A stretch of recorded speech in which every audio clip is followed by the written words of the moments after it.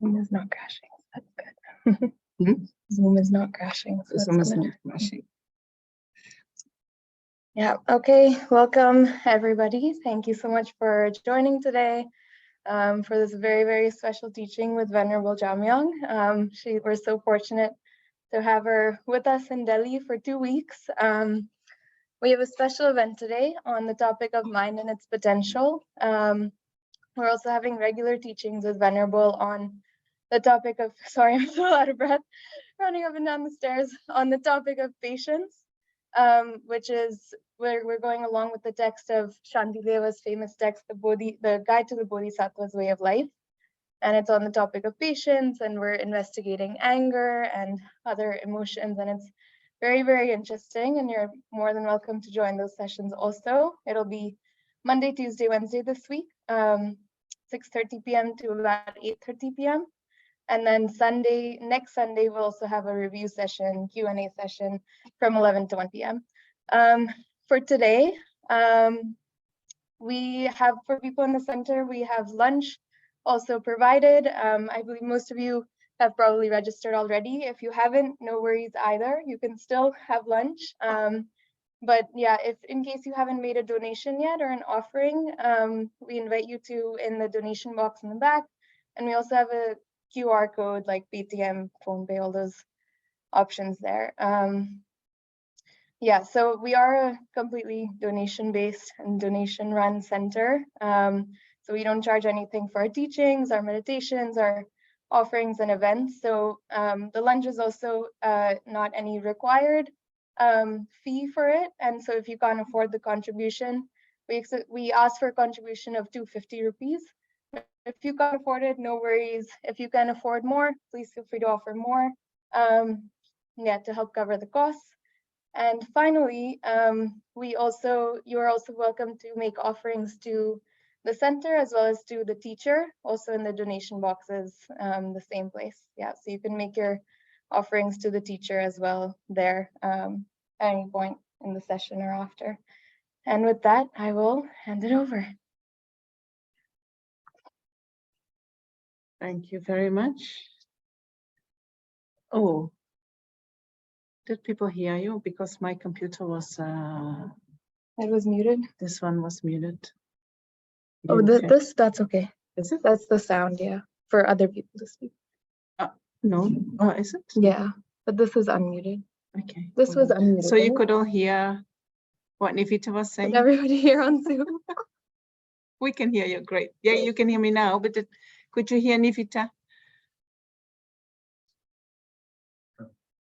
Yeah. I don't see anything. It might have been for nothing. You might have to do it again. So good morning, everybody. Welcome here at Tushita. You have come with so many people. This is really, really nice. Also welcome everyone online. We're gonna spend the day together talking about mind and its potential. Talking about what is mind, of course, that is the first question that we need to ask. And how does the mind exist? How does the mind work? And what is its potential? The more we understand mind, what mind is, the more we can, and also what the nature of the mind is, the more we can understand the potential of the mind. And so listening to these teachings has a lot to do with learning to control the mind, you know, and we all like to control the mind, right? We have this uncontrollable mind that sometimes is so active, overwhelming us with all these thoughts, and we have no idea how to stop it. And we try, you know, stop it. But somehow that's very difficult. The only way that we can control is when we suppress, right? We do not know. But when I talk about we can learn how to control the mind, that is not coming from suppressing the mind. It's coming from understanding the mind so well that it cannot get out of hand. You know, it is a natural balance that you can find. And so from that understanding, from that wisdom mind, control naturally arises. Right? If you see someone who's really in control, you can see they do not have a crazy mind that they hold on to, right? they have a very relaxed, peaceful, easy-going mind. This kind of control we try to find by understanding the mind and the nature of the mind. So we're going to look into that today and see where that takes us. Okay, so we have 2 sessions of 2 hours each. We will start with a little meditation and then set up a good motivation for the day. I think when we do these days, it's always good to wonder, like, why am I here? What do I want to get out of it, right? So I will give you some space in the meditation to find that for yourself. And when we set this intention, you know, then you can listen with that intention. You can ask questions with that intention. And then we can see at the end of the day if what you were looking for is actually, you know, that you've found that within the teachings from today. And I think at the end of every session, we can do a meditation together on some aspects of the mind so that we also get an experience of what we are talking about, right? Because in Buddhism, I mean, there's so many scriptures in Buddhism, right? It is so extensive. What is the teachings of the Buddha and also the commentaries on these teachings. But what we're actually, I think the essence of Buddhism is about right now. What is happening in your mind? And what are your possibilities to go from there, right? And how can you go from what is happening right now in your mind to a place where you find more happiness and less suffering? Very practical, right? And so that is where I prefer to go with today's teachings, but I will use what I've learned from the scriptures in order to put it into practice, right? But I will try to see if we can really connect with the practice and the experience today. What is going on in our mind right now? What can we do with it? Okay, great. So let's settle in for a meditation. We do maybe 10 minutes, 15 minutes, and then we also can set up a motivation.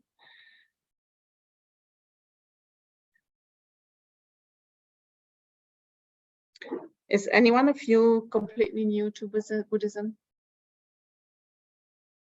Almost.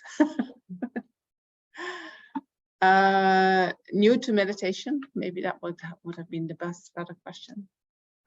You all know, have experience in meditation?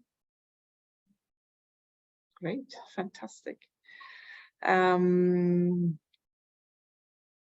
when we meditate with the mind, right? But in order to meditate with the mind, we use the body to bring the body in a posture, in a position where it is most supportive of our meditation. And so to find that body posture, we use the first few minutes of the meditation to find that posture. And while we are finding that posture, the mind is already focused on the body. And so for me, that is actually the start of the meditation.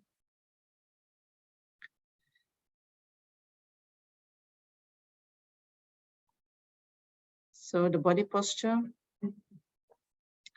we first make sure that we are sitting in a position that we feel comfortable.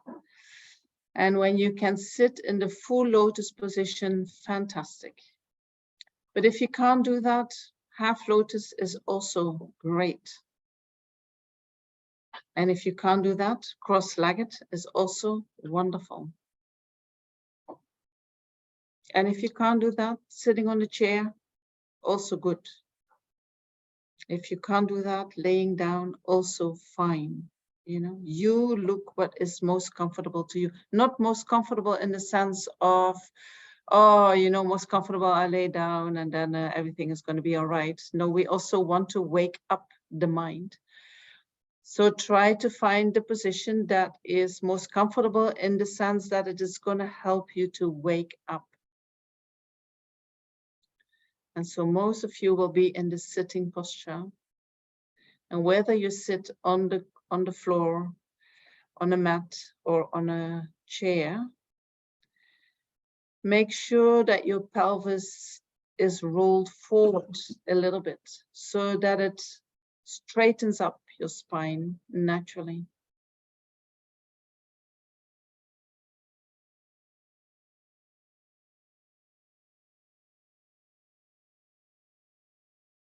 And when we allow the spine to naturally straighten up, the shoulders can relax. All the muscles around the spine can relax.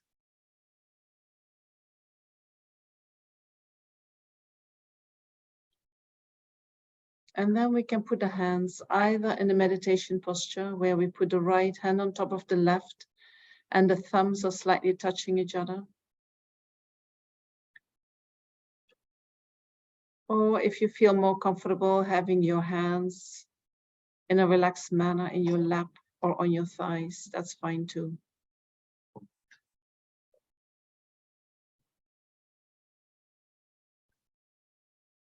Your head is a little bit bent forward.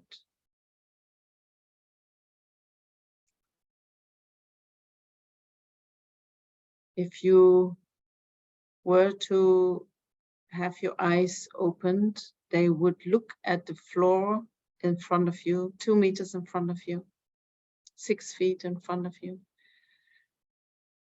That's how much your head is bent forward.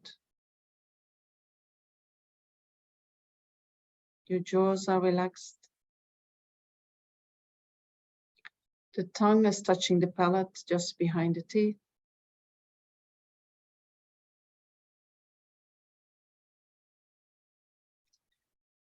And the eyes are closed, but allow a little bit of light to come in.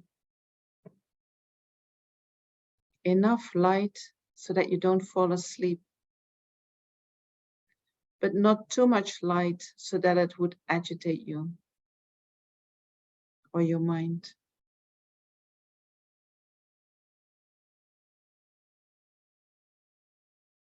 So just make sure that you don't make it completely dark, right? We want to wake up in the meditation. We do not want to fall asleep. We do not want to have just a relaxation.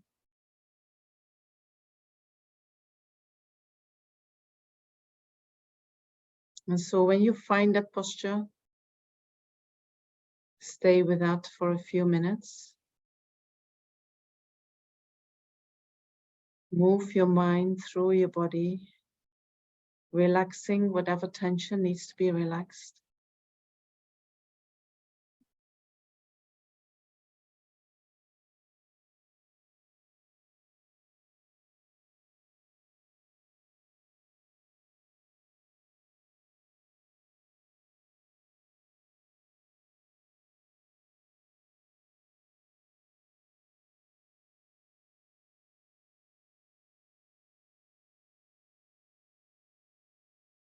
And then when you feel that your mind is slowly calming down,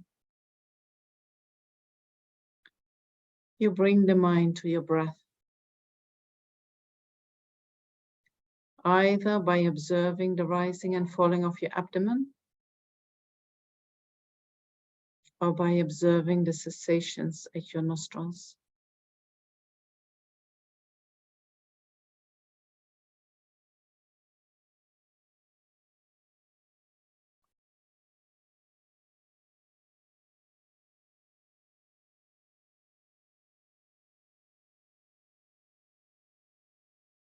And you let the mind rest on the breath.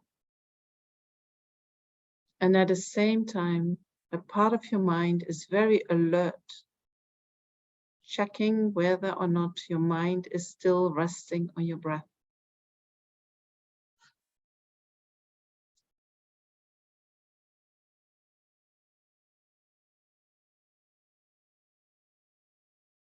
And when you notice that your mind is wandering off, you gently bring it back to the breath.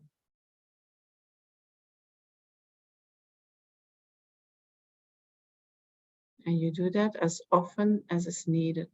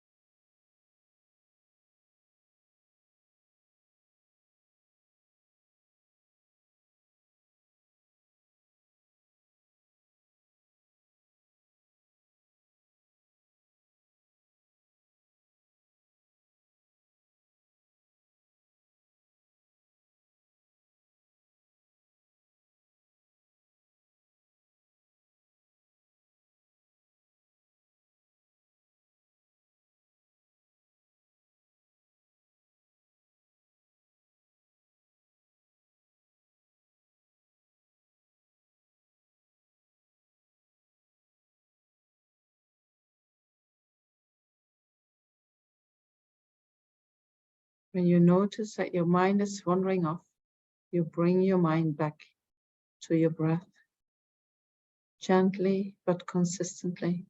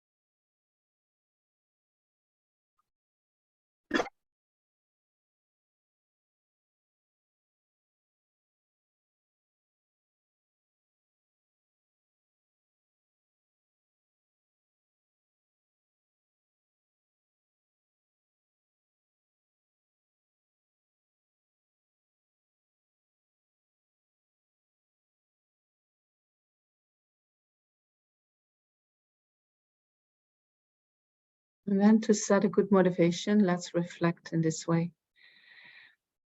We all come here for different reasons. Some of us are in pain, physical pain or emotional pain. Some might feel that something is missing in their lives. Some are very frustrated with something that has happened to them, or maybe with their whole life. And so we like to fix that. We like to find a solution for that.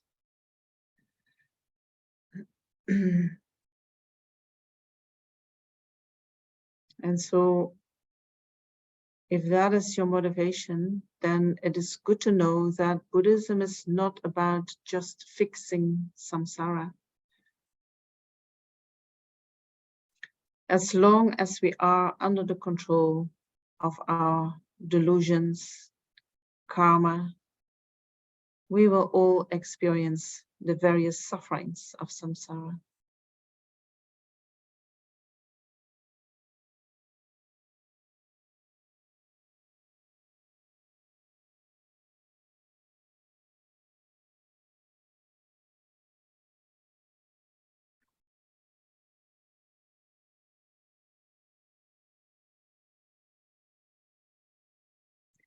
So although Buddhism, or maybe I should say the Buddha, was motivated by great compassion, wishing to free all sentient beings from their suffering, and actually wanting to bring them freedom from suffering.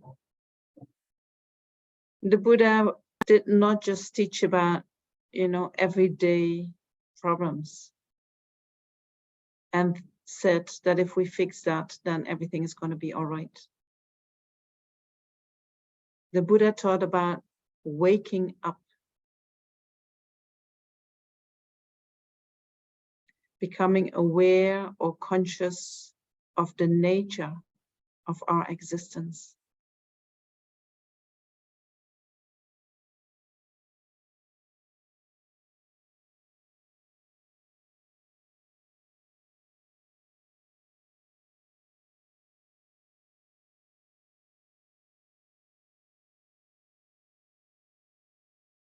Buddhism talks a lot about the potential that we all have to transform our mind, and with that, the experiences that we have.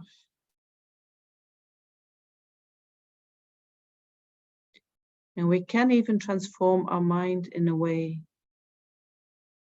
that we can experience a completely different reality. We can experience nirvana, a state of total freedom from all suffering.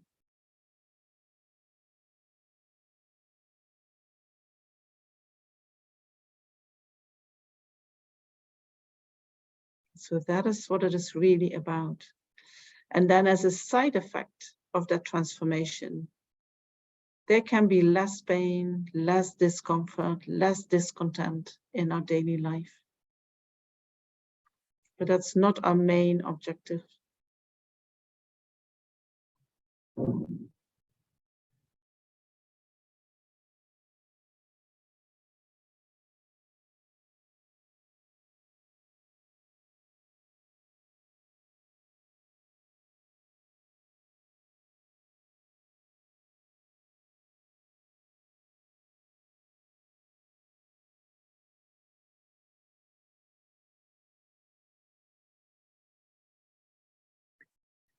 And now to set a motivation, imagine that we are surrounded by all the people of our life, all our friends, the strangers in our life, those that we don't know so well, and also all our enemies, the people that we don't like, the people that have hurt us. And imagine that they are really here, sitting with us, doing this course with us, sharing the insights and understandings that we generate during this day. They are really here.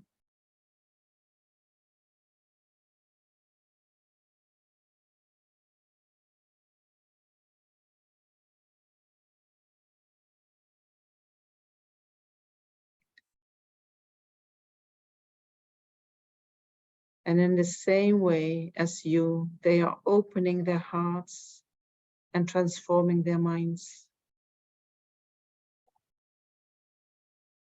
And they are connecting with their essence, just as you are connecting with yours.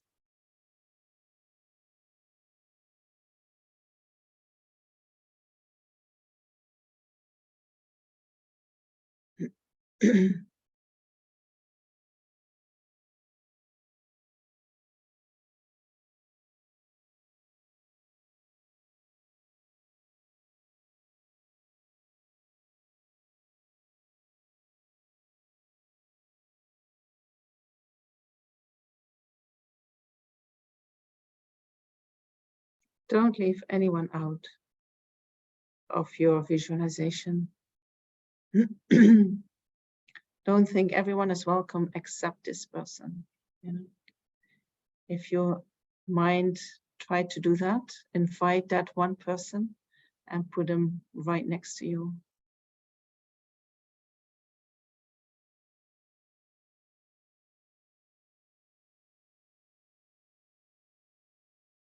And you see them trying just as you are trying. They are listening just as you are listening. They are looking inside their own mind just as you are looking inside your mind.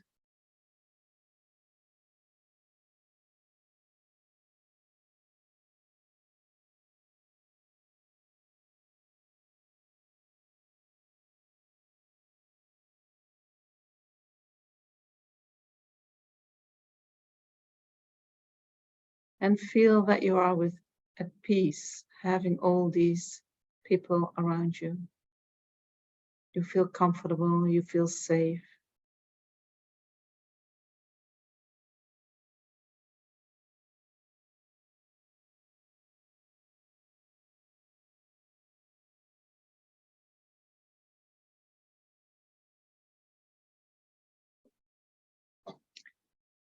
And then reflect on your reasons for being here today. What motivated you? What moved you to make the effort to come here today?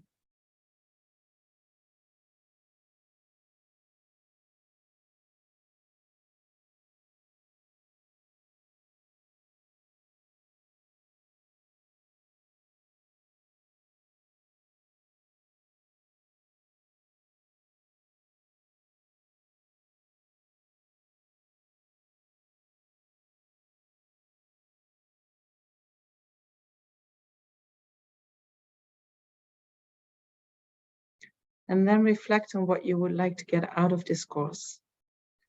What are your important questions? What kind of answers would you like to receive? What would you like to understand from the mind or from the potential of the mind?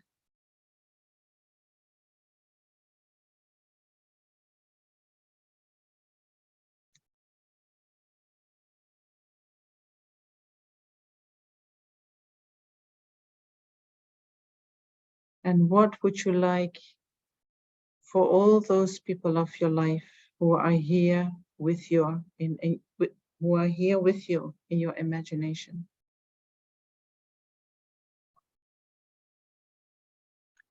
Do they need to hear the same as you do, or do they need to hear something different?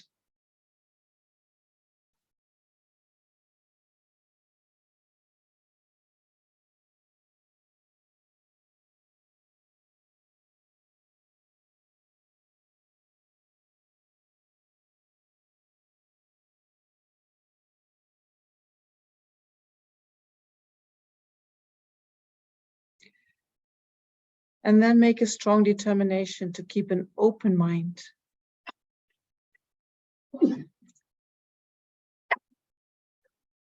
For whatever you're hearing today, maybe I'm going to say things and you think it is actually different, that's okay. And you can ask any questions that you want. But if it is, sometimes we hold on to the wrong ideas, or sometimes we have an understanding that maybe is not complete or maybe is not completely correct. So try to stay open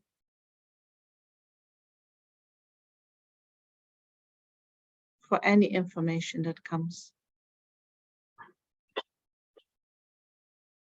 And then also have a strong determination to achieve what you set out to receive, both for yourself and for all those people around you.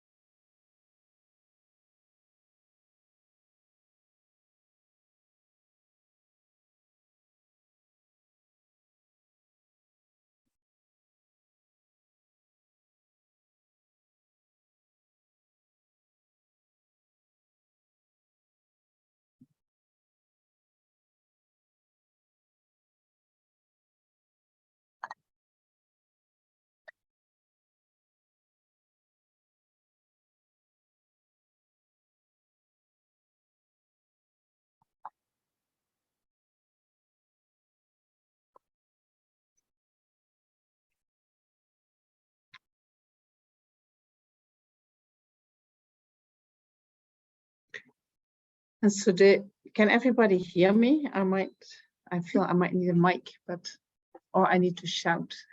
Can you hear me in the back? Yeah, great. Hello, nice to see you. So we're gonna think about the mind today. What is the mind? How does it look like and how does it function? And from there, we can start looking into its nature. And then from that, we can start to infer its potential, and we can talk about that and dream about that and see how we can actualize that, right? Because that is the main thing. We can hear all these beautiful stories about the possibilities of the mind, but how do we bring that into action? How do we bring that into practice? And so here we are, we all have a mind, right? Sometimes there are mindless people, and we don't mean that literally. They still have a mind, but they are. So we are all here having a body and a mind, right? And so according to Buddhism, I'll say a little bit about what a person is, and then we go to what a mind is, right? Because we all just assume we see each other and we think that we know what we are, right? But if you start thinking about it, what is that? What is it actually? So you have a body, you have a mind.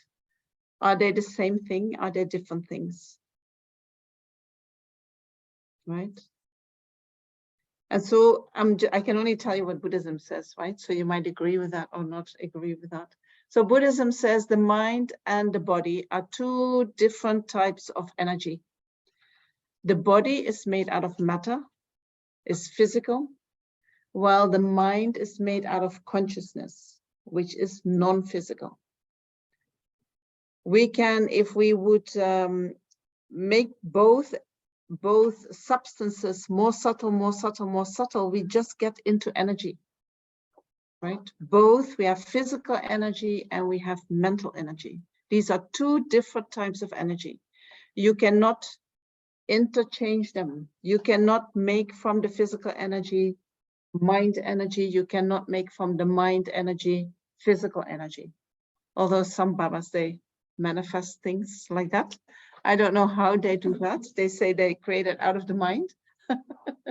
According to Buddhism, you cannot create from your, I can manifest things with my mental consciousness and I can manifest something physical, but I have not created that with the energy of my mind. Not in the sense of the energy of my mind becomes that, right?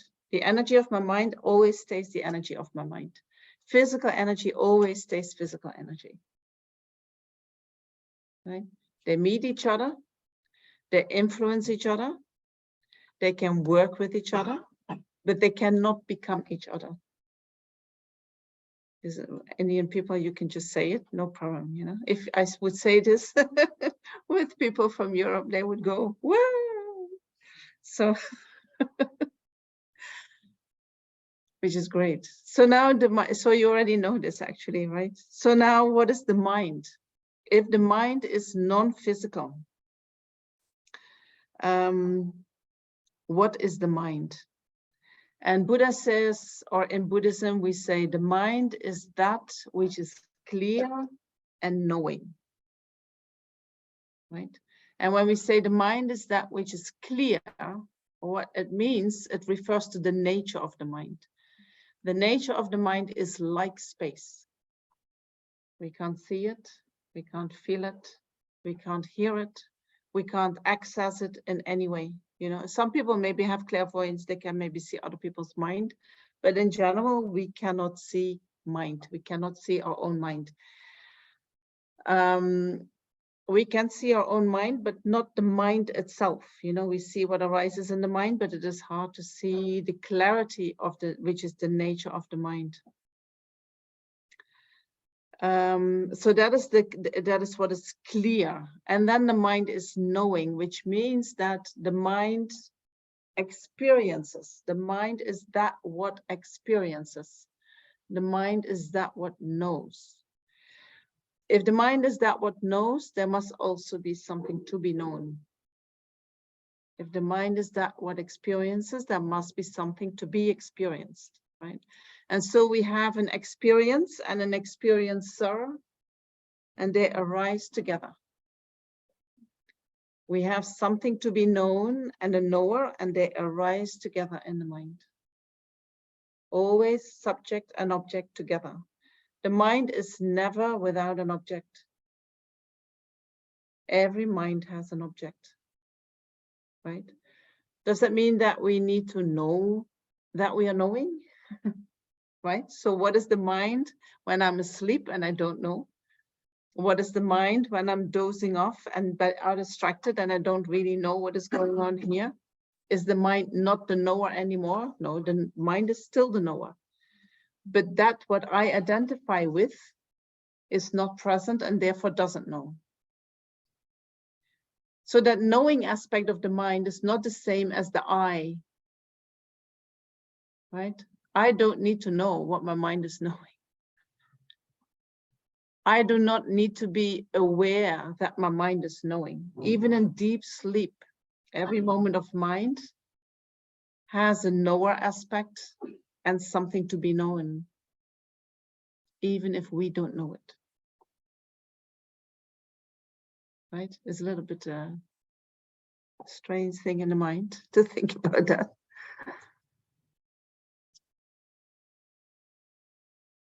Right? If we would say, well, all these moments of mind that I'm not present, really present, then the mind doesn't exist, right? Because that would be the opposite.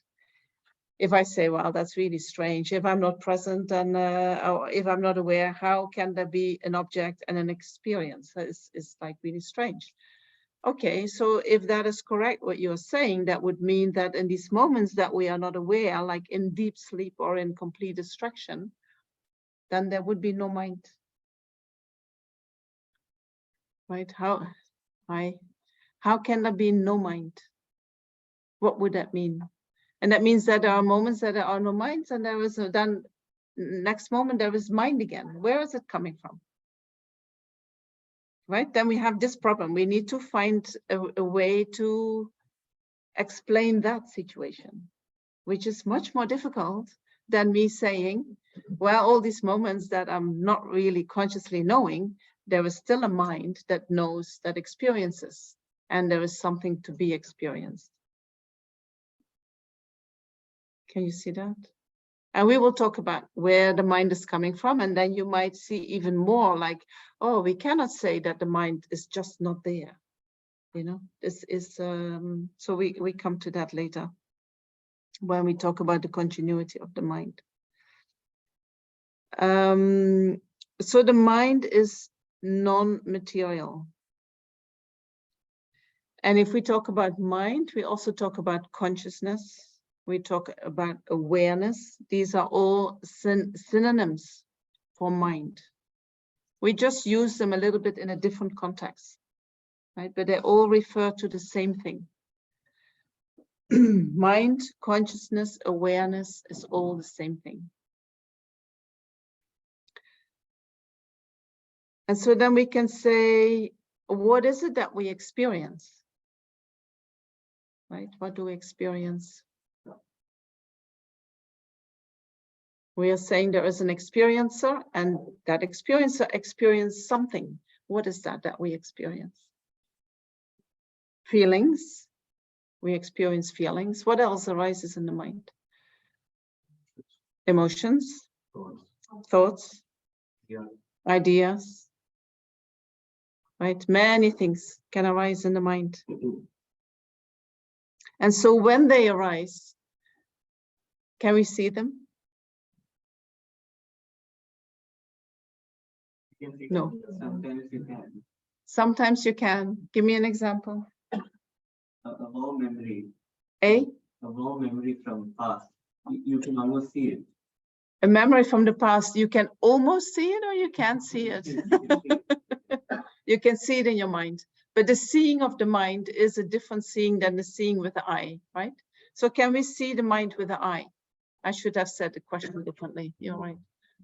We can't see the mind with the eye. Can we hear it when sometimes there are voices in the mind, right? But can we hear them with our ears? No, we can't hear them. We have some kind of an internal ear, right? Just as when we dream, we can hear things, we can see things, but they are not related to the external world. So we can experience that, but whatever is experiences, sometimes it looks so real and it looks so concrete, right? But if you start looking like, what is it actually? What I see in my dream, what is that? You know, then what do you come up with? This is created by my own mind. It is an image created by your own mind. What is its nature? What is it made of? Energy. Energy? Your own perception?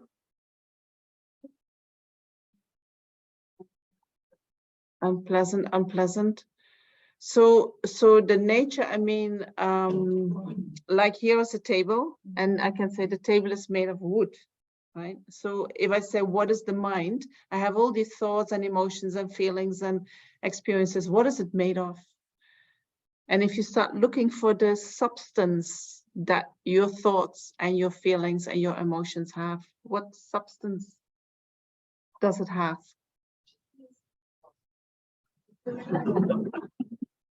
Somebody's GPS says you're lost.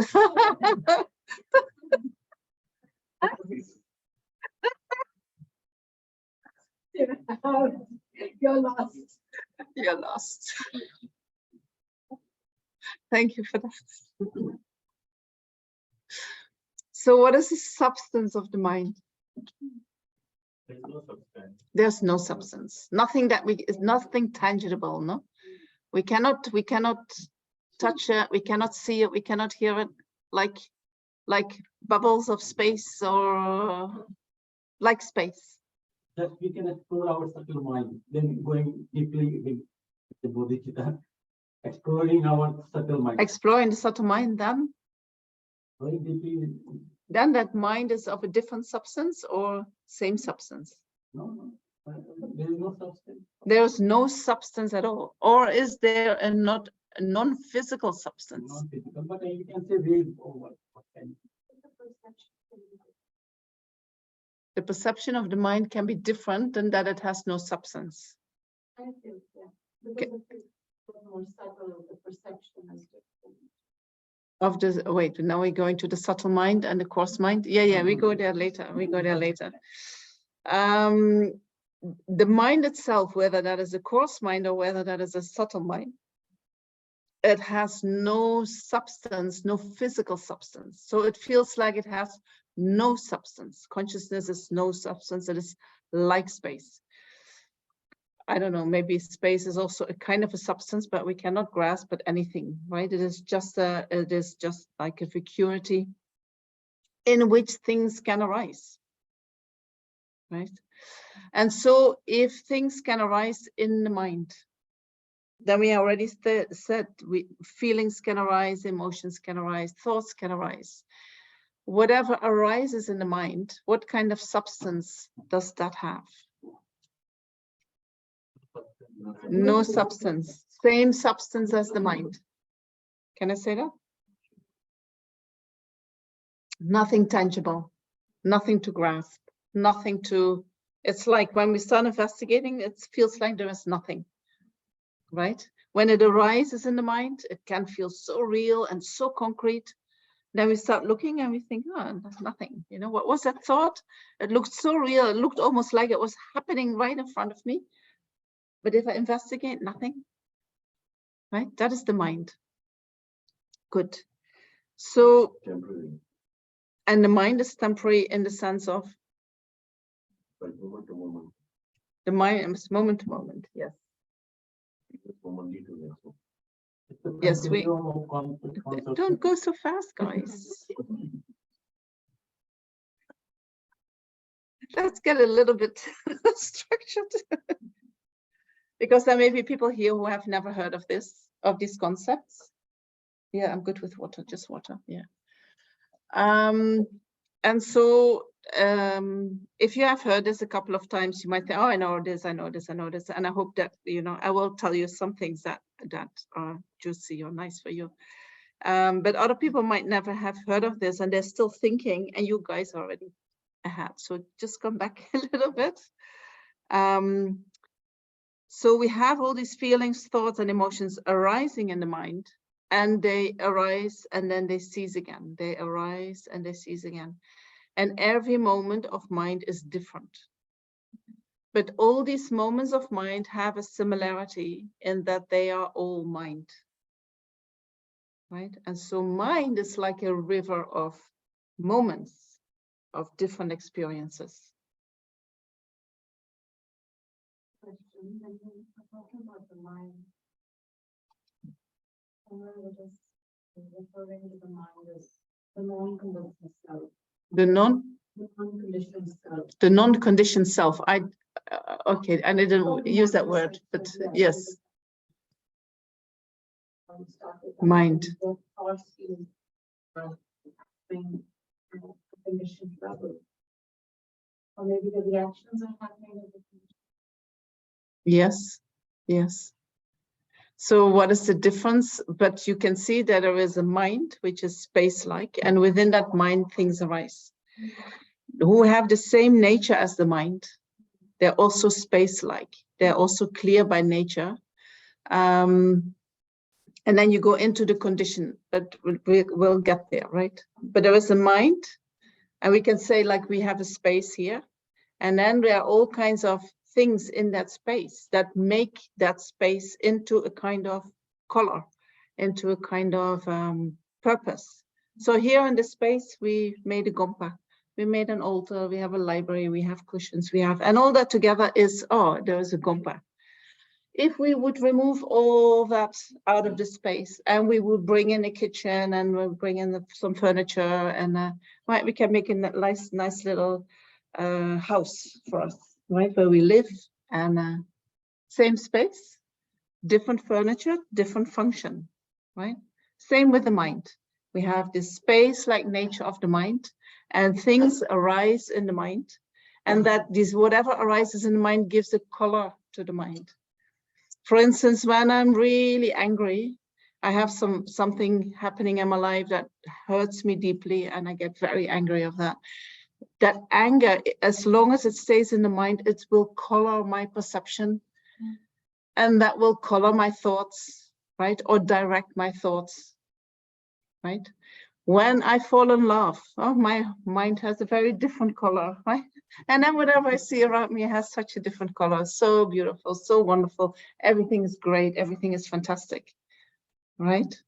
So whatever arises in the mind determines the color of the mind. And that includes feelings, reactions, thoughts, everything that can come from that. So that is mind.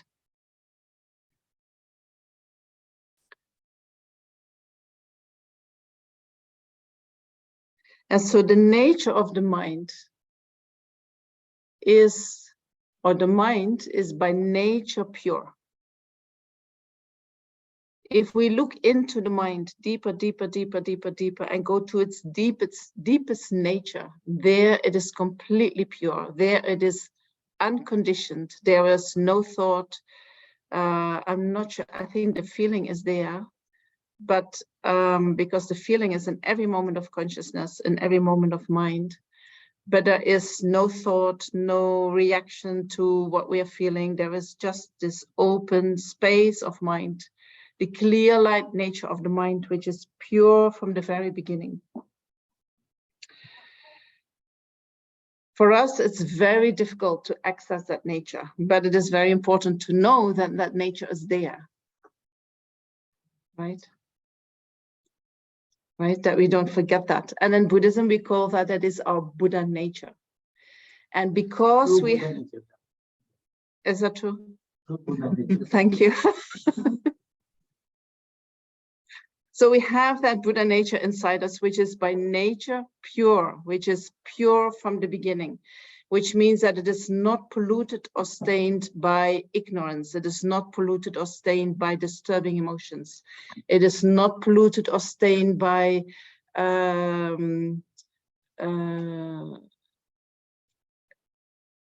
to say that?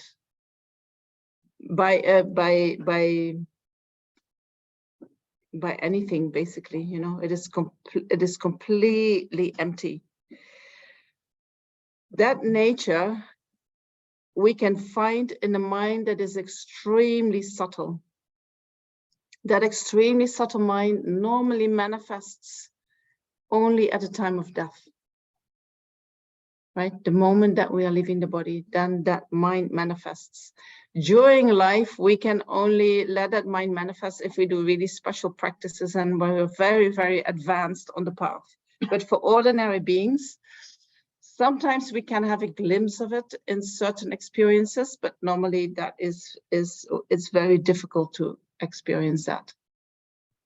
Just because it is how the body and the mind work together. To manifest that very beautiful, pure nature of the mind is normally not happening.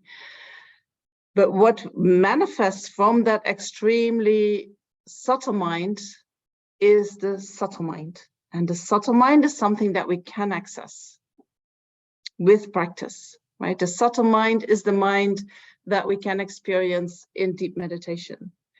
It is the mind that we cultivate when we do exercises like yoga or like Tai Chi or anything of that, right? Then we work with the subtle winds, and the subtle winds, they are connected to the subtle mind. Somebody has a beautiful phone. Beautiful tune on the phone.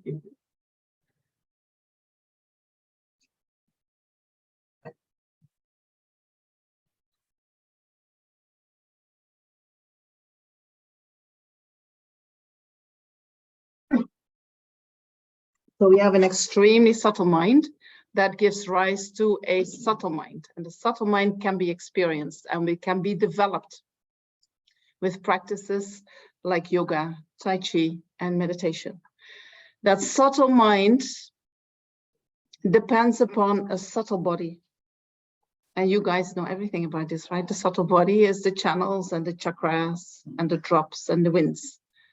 That is our subtle body. We can cultivate a subtle body and we can cultivate a subtle mind. And then from that subtle body and mind comes the coarse body and mind. The coarse body and mind, the coarse body, we can all see that from, I mean, we can just see the skin, right? But if we would take the skin off, we know that inside there are muscles and bones and all kinds of organs and you name it. The coarse mind is, we can divide that into 6 types of consciousness. 5 consciousnesses are the consciousness related to our senses. I don't know if that's going to make too much noise for the people online. Yeah. Anyway, we can try it, and then online you let me know if the fan is going to disturb you.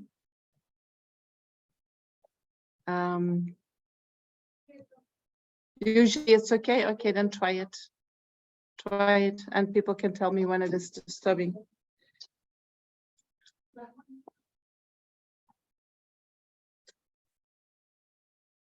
Okay.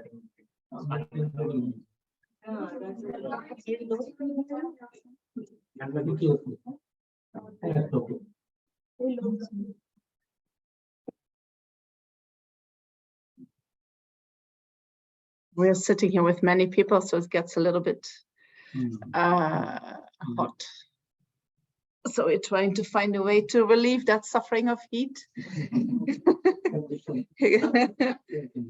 Yes, it's all conditioned, you know, but it does help when we're having some kind of fresh breath of air. And so we're getting to the coarse body and the mind, and the coarse mind is divided into 6 types of consciousness. 5 are related to the senses of the body, right? The eye consciousness, ear consciousness, nose consciousness, taste consciousness, and the body consciousness. And then there is the mental consciousness.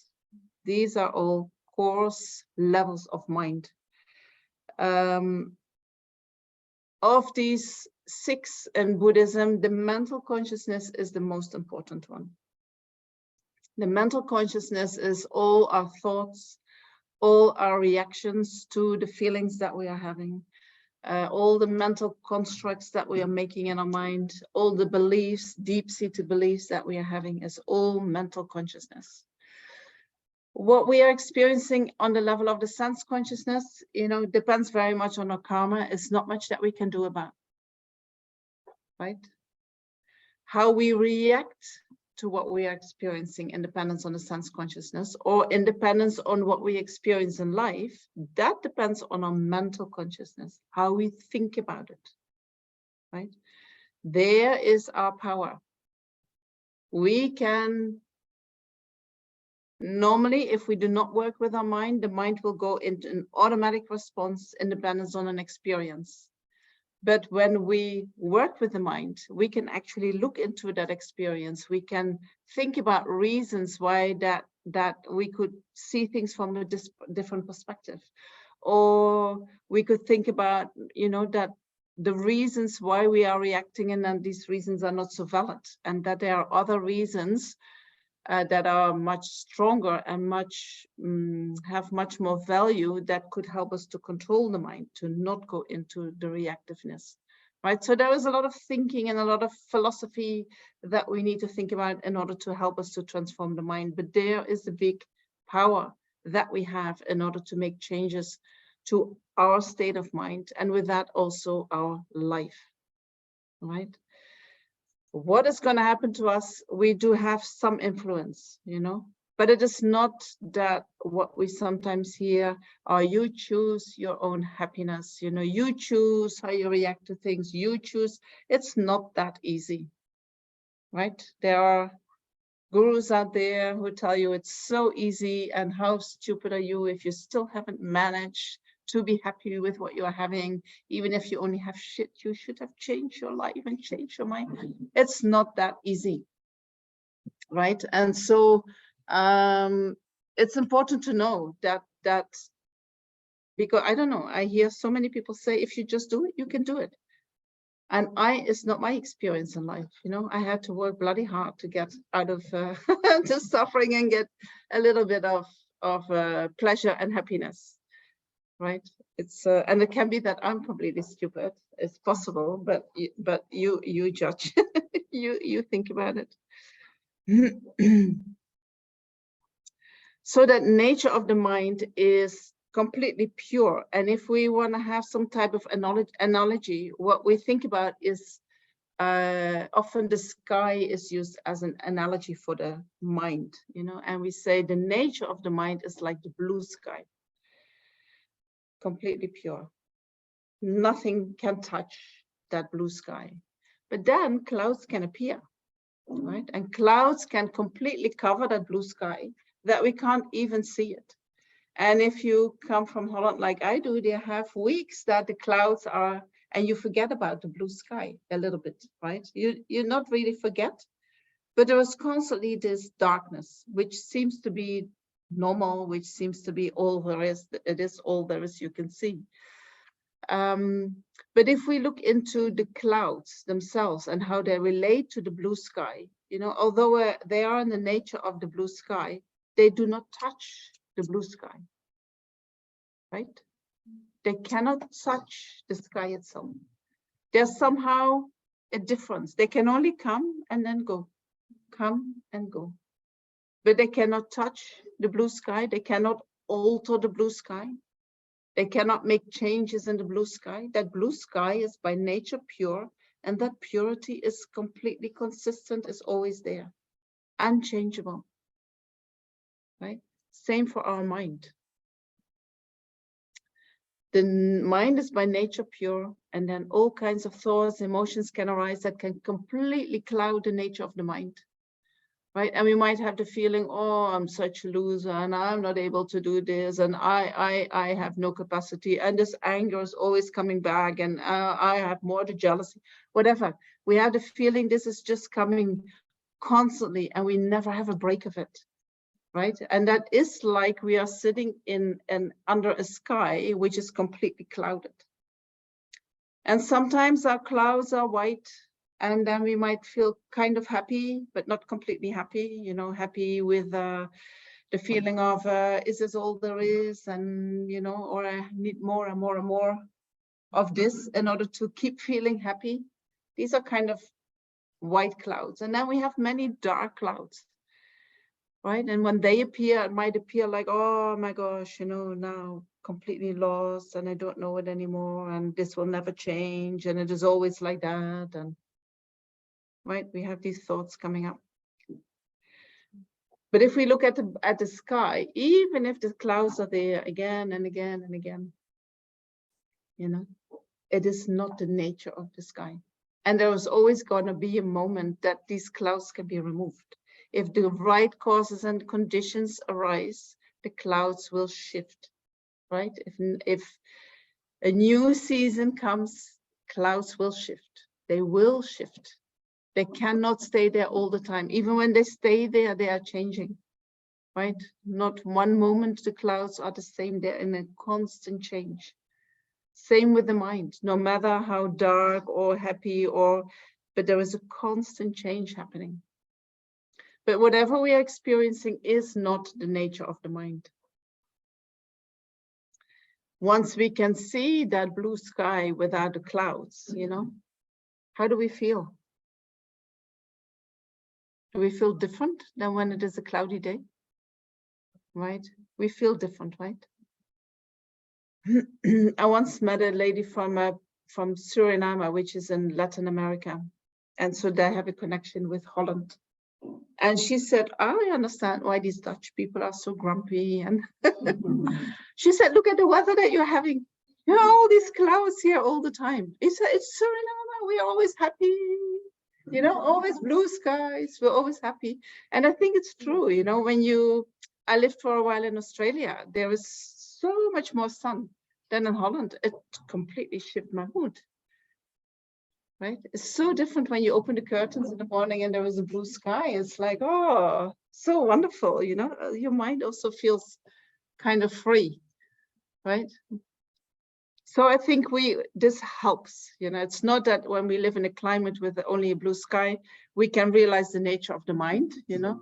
It's also not that we need to do that in order to have the conditions that we can do it. But it helps, right? To see that darkness that we can experience in the mind is not our true nature, and it is just something that is there temporarily, right? Any questions so far? Yes. Mental sense is part of the sky. Is it like one of the clouds in the spots of here? Yes, the clouds and the thoughts are quite similar. Yes. So like if the mind is an empty room, so mental consciousness is just another part of furniture when it's not for the here. So our mind, the main mind, is that spacious aspect that we can experience as the empty room, right? And then things arise, and whatever arises in the room is what is experienced by our sense consciousnesses and our mental consciousness. Whatever we experience is part of the furniture. Doesn't have to be there, can be changed. The consciousness can be changed. Yes, definitely. That is the one that we try to change, right? Yeah. Yes. I just wanted to say that this is a very empowering, idea Mm-hmm. that clouds do not sort of mess with the sky. It is very empowering to know that the clouds do not mess with the sky. Yes. And that they can be removed, right? Yes. Yes. Yes. So that is very important to know, you know, because I don't know, I learned from my mom, you know, life is just like this. Life is just like this. And I thought, I don't believe that. But she believed strongly in the delusion. She believes strongly that you cannot be free of that. She believes, you know, but it is not necessarily you can become free from them. There is a path that can show you how to become free from that, that you can walk, that you can practice to become free from that. That path is there. And there are human beings who have done it, right? Who can show us the example. This is how you do it. And so that can inspire us to walk that path. And that path in itself, you know, it's sometimes difficult, sometimes it goes a little bit faster, but it is not so easy. One teacher, he explained it as practicing the Dharma is like cutting in your own flesh without anesthetics, right? It's like all these places that we want to run away from in ourselves, we have to turn around and say, I'm going to look at that. Oh, so painful. All these things that we try to run away towards in order to distract us from the sufferings of samsara, you know, is eventually when we really look at it, it's never ever bringing us satisfaction. Always something is missing. We always want something more. It was just not the right, something was not right there, right? Mm-hmm. So that satisfaction that we are looking for is, and so then we have to say, okay, now maybe we stop running. And then we say, then what do I do? You know, that was actually the only pleasure that I could experience. And you tell me that I should stop doing that. And then I'm sitting here and I'm feeling not great. And maybe I feel bored and maybe I feel shitty. And then what do I do with that? You know, I want to run away. I want to get away from that, but I don't know what to do with that. And so we need to find tools to work through that. Right? Like related to what you say is like unsatisfactoriness of being or say that again. Unsatisfactoriness. The unsatisfactoriness of or the suffering of change. The suffering of change. Like you are feeling happy, somebody you've done some activity, you watched a movie and or you've read a book and you felt happy. Sometime that feeling goes away. Yes. In the mind starts feeling bored. Yes. then you know, normally the tendency is to do something else to get you. We distract ourselves constantly in order to get another shot of pleasure, right? So that time, like normally, you know, just think, drink. Or you drink. No, I'm saying that I use you get rid of those feelings, ultimately, because you know. So, I mean, we experience what you are Keep describing having is the your feeling of- experience of the suffering yeah, then you want- nature of samsara, you know, then and you no want to get rid of that. satisfaction. Then you want to get rid of those unsatisfaction. Then you want to get rid of the dissatisfaction. And again, you get pleasure from, you know, doing activities. You want to get rid of the dissatisfaction by looking for more pleasure. Yeah. Yeah. And then what do you find? That is not lasting. Yeah. Not lasting. Yeah.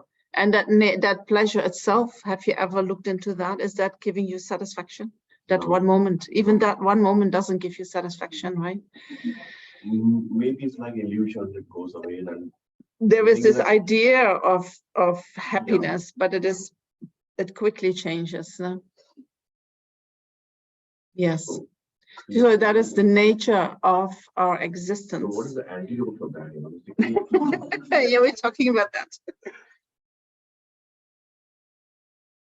The antidote to that, we're talking about that. I'll go there this afternoon, you know. Yes. When you talk about the 6 types of consciousness, is there a difference between the way karma interacts between the 5 types of consciousness and karma interacting with the mind consciousness? Is there a difference? Karma interacting. So what do you mean with karma So the interacting? the way karma influences and forms the. I'll talk about karma. I'll talk about karma. So I will talk about the very basics so to give you one framework about the mind and its potential related to its nature, related to karma, related to just give me a chance to to do that.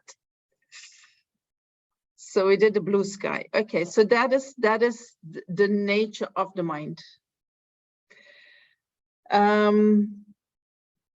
So what we do is when something arises in the mind, when a cloud arises in the sky, we believe we are the cloud.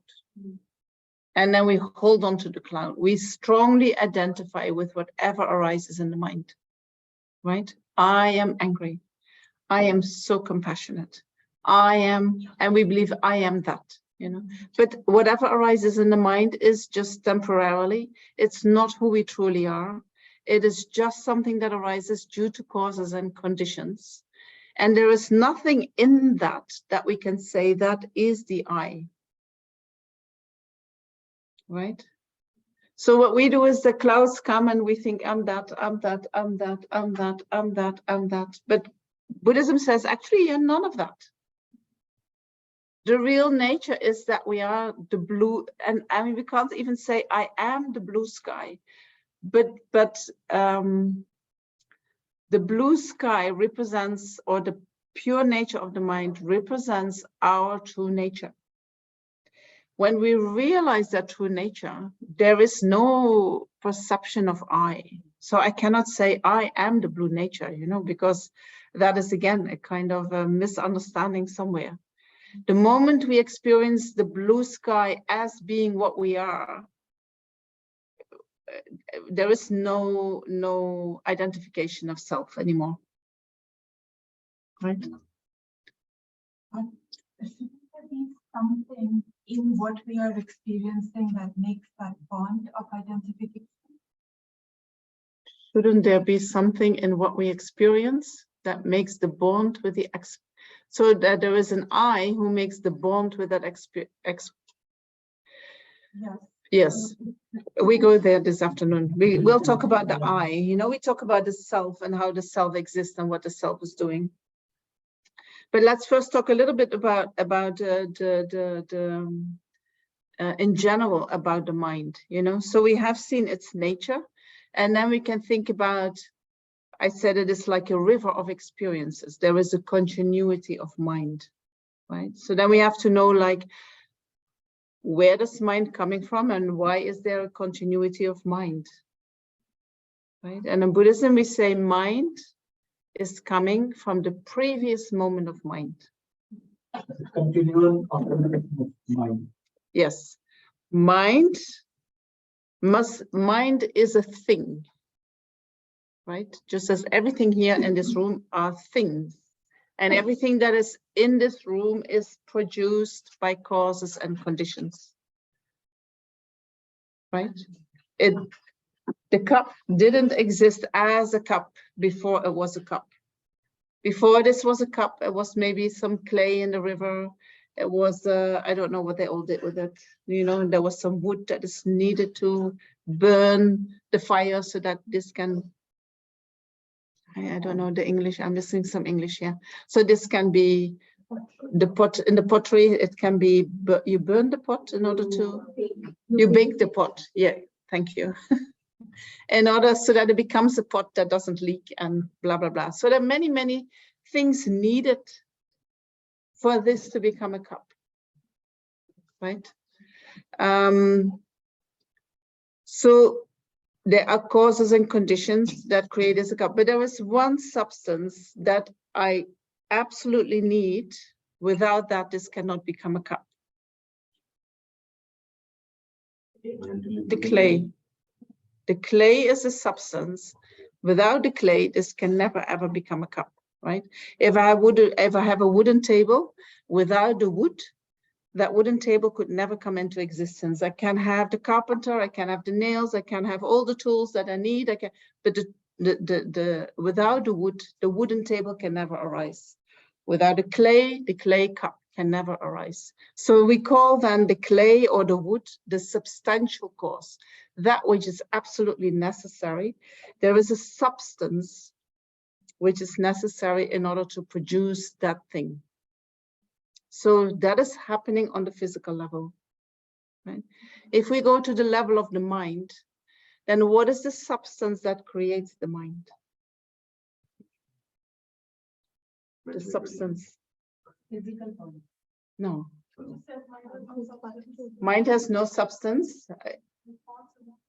Thoughts, emotions. So if the wooden table comes from wood, then the moment of consciousness comes from previous moment of consciousness. Same substance, right? Same, and I call it substance, but it's not a physical substance, right? So it comes from the previous moment of consciousness, right? And so then when you posit the main cause for consciousness to be the previous moment of consciousness, where does that begin?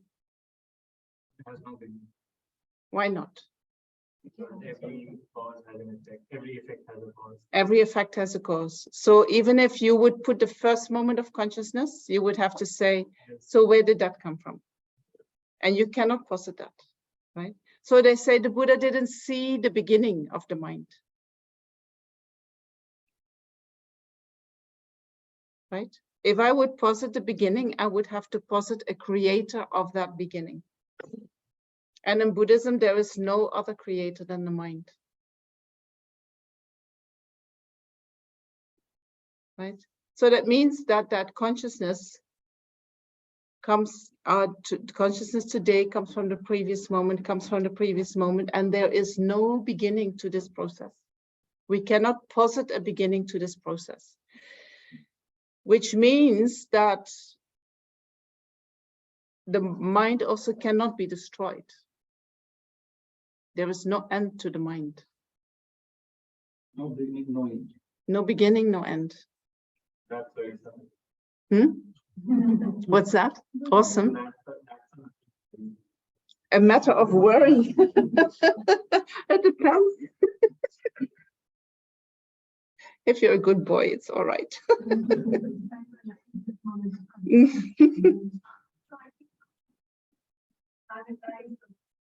Sanitize means clean it. Yeah, we can remove the dark clouds, that's true. But it also means that, and I mean, for you guys, it's all logic, right? You believe in reincarnation, you believe in past and future lives, you believe that the mind continues after this life, you know that the mind was there before this life. For you, that's very natural. Again, if I would be in a country in Europe or Australia, there would be whole discussions like, how can you say that?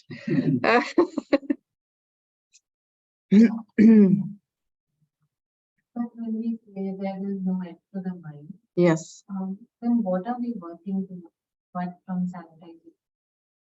Then So there is a choice what you can do, right? There are many people who live their life without any particular awareness. Some people, they want to be good human beings. Some people don't care even about that. And then they die, and then their consciousness will continue in another form. But they haven't done anything with that possibility that we have as human beings, that we can say, okay, if that is the case, if my consciousness, if my mind goes from life to life, and then we need to connect everything that we experience with the mind, and then we need to connect everything that we experience with our own actions. And then we can say, oh, that means if I change something in my actions, I might actually influence my stream of consciousness. And with this, I might influence my future lives, right? And so there is a choice that you have, that you say, okay, I'm going to work on that. The enlightened mind, it continues. The enlightened mind continues, yes. The enlightened mind is enlightened in every moment. So there is no suffering in that. No suffering in that mind. And And the suffering is already gone even long before you become a Buddha. Yeah. But what if somebody doesn't believe in incarnation because they haven't consciously experienced it? Do they not? Oh, wait. So you say if somebody doesn't believe in reincarnation because they haven't consciously experienced it, so does it mean that we have to consciously experience reincarnation before we can believe in it? Whole other discussion. No, you brought up the discussion.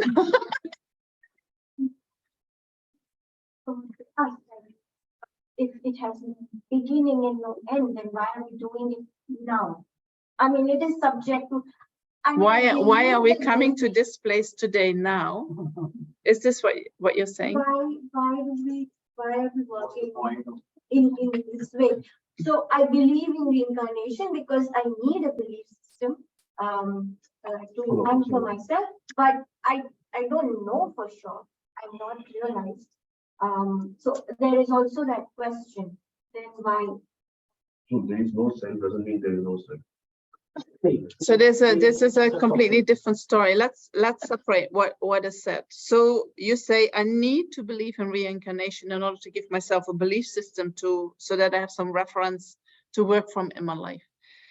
What I just explained about the beginningless mind, you think that is the belief that the mind comes from the previous moment of mind? Or is that an observation? An observation. So that is a reality that you're observing. A different type of reality than observing the table, because you can't see the mind, but you can check where the mind is coming from, and you can say, oh, that's previous moment. And if you then meditate on that and you go further back, then where was your mind before your birth? Maybe with the baby in the womb of the mom, right? And then where was it 6 months in the pregnancy? It was with your body. And then what about the time of conception? There the mind connected with the egg and the sperm, right? Then where was it the moment before? It was somewhere, right? Or not?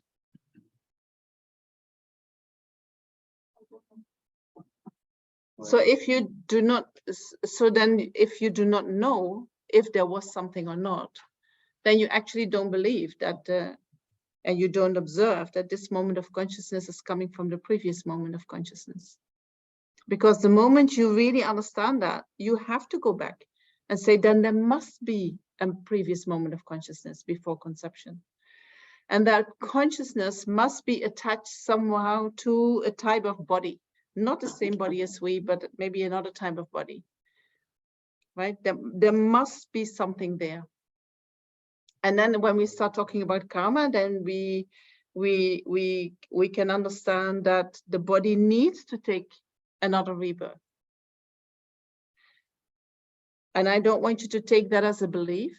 I want you to hear that and then think about it and think about it and think about it until you get to a point in your mind that you feel like this has to be true. It cannot be different. And you're going to check out all the other possibilities. Right? Until you get to, this is not possible, this is not possible, this is not possible, this is not possible. That could be, but I'm not 100% sure. How can I become sure? And you're going to train your mind in that until you become sure. Then you do not have a belief system, but you're living in reality. That's very different, right? Even if you might think the same thing, if it has become your reality, if you have connected with that reality, your life will become different than when it is just a belief system, right? And that's for everyone. We need to check until we really feel it, right? Because when we want to fulfill the potential of our mind, which is the potential that we have, that we all can become fully awake, we all can become fully enlightened, we all can get to that place where all these clouds are removed from the mind or from the blue sky, and we are totally waking up to our own nature. We all have that potential, right? So when we reach that, you know, we are standing in each and every moment of our life into our true nature, and we fully experience that. We experience our reality. Our reality has become one with our nature. At the moment, our reality is clouded, right? We are not really connected to our nature. We are making things up, and then we connect to that, right? There is a difference between being a Buddha and believing you can become a Buddha, right?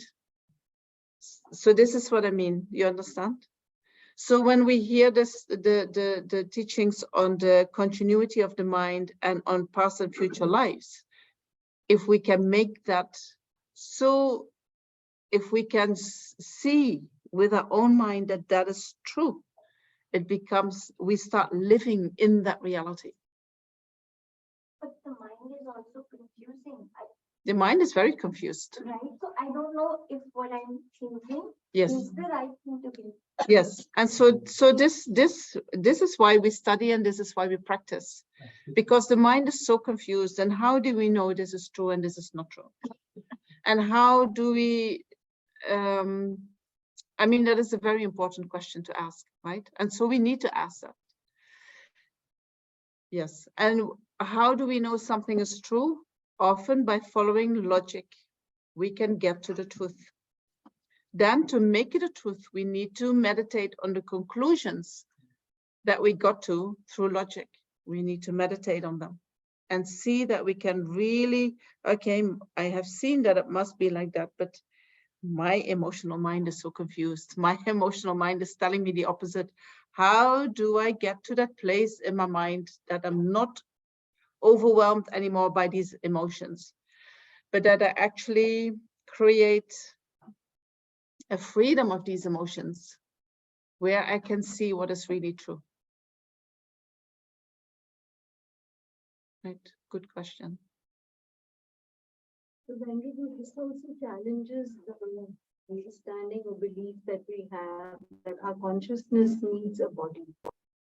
This challenges the belief that our consciousness needs a body?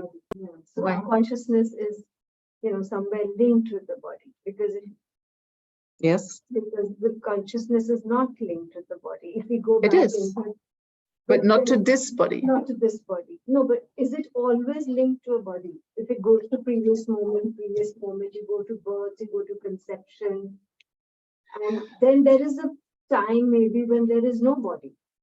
Nobody. So where is the consciousness? So does the consciousness need a body? The consciousness always has a body. So let me explain a little bit how we go from life to life. Maybe that's interesting. You would like to know. Yeah. So in this lifetime, we have a coarse body and a mind. Body is coarse, the mind is coarse. Then we have the capacity to develop our subtle body and mind, right? By the techniques that I just mentioned, yoga, tai chi, other kinds of energy work where we work with the body will help to train the wind energies to, instead of being completely disturbed, they learn to go into their channels. You know, when we do yoga, the mind becomes more quiet because the wind energies are flowing through the appropriate channels. We can also train the mind with meditation, and that training will then somehow bring also the energies of the body into the right channels. So we can use both. We can use both as an entrance to practice, but the mind is always the leading one, you know. So I can train my body in yoga and all kinds of things forever. If I do not also train the mind in the appropriate way, I will never completely get control, right? I will always have to do my yoga first before I have a calm mind, right? Oh, now I got so disturbed. Now I need to do my yoga first before I can go back to the group. Otherwise, I might get really angry and start shouting at people. But if I train my mind and I understand how my mind works, then even if my winds are not completely perfect, I know how to control my mind, right? So if I do them together, then I train in my winds energies to make them flexible, to make them workable. And I train in my mind to make my mind flexible and workable. And so then they're going to work together. So the better that system works, the better we can connect with our subtle mind and subtle wind. The subtle body is not the physical body, right? It is a wind body, right? Then we have the extremely subtle body and mind, which is the clear light mind. And there is an extremely subtle wind attached. And these two, Does that body have a substance? there is extremely subtle wind and an extremely subtle mind who are one entity, who are always together, who are never separate. You cannot separate them. Body and mind, body and wind, no, wind and mind always go together. That is, I thought it was the all-pervasive wind, but I'm not 100% sure. Wind. It's lung. It's lung. So it is not the wind, right, that we're getting from the fan here. It's not air. Wind means that which moves, right? So when energy goes through my nerves, that energy moves through my nerves because of wind energy. The blood goes through my channels because of wind energy. Wind is that which moves, right? The mind can give an intention to that movement. The mind can say, I want the wind to go in this direction. Wind itself is just what moves, no direction. So we need the mind to direct the wind. And sometimes there is this image given of the horse and the rider. The horse being the wind energy and the horse being the mind, the rider being the mind. So what we need to learn to do is to control or to tame the horse in a way that we direct. The horse listens to the rider, goes there where the rider wants it to go. Right? If I do that, then I'm in control over my wind and over my mind. So when we die, what happens is that at a certain point, our coarse body and mind start to what we call dissolve. You know, first the mind starts to dissolve. We can see not so well, we can't discriminate anymore, we can't hear so well. Then maybe we don't recognize people around us who are part of our family. And then there are all kinds of symptoms that we experience that show that the the elements are not supporting the coarse consciousness anymore. This is how it is set. You know, I cannot explain you exactly how it works, but somehow the body or the doesn't support the consciousness anymore, and so it starts to dissolve. The body starts already. You see that also when people get older, they shrink, they become more stiff. So the body starts to already the body elements start to dissolve, right? And so each and every function dissolves, and with that, coarse consciousness dissolves until there is only the subtle consciousness that is still with the body. And so, you know, when people are sliding away into death, sometimes you have the feeling on a certain level you can still communicate with them, right? They can't hear you, they can't maybe see you, but you're still connected to them. You still feel that you could speak to them and they understand what you're saying, but they're not completely there, right? So then maybe all the coarse consciousnesses have dissolved into the subtle consciousness. And then there is a time that the subtle consciousnesses start to dissolve into each other until there is one consciousness left, one wind left, until everything, I should have said it like that, until everything dissolves into the extremely subtle wind. And so the mind that is with that is the extremely subtle mind. And when that happens, that extremely subtle mind and wind, they leave the body. They separate from the body, right? What they leave behind is an empty shell. It's not my body anymore. Once I leave it, it's not my body anymore, right? It's just an empty shell. Then we say the person has really passed away, right? Then we don't see the person anymore. When we see the dead body, we just see a dead body. Is that the alaya in some? Or now you go to a completely different. How is the alaya defined? I think they might call that the alaya. I'm not sure. Yeah, I'm not sure.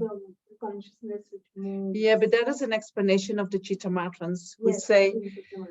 yeah. So all Buddhist. So let me first explain this, and then we go to other schools. So then that extremely subtle body and mind leaves the body and moves into the in-between state, the bardo state. And then in order to enter into the bardo state, it goes from extremely subtle into the subtle body and the mind. And so we take a wind body. We take a new body when we enter into the bardo, which is made out of wind. And it has the shape of the realm where we're going to be reborn in. So if my next life is going to be again a human rebirth, I will have the body of, I have the wind body in the similar form as a human being while I'm in the bardo state. But that wind body is very unstable, right? This body, our mind is already unstable in dependence on this body. Yeah. So let alone when we go into the bardo state where we have a wind body, there we experience completely unstable mind. And that makes that it is very difficult to go through the bardo.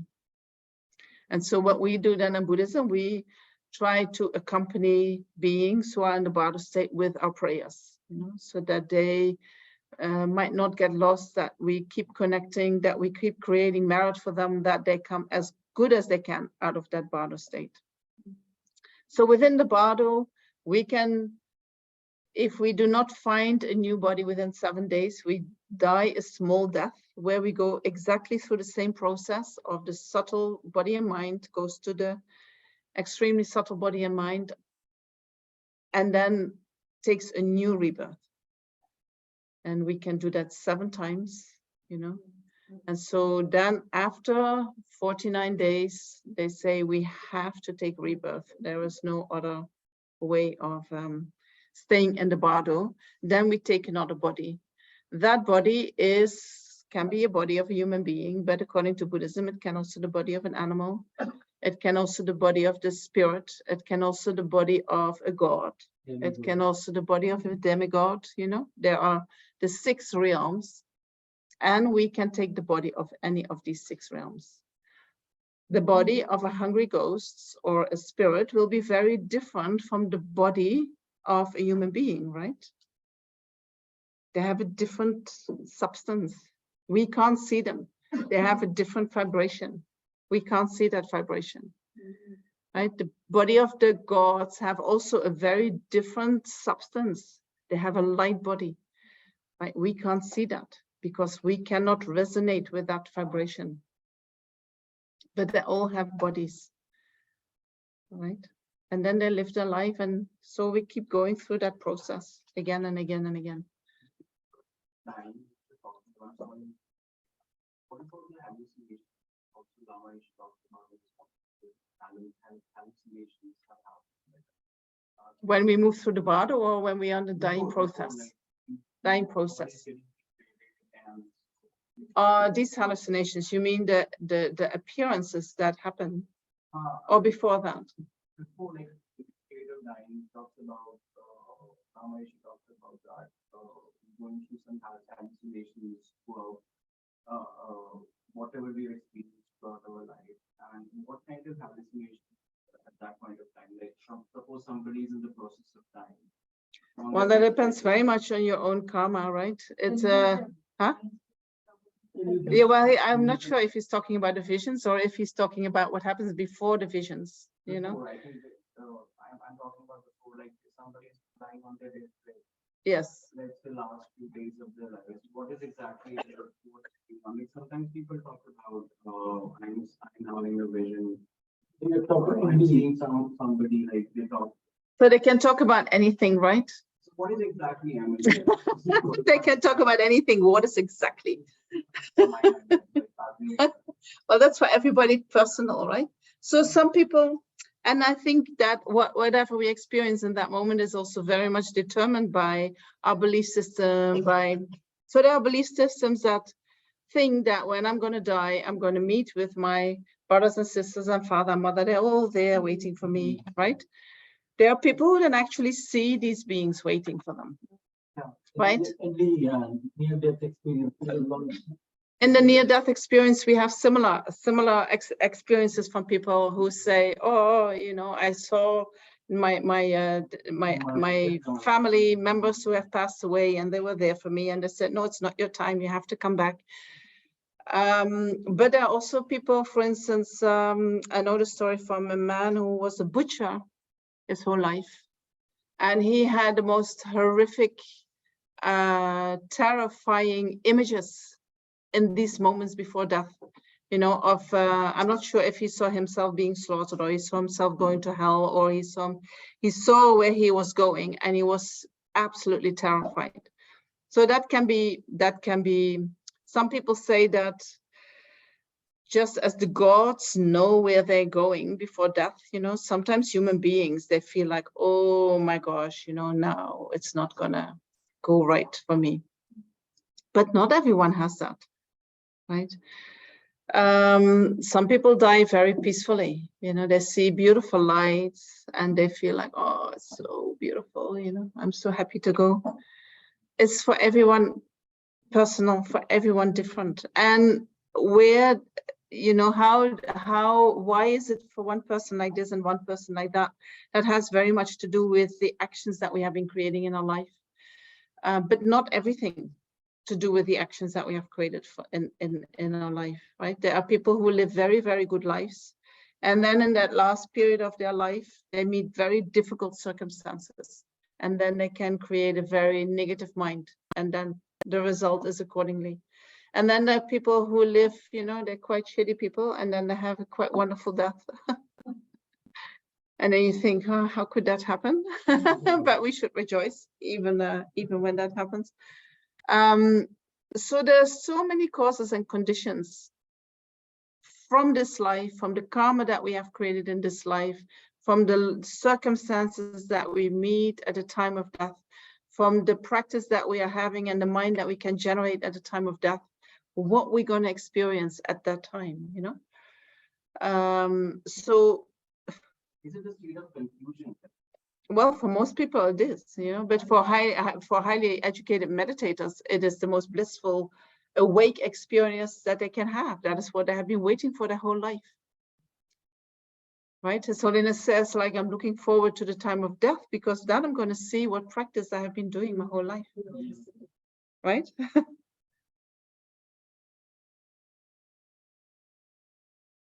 For us ordinary beings, there was a lot of confusion. And especially when we suffer at the end of life, suffering creates also a lot of confusion in the mind. Yeah. This is why the teachings of Buddha, so that you can control the experience. Can we control the experience in the bardo? Can we control our life at the moment? No matter, this is my question back to you. Can we control life at the moment? No. Then for sure you can say then you cannot control the bardo. Because the bardo is so much more difficult. Because instead of a coarse body, we have a subtle body that goes like this, right? And the mind goes like that. It's very difficult to find any control. But if we learn to control this body and mind, then we might find some control in the bardo. Yes. Yes. One last question. You said some people see their family members. Some people do, yes. So, but is it? Are they really there? Or is it mental imagination? That's the question, right? According to Buddhism, they cannot be really there. But is it just imagination? You can also think that, they can be there. There are also spirit beings who can appear in a certain way to you. So it can also be spirit beings that appear to you as your family members, but they're not, So, but I find it difficult to say anything about that. According to Buddhism, they cannot really be there. They should have passed on and taken another form. And yeah. So it can't be an emanation of the family member. Well, if the family member is a very high yogi, maybe. Yeah. I don't know. Remain in Bardo for 837, then coming back. Yes. Yeah, Mahayana masters, they can stay in the bardo for a long time. But do they stay in the bardo? No, not in Bardo. They stay in the Exactly. They go body. straight to Pure Land, right? Pure Land. And so they stay in the Pure Land for a long time, but they don't go through the same process as ordinary beings go, So what I just described is not the process of the mind of a highly realized being. One of the best cases came from the kingdom of Bhutan. 3-year-old boy, till 800-year-old. He was the master Virochana of Nalanda. I don't know. That's very popular in all the covered BBC academy. Right. 3-year-old. The bardo is the in-between state between one life and another lifetime. So it is not that we do not exist there. We have in this kind of existence, but the quality of that existence is very different. It is an in-between state. So we don't have the real body of the realm where we are going. We are having a wind body that looks like that. Yeah. So the consciousness can decide, or there is a choice in the sense that if there is a body available that is conforming your karma will shoot you into that body. It's not really that we're having a choice in the bardo, right? Yes. Wait, she had another question.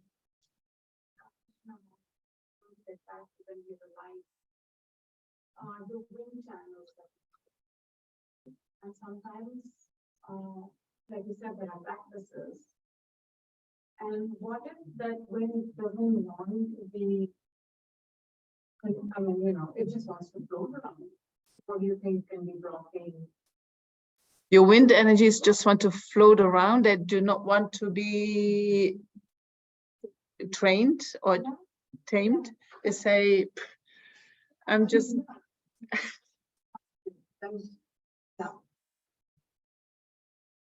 How do they tell you that? And I'm just perceiving it to be some physical sensation, and that I'm not able to get into beyond that. And there are practices, right? So the lungs breathing to kind of keep it in its place, and then there are days that it's like, I want to be here. I want to be here instead of Instead of, you know, internally. yeah. So you like to stay outside. You like to have your mind connected to the external world instead of doing the training internally. Yeah, and is that a bad thing?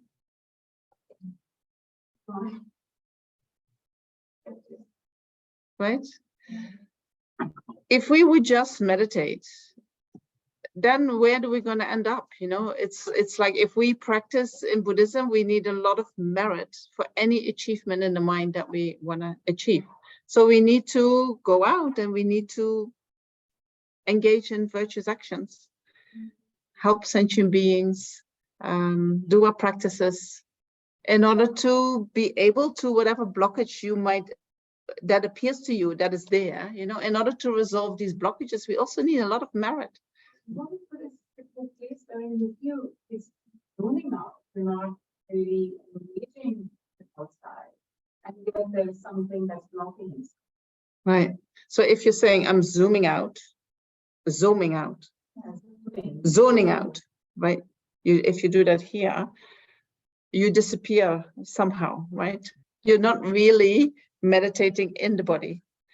So that is a kind of a distraction in a very nice mental space where you park yourself for a while in order not to have to deal with what is going on, right? And I think that shows that there is a blockage that is so difficult. There is so much aversion to go there. So then you need to zone out in order to be with that.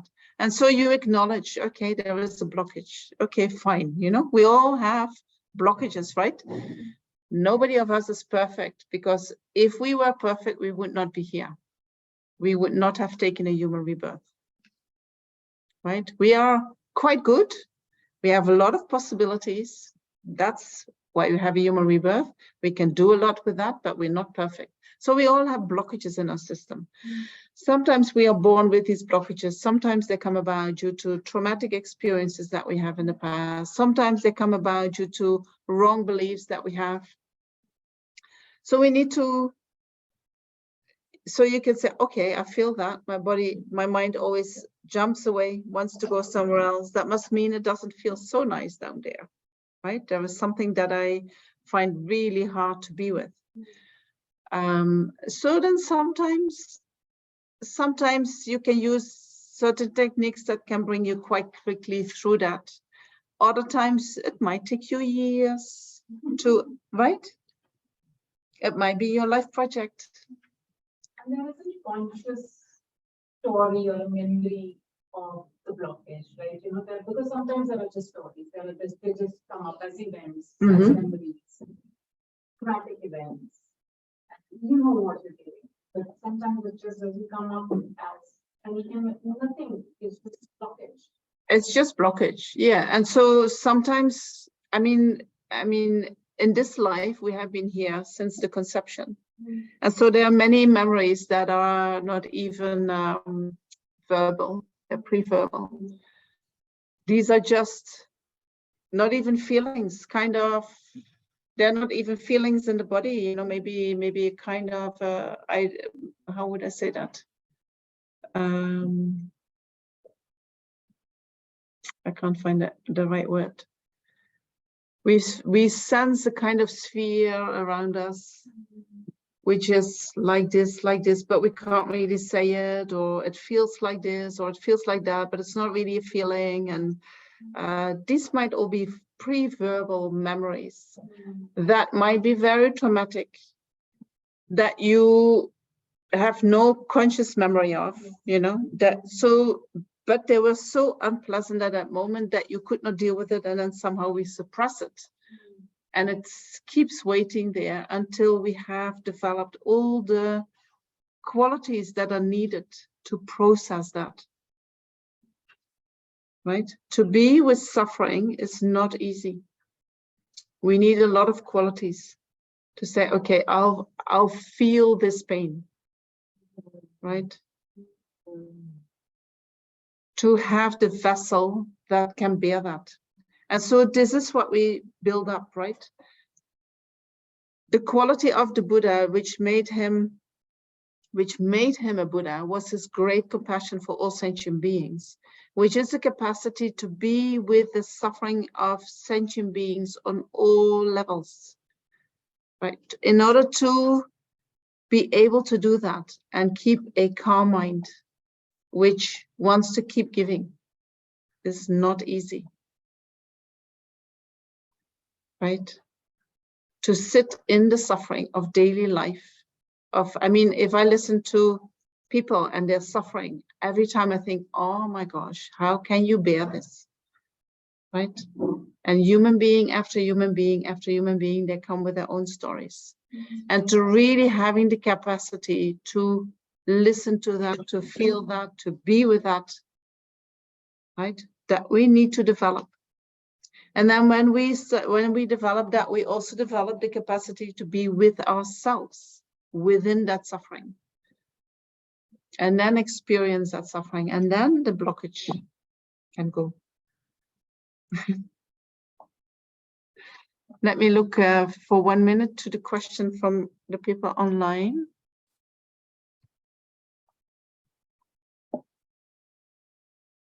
Someone asks some readings on the mind. I mean, I feel everything from Lama Yeshe is so fantastic. The way he speaks about the mind and about the nature of the mind, and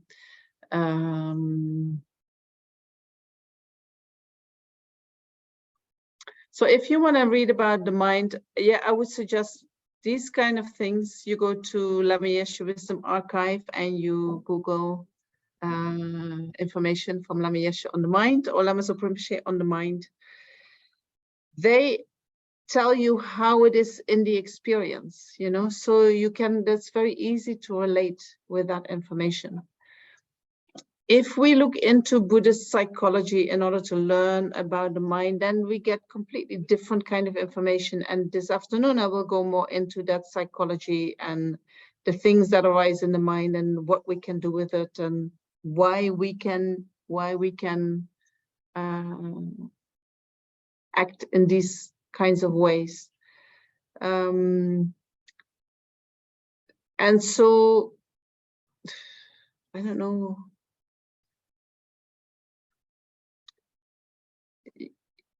I don't know. You know, if you learn about the body, then you can learn about all the generalities that all the bodies have. You know, all bodies in general have 2 arms and 2 legs, and they have, when you open them up, there are muscles, and these muscles are all having a same beginning and an end. They are attached to the bones in the similar place, and they have the same name. And so this is all for every human being, kind of the same, right? There are some exceptions, but then every body is different, right? And the surgeon only knows that when they start to open it. So they have a general information about what is the body. And so you can learn that from different places. But then you need to open it up to really see what is there in order to do your operation properly, right? So this is what we have to do with ourselves. We need to go to our mind and see the particularities of our mind. And then with the general information that we have, we can work on these particularities, right? And so I don't think you can find this in a book. I think, or you need to read many, many, many books. You know, you find something in your own mind and you think, oh, what do I do with that? And then you start looking into information that you find. And sometimes you look into Buddhist information. And sometimes when you're dealing with trauma, you look into information related to trauma. And sometimes when you having blockages that you feel really in your body, maybe you want to have a book that is more helpful in removing physical blockages. And you know, this is for everybody different. I cannot give you one solution for that. I wish there was one book that we said, read that book, then you know everything about the mind, you know, but it's not like that. We get pieces, and you have to bring them all together, relating to your own mind, and then applying to your own mind. I know this is not maybe satisfactory, but that's how it is. When we are done in the process of dying, we talk about the loss of mind, not the loss of mind, the transfer. It doesn't. So is it the attachment? So like where's the When we are in the process of dying, do we? What happens to the ego? More part of the mind. Now everything else is very successful. Someone was a very successful person. Everything was there. He had all the material wealth that he could imagine. Now going. Everything is, no, not everything is going. Only he's going. It's called he knows that. He knows that. And then he needs to say goodbye to all the wealth, you know? Yeah. There is not yet a bank where you can put your money on, and then when you come back in your next life and you can prove that you are the reincarnation, you get the money, right? These banks we do not have, right? So we need to leave behind whatever we are collecting in this life. We need to leave behind the body. We need to leave behind all our friends, our family, everyone that we could rely upon. Everything we have to leave behind. That is not the ego. That is what the ego leaves behind. Then the ego will struggle, and the ego will say, no, I want to keep that, you know, hold me when I'm dying. Or let's die together, you know, then we go together. I'm not alone when I'm dying. But this is the ego struggling with accepting the natural process of death. Right? So, take rebirth as a hungry ghost. And then maybe you take rebirth as a hungry ghost, which could well be true, but I cannot see where people take rebirth, so I wouldn't say anything about that. But that ego, okay, we'll talk about karma and what goes with us to the next life. You know, we talk about that after the break. Is there a clear distinction between mind and ego? What is the ego? You don't know. Is it So, I mean, set of self-beliefs, or like I believe, or I am, maybe. if somebody's a doctor, so I am this, I'm a doctor, I'm a successful doctor, I have done this, I have achieved this, these are my achievements, this is what I've done, and now. So there is a self and a holding on to the self and believing that the self exists in a certain way. And then we can add all kinds of qualities onto that, right? According to Buddhism, all that is actually not true. But we talk about that after the break. Then, Mom, is it necessary for us to follow along with ethics? We are discussing here, or can we disagree on something? you can disagree on anything I'm saying. You have to bring it up, and you have to come with some reasons why you disagree, and then we discuss. Right? We can discuss anything. Please do not accept anything just because I say it. Don't. You listen with an open mind. Then you might want to think about it, right? Then you might want to read about it. It is your own thought process until you come to the conclusion, oh, I can see that, you know? Before that, you don't accept anything. Basically, I actually am here. I was not in the first part. I know that. So it's not a mental capacity, basically. Basically, where they stand. On top of that, we are pulling the information. And Buddhism is a philosophy that does start with certain for them it's facts, right? For instance, Buddhism says there are two types of phenomena. One is permanent phenomena, one is impermanent phenomena. There is nothing else, right? If you really want to understand the nature of reality, this is one thing that you need to agree upon. If you say, I don't believe that, I say, okay, come with a third option, right? Or come with something that is impermanent and impermanent, or, right? So So until you think, oh yeah, that's true, you know, something is permanent or impermanent, no other option, then the next step comes, then the next step comes. Yes, so there is a kind of, but each and every step you need to analyze, and you need to come in your own mind to the conclusion, yes, it is like that. Right? Or if you come to the conclusion, no, it is not like that, and I can prove it, please tell the whole world, because then we have to take something out of Buddhism. Right? Yeah. So this is, everything is open for discussion.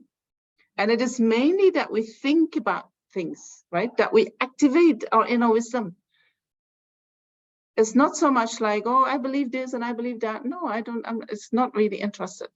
But I'm using my mind to think about what we are talking about. Then even if we come to no conclusion, no problem, you know. You got the essence of today by activating your own inner wisdom. Great. If you don't come to a conclusion today, maybe in 2, 3, 4 days time, you get this light appearing in your mind and you think, now I got it. Right? And it might be very different from what we are discussing here, but you got something. All right. I think it's lunchtime. People are already preparing. One quick question. Just this view that you shared about the Bardo, it's from which schools would believe this? Oh, so that is, it's not really, I believe that the Bardo works like this, right? But the way that we posit that what transfers from one lifetime to another lifetime, that depends upon the school. Yes, sorry, you asked a question about the school. So that depends on the philosophical school. Every philosophical school who talks about the continuity of mind, who talks about rebirth, needs to posit, and talks about karma, needs to posit something that goes from life to life. And so the Chittamatra school posits the alaya consciousness, which is the consciousness that goes from life to life. If you look into the Sutra school, they posit the mental consciousness that goes from life to life. If you look into the Vaibhashika school, which is the lower school in Buddhism, they talk about a kind of a debt, you know, a contract, a debt contract that you take with you to pay off in your next life. If you, yes, and I think the autonomous school talks about mental consciousness going from life to life. And the Prasangika schools talks about, well, what I'm talking about, where is the karma that ripens? And so the Prasangika says, none of that is needed for the karma to go from life to life. You don't have to posit anything for karma to go from life to life. So how does karma? Karma is what ripens. Yeah, but how does the seed be transferred to the next life, right? No, nothing is needed. Nothing is needed.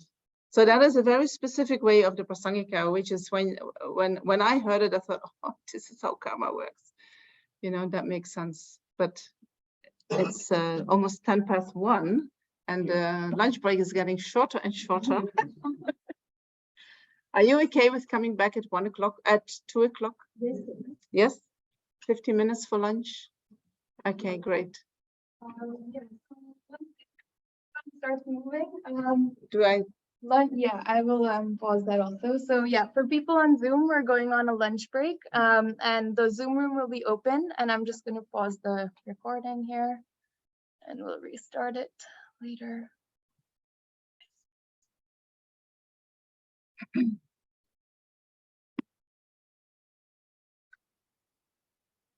Welcome back, everyone. How was your lunch? Fine, good, nice. Huh? Enlightened? Light and tasty. Light and tasty, that's very important. 2 qualities that are helpful, because when we come back and the stomach is full, then the mind goes a little bit to sleep, right? To digest. So what we can do, I mean, one thing that you do is you will go for a walk and you whatever, but that we can't do But maybe we do a short meditation on the clarity of the mind. How would that be? The clarity of the mind. And so it might be difficult to keep your mind awake, right? Because the stomach there is asking for more blood, and then it all goes from the brain to the stomach. Can everyone hear me? Can you hear me in the back?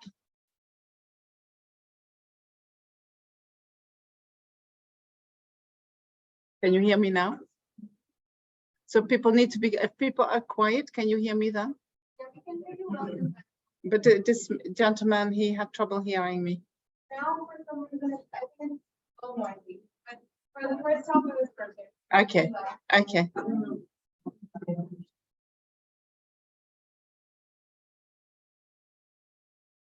So just be aware of each other, that when we are with many people and a few people speak in a small space, then you hear it immediately, right?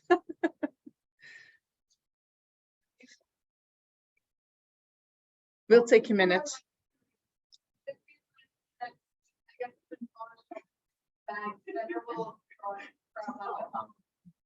I brought some biscuits for you from Holland.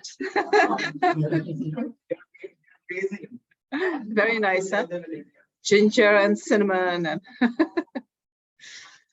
yes. All right.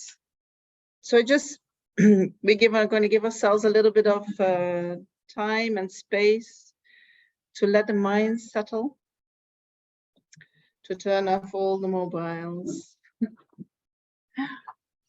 And I think you just with lunchtime, there was a lot of conversation happening, and you know, that all is very nice for the mind. It wakes the mind up, but it can also agitate the mind a little bit. And so what we like to keep is that feeling of awakeness, of inspiration, of yes, I like this. And what we like to let go of is the feeling of restlessness or busyness that comes with that.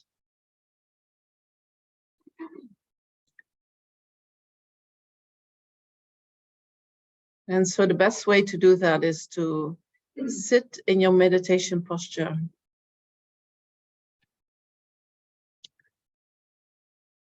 Let the mind settle down by staying focused on your body, whether that is any part of your body, whether that is your breath.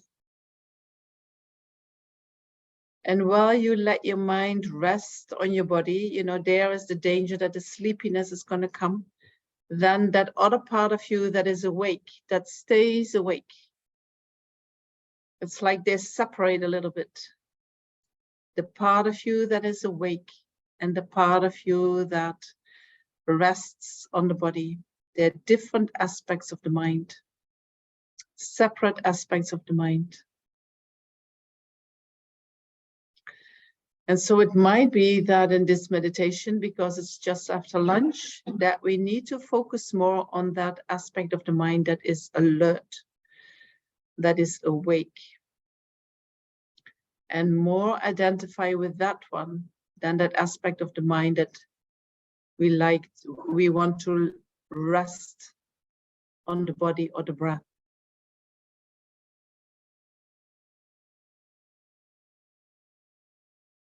Alertness is checking what the mind is doing. Alertness is checking whether or not the mind is still resting on the object.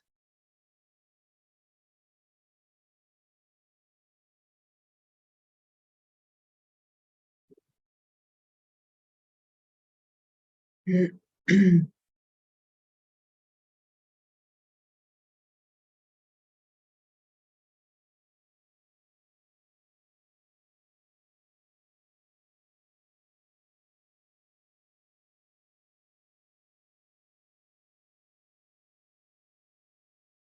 while you let your mind settle down and rest,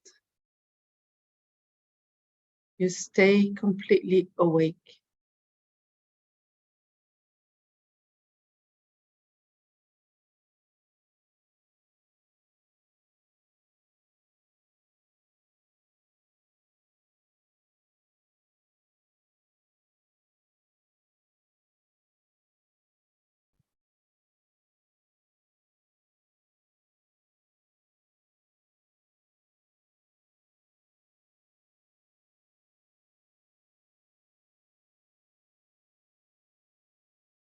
Our mind or our consciousness is whatever we are experiencing at the moment.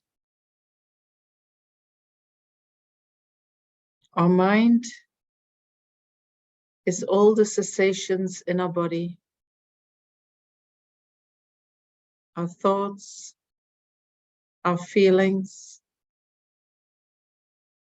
our perceptions of sounds, and so forth.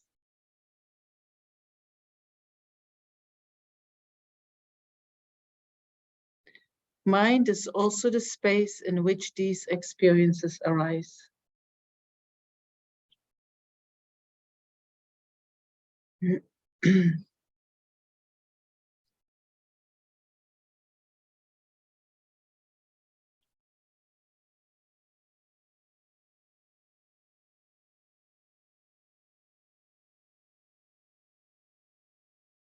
So reflect on that.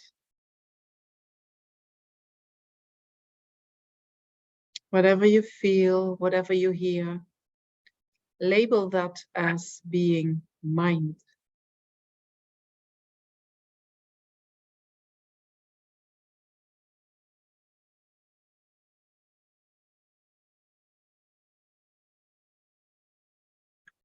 The nature of the mind is that which is clear and knowing. Clear means that it is without form or color, that we can't see it or touch it. Clear refers to its space like nature.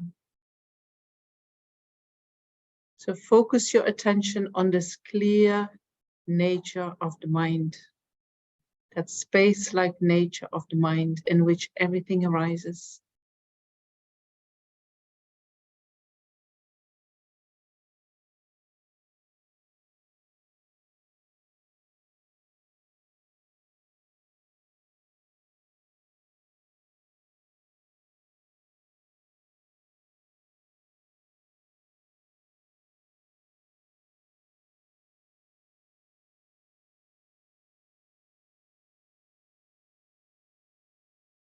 When we focus on a space like nature of the mind, we create a space in which we allow thoughts and feelings to arise.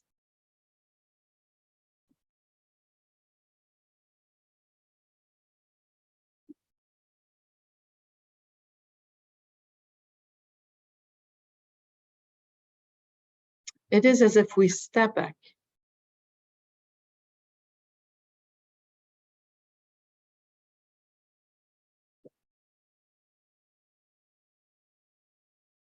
We step back and we observe. We witness.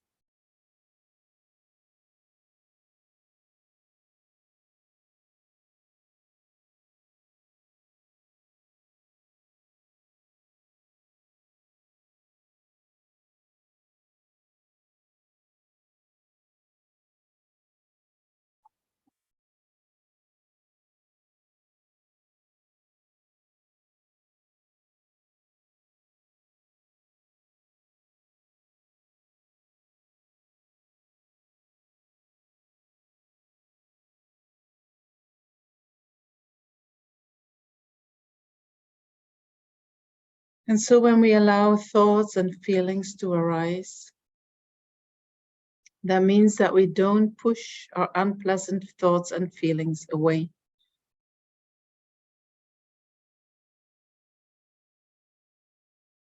Thoughts and feelings are of themselves not bad.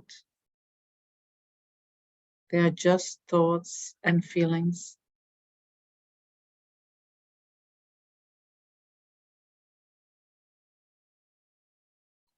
And by allowing them to fully arise, by giving them the space to arise, we give them the opportunity to go to their peak and then dissolve back into the mind.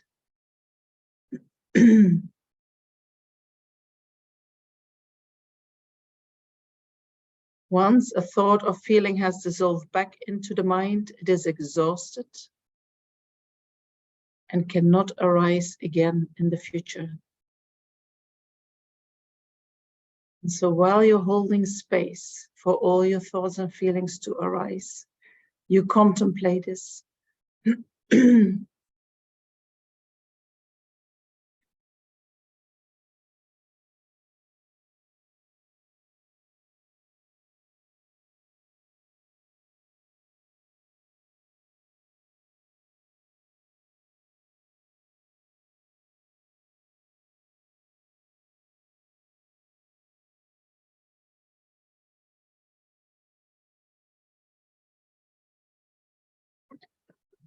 And while you contemplate it, you stay focused on the clear, pure nature of the mind.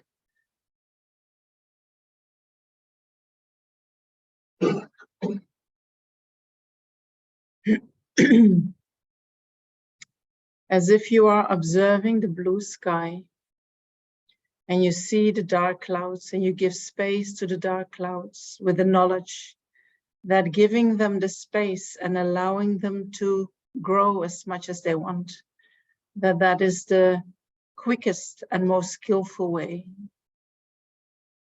for them to dissolve eventually back into the sky.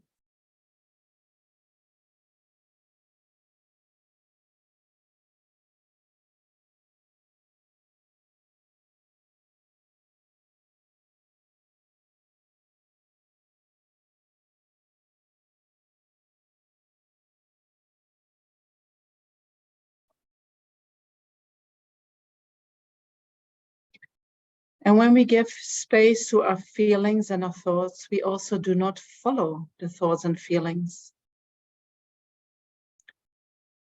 Normally, we have the tendency when pleasurable feelings or thoughts arise, we follow them because we want more of them.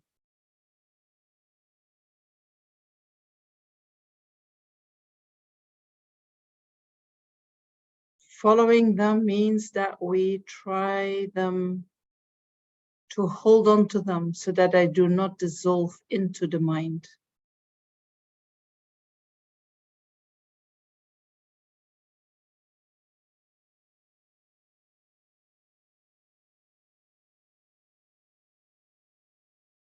The pleasurable feelings and thoughts are not good by nature.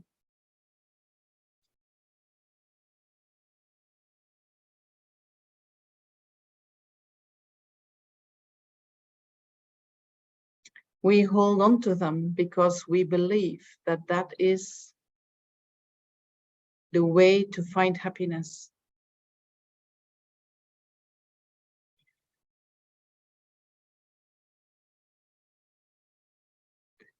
But if we would analyze this deeply, we would see that holding on to pleasant thoughts, following pleasant thoughts, not allowing them to dissolve back into the mind is actually suffering.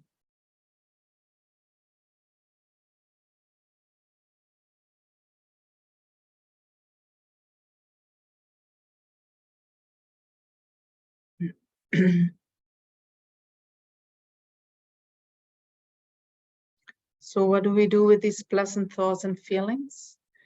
We allow them to fully arise. And when they arise, we fully enjoy that experience. And then we allow them to dissolve back into the mind without any regret, without any wish to have more. We are just content in the moment of enjoyment.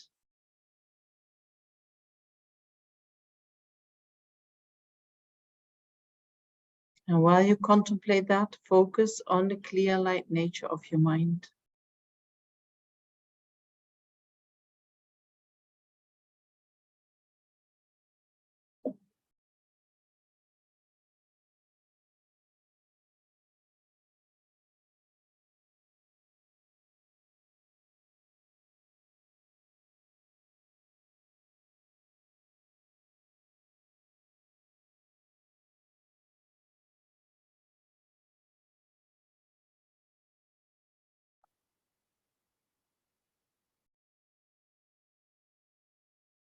And then contemplate that the nature of whatever arises in the mind, of whatever we experience, is also clear and knowing.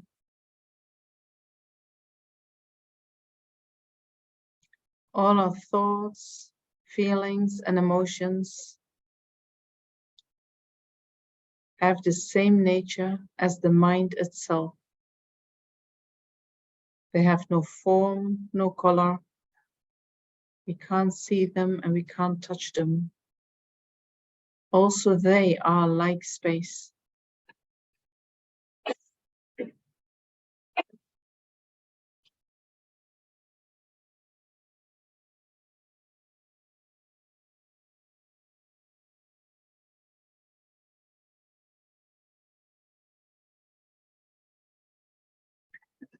And so whether you focus on the clear like nature of the mind itself,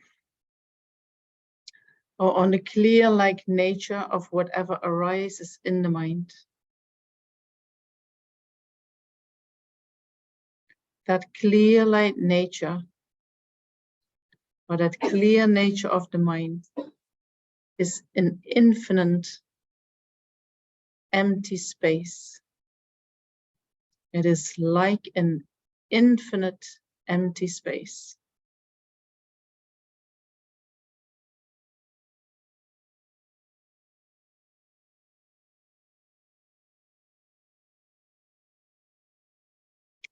And so observing that nature is like being on the top of a mountain,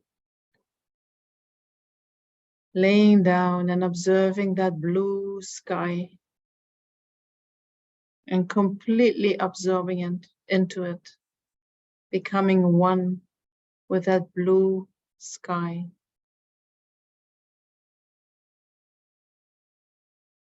Feeling how it is all around you and then dissolving into it. And then staying with that feeling, with that experience.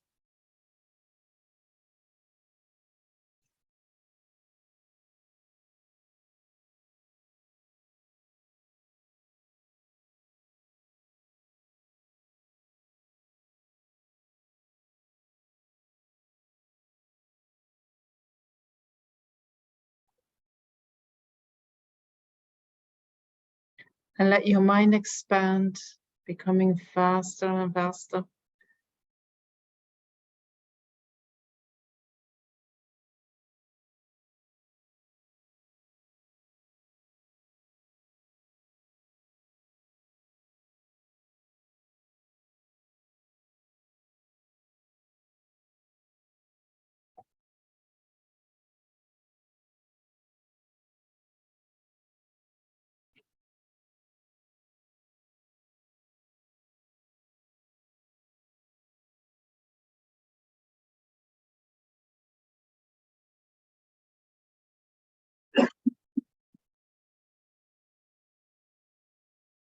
The mind can become so fast.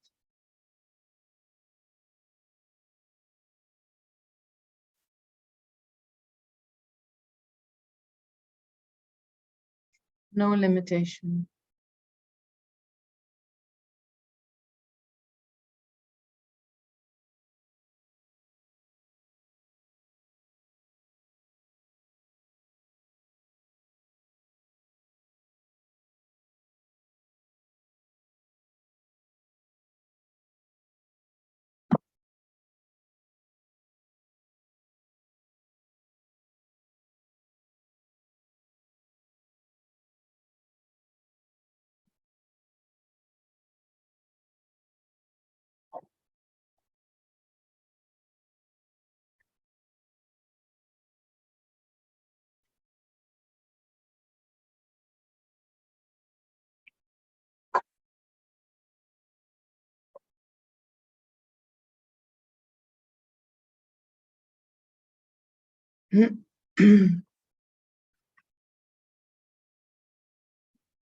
Could we connect with that vast space-like nature of the mind?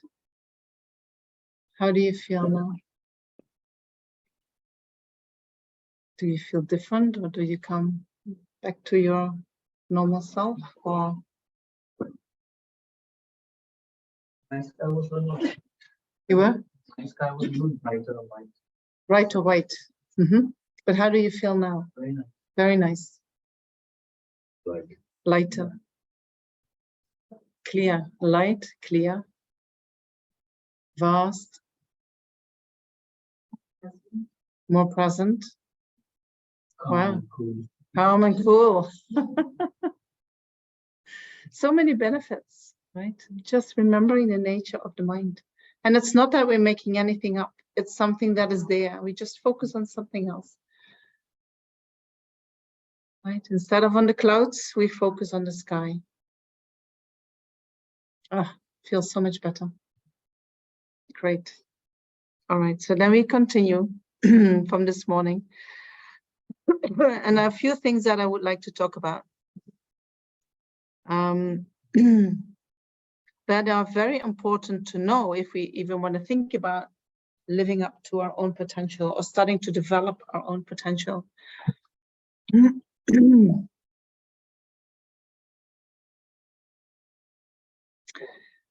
So one thing is talking about karma, right, and feelings.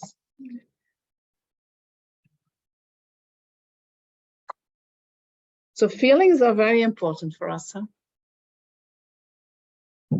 Feeling is like a barometer, you say that? We're constantly feeling, right? Ooh, a little bit more this side, a little bit more that side. Feelings is really what makes that we orientate ourselves and move from one moment to the next moment, right? We like to experience comfort. We do not like to experience discomfort. If there is some discomfort, we feel that, we immediately move to the comfort, right? When there is some comfort, we feel, oh, very nice, but maybe there's some more comfort than even this. And that is how we keep doing that. So if we look into feelings, then we can say we follow our feelings. We follow what we like and we move away from what we don't like. This is how we follow our feelings. And we're living in a society where we are very much encouraged to do so. Follow your feelings, then everything is going to be all right. Follow your feelings. So Buddhism doesn't completely agree with that, as you might have thought. And we're going to talk about why, right? Because if we don't understand that, then I mean, even if we do understand it, it is very difficult not to follow the feelings. But let's give us a different perspective, and then maybe we can see how there are possibilities for practice without making it too difficult. So where are feelings coming from? Do you know that? Contact. When we make contact with an object, feelings arise in the mind. But why do particular feelings arise in your mind and not in somebody else's mind? Causes and conditions, perception. And where is that coming from? Mind. But why is it that you experience certain feelings when you have contact with a certain object, and I experience very different feelings? Because we have a different mind and different karmas. So what does that mean?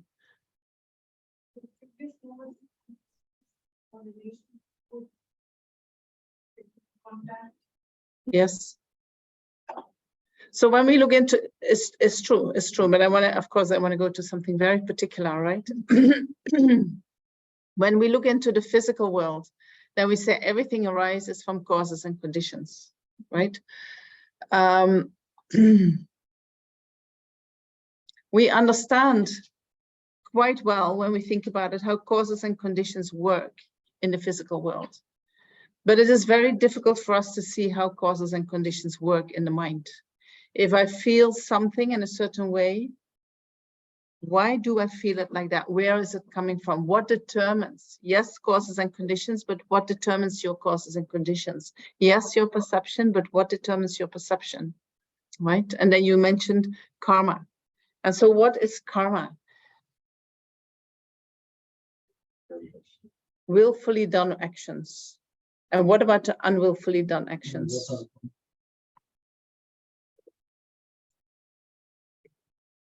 Also karma. Maybe a little bit different ripening, but also karma, right? So our actions, we can say create our karma. Create karma literally means intention. I have the intention to engage in an action, or I engage in an action with a certain intention. That intention determines the outcome. What is the outcome? The outcome is a certain experience in the future. So my action leads, and especially the motivation, the intention of my action leads to a certain experience somewhere in the future, right? Real karma is referring to intention, but then we call the result of that also karma. So when we experience something, we say a karma. So that is not karma in the sense that it is a cause, but it is karma in the sense that it is the result of an action, right? So we can call both the cause and the result, we can call that karma, but the real karma is the intention, that is the action. And then the result is whatever we experience. So the fact that I experience something independent on contact with a certain object and you experience something different depends upon our karma. So how does karma work? When we engage in actions with a certain intention, then due to mainly that intention, imprints are placed in the mind and they ripen at a certain point under the influence of causes and conditions into a similar experience as that we have created. So for instance, I kill an ant deliberately. I see the ant and I think, you know what, that's so unpleasant, I'll kill it, right? I have the intention to kill. So that will leave that action once I've killed it. That will leave an imprint in my mind of having killed an ant.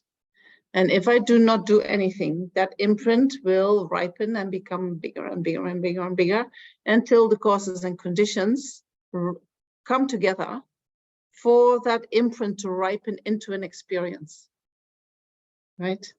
And so at a certain point, I'm driving in my car on a mountain road.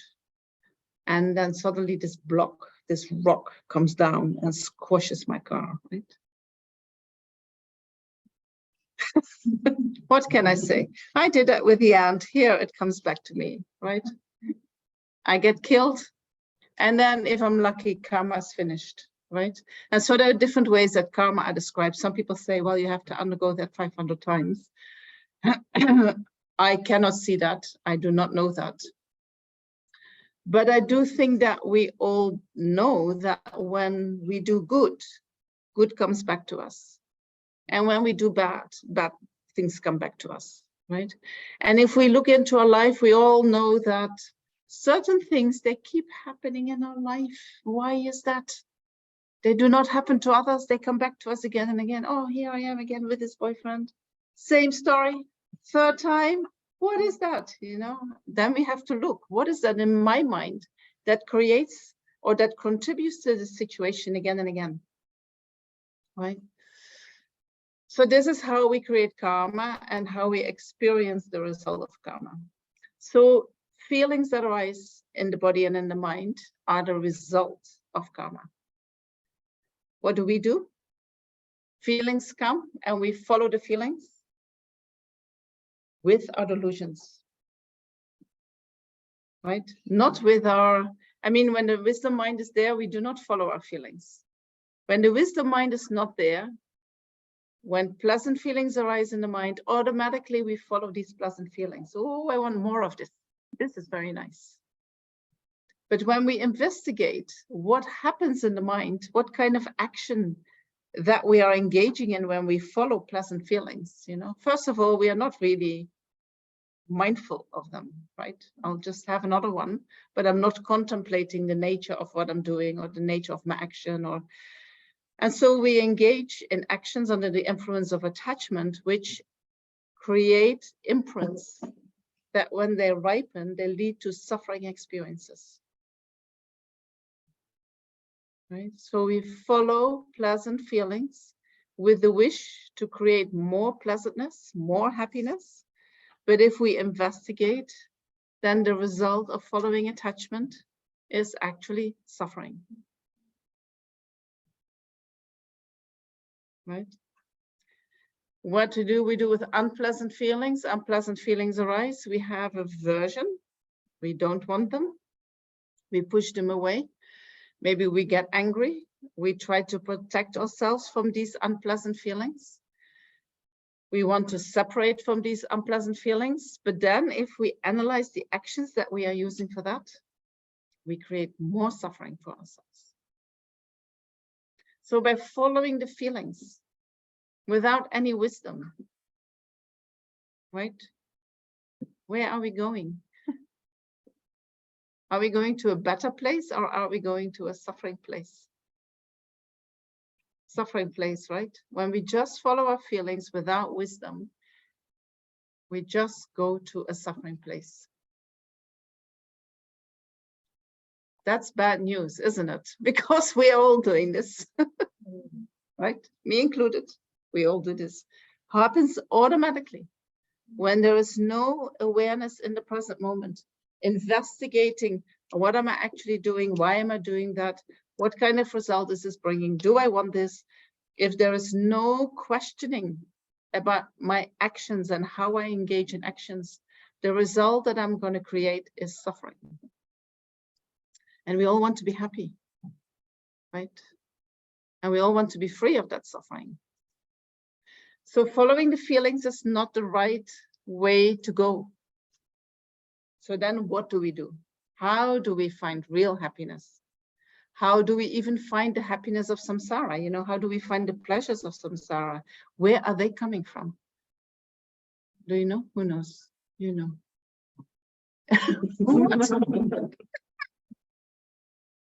Test. This was a test. So where are the pleasures of samsara coming from? But what kind of ripening effect is that? From what kind of actions?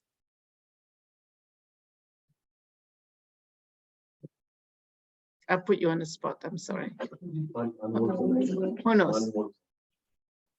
Unwholesome actions leads to happiness? Unhappiness, yeah. And wholesome actions lead to happiness.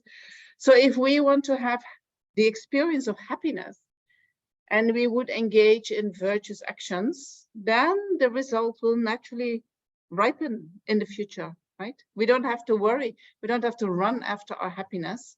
It will naturally come to us, right? So engaging in virtuous actions,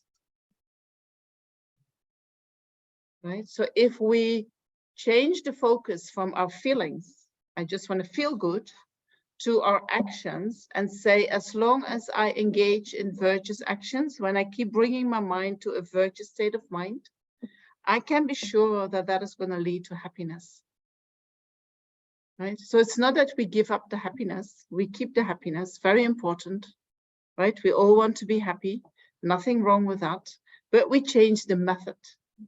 Instead of focusing on the feelings, we focus on our actions. We should be less obsessed with the feelings and more think about our actions. When we focus on the actions and we're not worried about the feelings that we are experiencing, then what happens is that these feelings, they ripen, we feel them, right? We enjoy the pleasant ones. They're coming from merit, they're coming from positive actions. We feel the negative ones, they get purified when we are feeling them, but we stay focused on the action. We don't let them take our attention away from where we actually want to go. Right? That is the potential that we have. If we think about how do I create happiness, this is how you do it. Focus instead of feelings on your actions, on your motivation. So when we wake up, then we are often advised the first thing you do is you set a motivation for the day. Right? What is the mind that wants to follow pleasant feelings and to avoid unpleasant feelings? That is what we call the self-grasping mind, the mind that grasps at the ego, right? That mind that grasps at the ego is very self-centered. It's all about me, and it is very short-term focused, right? It's only about now. If we are a little bit more wise, it is maybe about when I'm getting old, but it doesn't go beyond this life, right? So its focus is very short-term and very limited to me or anyone that is in my close circle that I like, right? Nobody else, just these people. So if we want to change the motivation, so when we engage in actions under the influence of that mind, we can only follow the pleasant feelings, avoid the negative feelings. So we only create causes for suffering for ourselves. So waking up and then changing the motivation in a motivation that is not just focused on my happiness, but on the happiness of all sentient beings, or generating the mind that is not just focused on the benefits of this life, but contemplates that this life is not going to last forever. This life is impermanent. I'm going to die one day. Then what? You know? So when I realize that I'm going to die one day, when I really realize, then this life becomes less important, right? Then it is easier to reach out to all sentient beings, and it is also easier to think about future lives. When we can do that, we set the tone for the whole day, and we can all our actions, we somehow, you know, although they might not become 100% virtuous, part of it becomes virtuous, right? Because it gets immersed, our motivation of the moment gets influenced by that motivation that we set at the beginning of the day, right? It is very difficult that when we are habituated to the motivation that is just concerned about this life and about me, to change that in one go into a motivation that is really concerned for others and concerned for future lives. So we do that slowly, slowly, you know, so you do that to the best of your ability. And then whatever actions you're doing, there are less cause for ongoing suffering, right? And when there are less cause for suffering, the mind becomes a little bit more open. Then tomorrow, the motivation is stronger, has more influence. And then slowly, slowly, the actions that we are doing become less the cause for samsara and more the cause for liberation, right? Can I give an example? For instance, I'm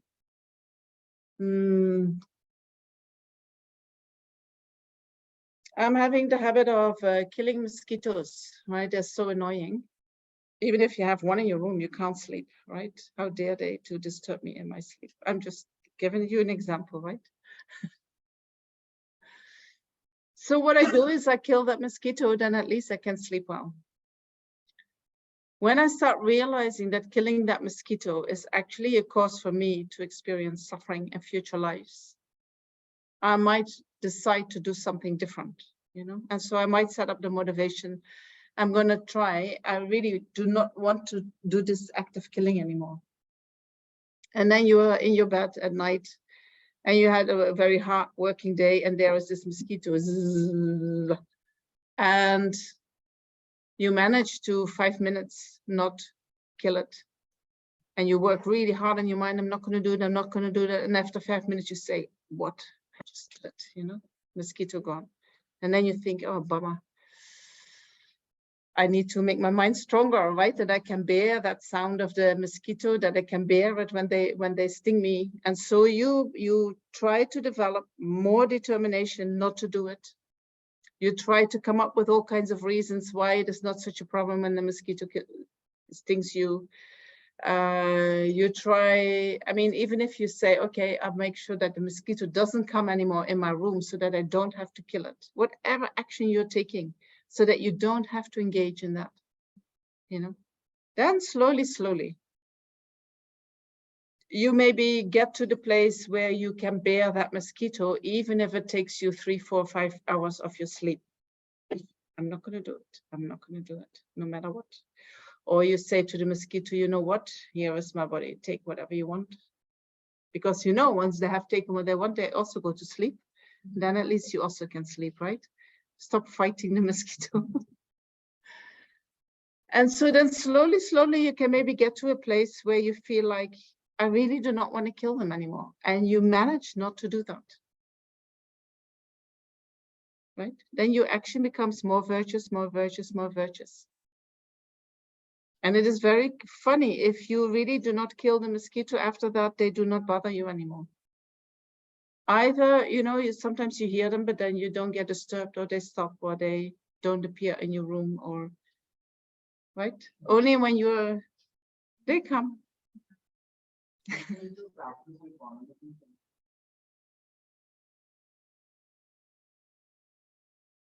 We could use it as a reason not to kill the mosquito. I mean, generally, okay, this is a good example. I mean, like, I wake up in the morning and I know. No. On the whatever things are repeating. Whatever. So practicing equanimity and doing the equanimity meditation in the morning is very good to counteract our tendency to follow the things that we like and do not follow the things, or, you know, try to avoid the things that we don't like, especially in the form of persons, right? I like to be with the people that I like, who talk nicely to me, who are favoring me. But the ones who are against me, you know, I do not want to be with them. So when we practice equanimity, and we maybe are a little bit resentful, maybe we want to hurt them, whatever. So when I practice equanimity in the morning and see that these two sentient beings are the same in wanting to be happy and wanting to be free of suffering, my attachment to the pleasures that they're giving me, or that they're conditioned for me to experience, becomes less intense. My aversion to the negative feelings becomes less intense. So the mind becomes more stable, you know? So that's also very good. Very good. This whole concept that, you know, good deeds would actually be very good. Yeah. In real life, that's not true. Really? Tell me. So I mean, there's another person has his or her own agency, and they would be. Yeah. The other person would not even acknowledge it. Mm-hmm. And just ignore it. Okay, so if we do a good deed, it is not necessarily that we get an instant reward. Some people might not appreciate it. They might not acknowledge it. They might maybe even see it as something negative and scold you for doing it, right? So you need to become really, really clear in your mind that your action was a positive action, no matter what anybody else says. Whether you don't do it to be seen by others. You don't do it to get praise. You don't do it for any worldly motivation. You do it because you know that when you take care of your own mind, by staying in positive actions, you will continuously have good experiences. Right? So karma doesn't ripen. Normally the karma that we create in this life does not ripen in this life. It ripens in future lives. Only certain karmas that we do in this life, for instance, karma in relationship to our guru or karma in relationship to our parents, can ripen in this life because it's very strong karma. But when we create positive actions, although that particular action might not ripen in this life, what it does is it creates some circumstances for the mind for pleasurable feelings to ripen, you know, old merit to ripen. And so although that action that I'm doing today is not the cause of the good experiences that I have tomorrow, they might contribute to creating conditions that are needed for seeds that I planted in past lives to ripen in this life, which are a positive experience. And this is what you were referring to with the imprints, Venerable, that you spoke about earlier, when you said your relationship to an object may be very different from my relationship to an object, depending on the imprint. karma. Not on. I don't think that depends on the imprints, because imprints are something that we are not aware of. Imprints is like a seed in the consciousness that we cannot see, that itself, the seeds are not consciousness, but they can ripen into an experience when the right conditions appear. So the reason why I see something different than you do is because I have a completely, different experiences in all my past lives, different conditioning, different beliefs, different, right? And this makes that whatever we are experiencing is always different. And how insecurities can, when you talk about like the extroverts and insecure, maybe that's why we are holding on. And now you go in a very deep psychological hole that I don't think I'm going to go with you.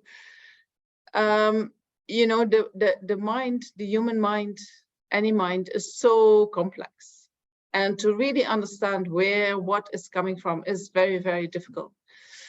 And for instance, I can experience insecurity in my mind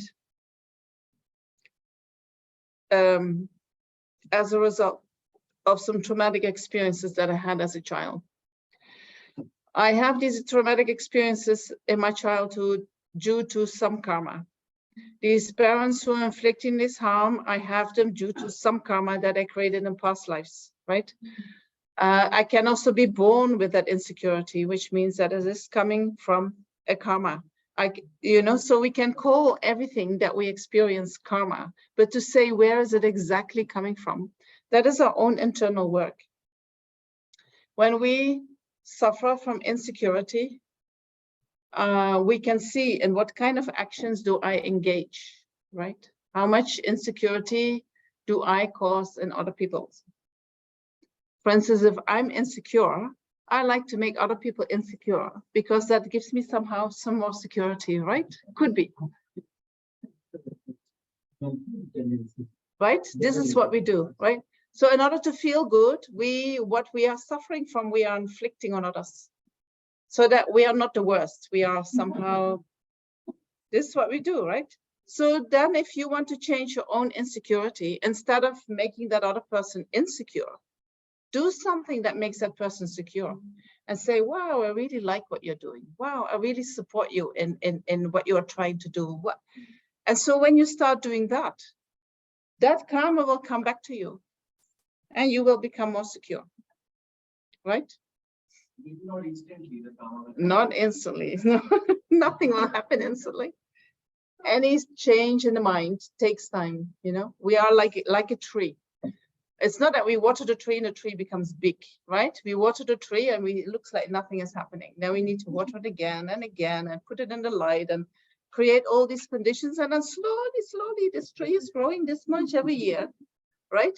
But if after 30 years, then it becomes suddenly it is this big tree. And then we can say, wow, look, I really took care of that tree, right? But we don't see that if you want to have instant result, you're in the wrong place. We're only growing trees here.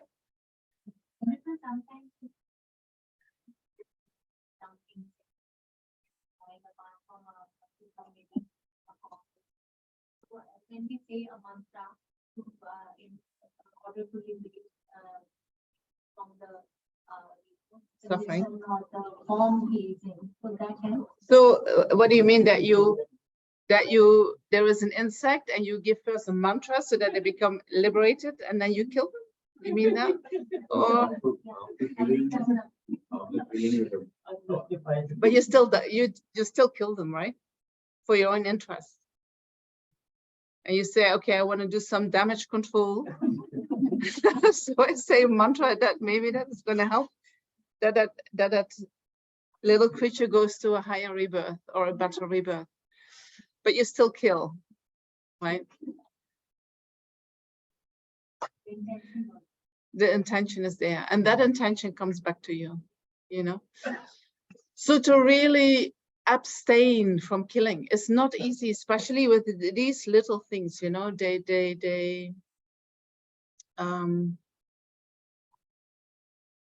because you meet them again and again and again, and you have to be aware again and again and again. But the mind gets used to it, and then the way these insects relate to you is also going to change. You know, when you really have the determination, I'm not going to kill them. They can feel that. They feel more safe. You know, they do not have the need to go into this behavior. They also relax because they know you're not going to come after them, right?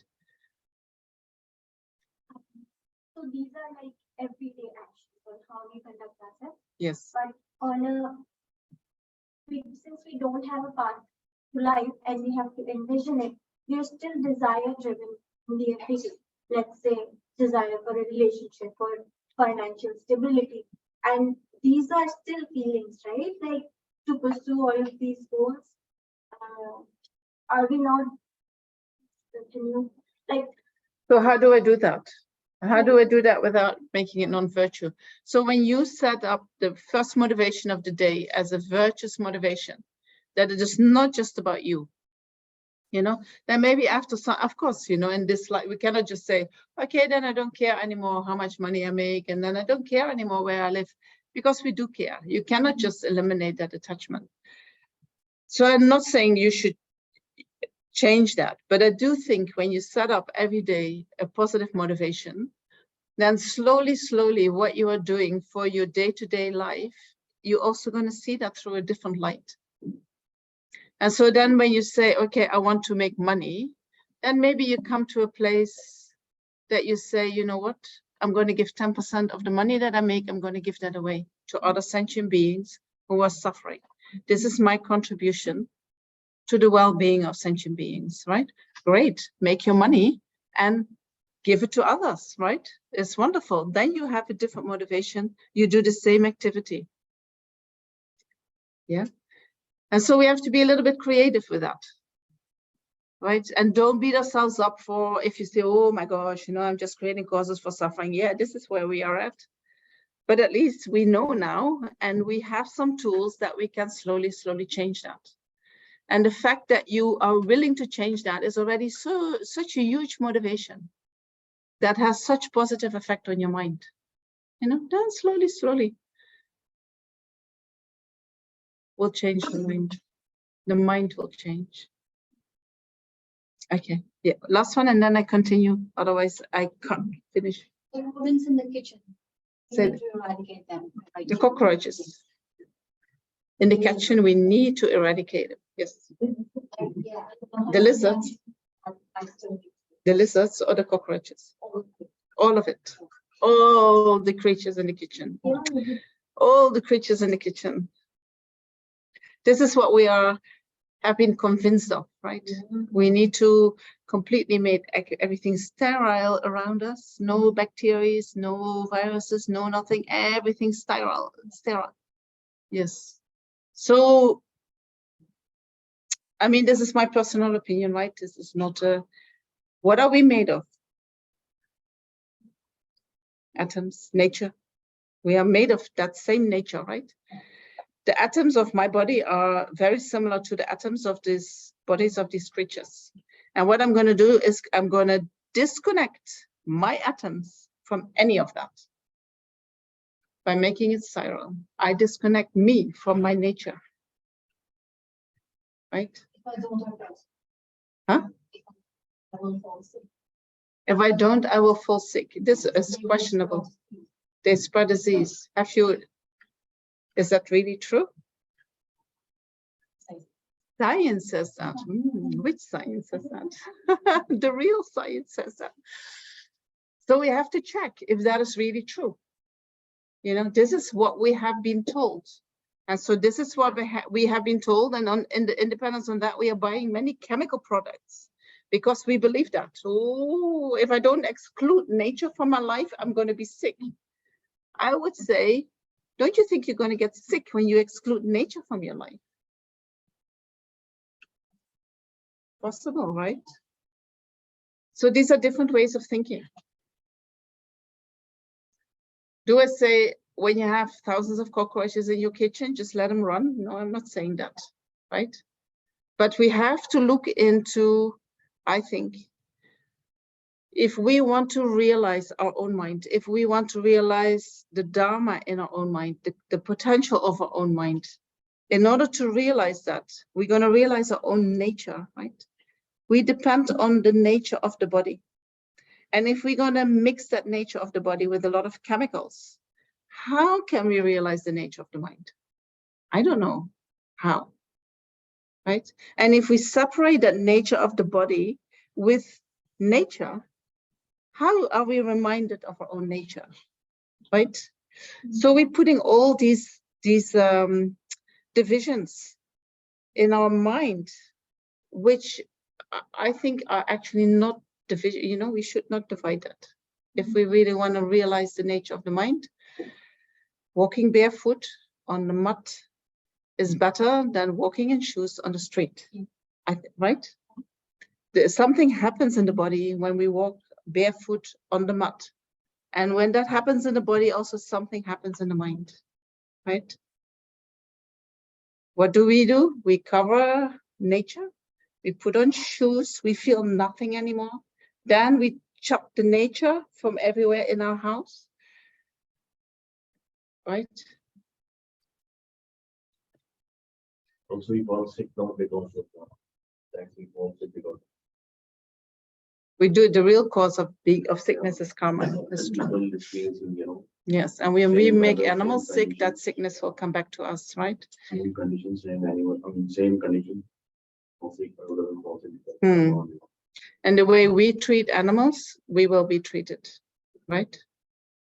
If we force animals to be vaccinated, they will force us to be vaccinated, for instance, right? If we lock up animals and we give them no space to walk and breathe, that will happen to us, right? We have to be careful.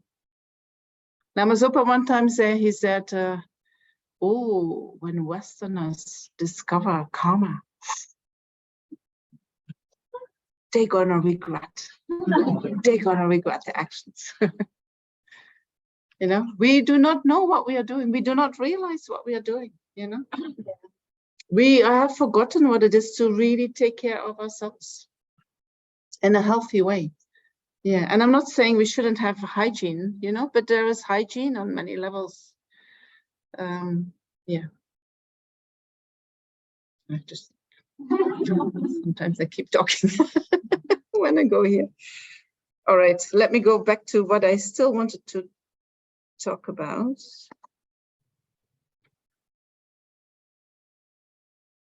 So that is karma. Are we okay with that? doesn't feel. Yeah. Sort of, you know, Getting rid of the unpleasant feeling. or trying to transform that. Yeah. How do we transform an unpleasant feeling into Pleasant one or a pleasant fun? How do we deal with unpleasant feelings? Right. This is a very good question, because a lot of what we are doing is based on running away from unpleasant feelings. The reason why we run away from unpleasant feelings is because we are so attached to the opposite. But also like, you know, I go there. We are so attached to the opposite, right? If I'm so attached to praise, and then somebody says a little bit criticism, ooh, so much hurt, right? But if I'm not so attached to praise, if I'm okay with myself, if I know that what I did was okay, right? Then when somebody criticizes, it's okay, doesn't matter, right? So the reactions that we have to the unpleasant feelings is very much dependent on the attachment that we have towards the opposite of what we are experiencing, right? This is one way of looking at your unpleasant feelings. Oh, what is actually my attachment? And how can I lessen that? Right? Then you will have less reaction to your unpleasant feelings. True? When unpleasant feelings arise, what disturbs us most is how we react to that unpleasantness. Our own aversion is what is disturbing the mind, not the feeling itself. It is, I cannot bear this feeling. And so I have to make sure that I get separated from that feeling. That is what we are suffering from. right? So what is a way of being with unpleasant feelings is that instead of running away from them, we say, bring it on. Okay, here you are. Come, I'll take you, right? But of course, that is very difficult because the mind wants to disappear. Oh, I don't want to be here. I don't want to be here. So what we then are encouraged to do is to be mindful of the feeling, right? So when unpleasant feeling comes, we see our own reactions. We sit down and we say, okay, there is this reaction. Maybe I'm getting angry. The mind gets very disturbed. What is actually going on? Why is this happening? What am I feeling that I'm reacting so strong? Then we maybe get to the hurt. This really hurts, right? Then we sit and we connect with that hurtful feeling. We are mindful of that. And then we check how we speak to ourselves while we are going through that experience. And often we are not so kind to ourselves, right? We say horrible things to ourselves when we experience suffering. We add a lot to the suffering by beating ourselves up. We would never, ever, ever speak, even to our enemies, the way we speak to ourselves when we undergo unpleasant feelings, right? So changing that inner voice into the voice that you would like your best friends to talk to you when you feel that. You call up your best friend and you say, and he says, come on, guy, you know, I know you. I'm sure they didn't mean it like that. You know, you're a good man, blah, blah. Kind words are coming from the mouth of your best friend. So you start speaking to yourself like that. And within that unpleasant feelings, we often feel separated from others, right? We feel alone. Nobody really understands what we are experiencing. So we remind ourselves that we are not alone, right? We are with ourselves in that unpleasantness. So we are not alone. But also there are so many human beings who are experiencing something similar than us. And so we think about these beings, or we think of the beings who are experiencing much worse than us. And so making that connection with other sentient beings, getting out of that isolation in which we often end up when we are experiencing unhappiness or unpleasant feelings, you know, the reconnecting with that is a condition that we are able to really feel what we are feeling. So we experience that unpleasantness. We bring the conditions that we can experience that unpleasantness. Then we feel it, then dissolves back into the mind, gone. Right? What we do, the feeling comes, oh, how stupid were you that you let this happen to you, right? And we start all this drama happening in our mind and the feeling cannot arise. So it stays there. And then we add more fuel, more fuel, more fuel for unhappiness. Nothing happening, you know. This feeling is only going to go when we say, okay, allow it to arise, feel it, completely feel it. Once it is felt, it will go. Then it's gone. It's very difficult. But when you know this tool, when you can do it, my gosh, doors will open for you.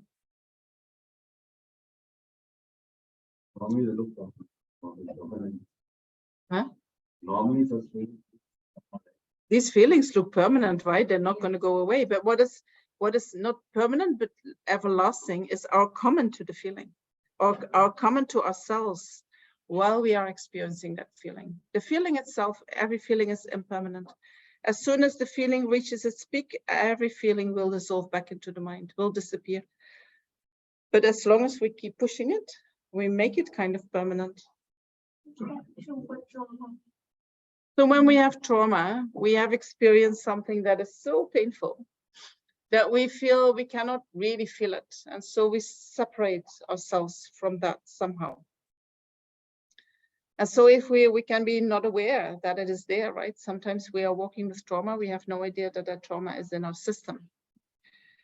But then somehow it gets triggered. It somehow starts manifesting outside, you know, people are hurting us exactly there, and we get pain in a certain place all the time. The same thing is repeating again and again. You know, trauma will get triggered somehow until we release it. Once it is released, people can poke whatever they want. You're not going to react because there is nothing, no wound anymore to poke into. And The method is to go there and to feel it. That sounds very simple. When we have trauma, there are many conditions that we need to put in place so that we are able to feel it, right? Because often these traumas are experienced when we are very little, when we feel that we cannot go anywhere, when it's very dangerous to feel your trauma, you know. So we have to make then so much safety for that aspect in us so that we can feel that. Right? It's not easy, but it can be done, you know. So you know, yeah. One time somebody said to me, "I don't know what is your problem. Just sit down and feel it." Well, it's not like that. It's that onion that we need to peel, right? Every time you release a little bit and a little bit, and something more and something more. And trauma can be very complex, you know, especially when we experience that in childhood again and again and again. You know, then there are many layers that need to be dealt with. But this is the way you do it. Sorry? One way to take Buddhist psychology, deal with trauma, but other way like Yes, you can go to a counselor with it. Of course. But you know, it's like this is how the therapy works. If you have a therapist who tells you something else, you will not be able to completely get rid of your trauma. Right? So sometimes counselors, they help you to cover it up, right? Just move on. Right? Not. No, it doesn't work. It doesn't work. But I meet many people who meet counselors, or I have seen many therapists, and they never learned how to feel the unpleasantness, how to be with the trauma. Once they know that, and it's like, oh, now I'm good, you know.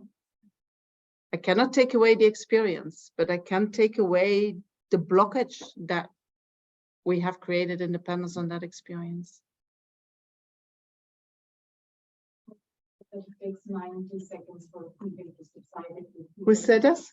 So only mindfulness. Uh-huh. They say it takes 90 seconds for feeling to arise and depart. Really? If you're really there in 90 seconds, there's someone holding space. As we feel it, it takes 1 minute. Right. It can sometimes take lifetimes to create a space, right? To really feel it. But if we would have that, then it takes only 90 seconds to experience a feeling. This is interesting to know. Yes.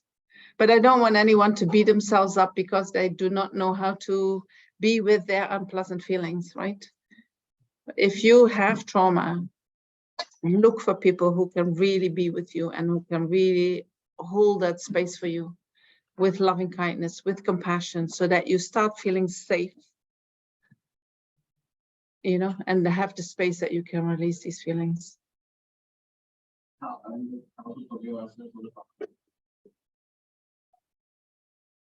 How to forgive ourselves for the past mistakes that we have made is like that. Or is that a question? How do we do that? So I killed all these insects and it was just bad karma that I did that. I don't think so. So if we have engaged in negative actions, and I do also want to go to something else, which is really important to know. If we engage in negative actions and we realize, oh my gosh, you know, oh, maybe you worked in a lab and you had to kill mouse after mouse in order to do some investigation, and you think, oh my gosh, whatever.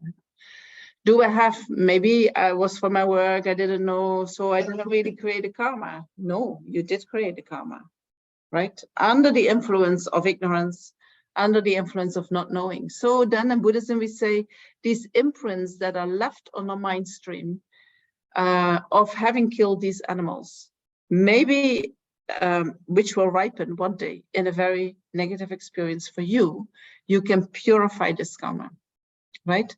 And so how do we when we purify the karma, we start to reduce the potential for a negative experience from these imprints. The potential gets reduced, and we can purify so far that the potential is that we just have a headache instead of getting killed. So how do we purify? We need to have 4 powers to counteract the negativity that we have done. The first one is that we have regret.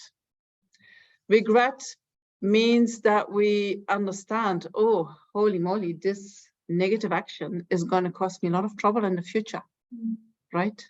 How stupid that, no, maybe not say how stupid, sorry, don't say how stupid. We don't want to say that. Old habit. Not wrong, you did something that is going to come back to you in a suffering experience. And when you feel that you want to develop the positive qualities in your mind, you want to develop the potential of your mind, then having negative experiences are going to be an obstacle to developing that potential, right? So you regret that. You have put roadblocks on your own path to enlightenment. You regret that you put these roadblocks. It's gonna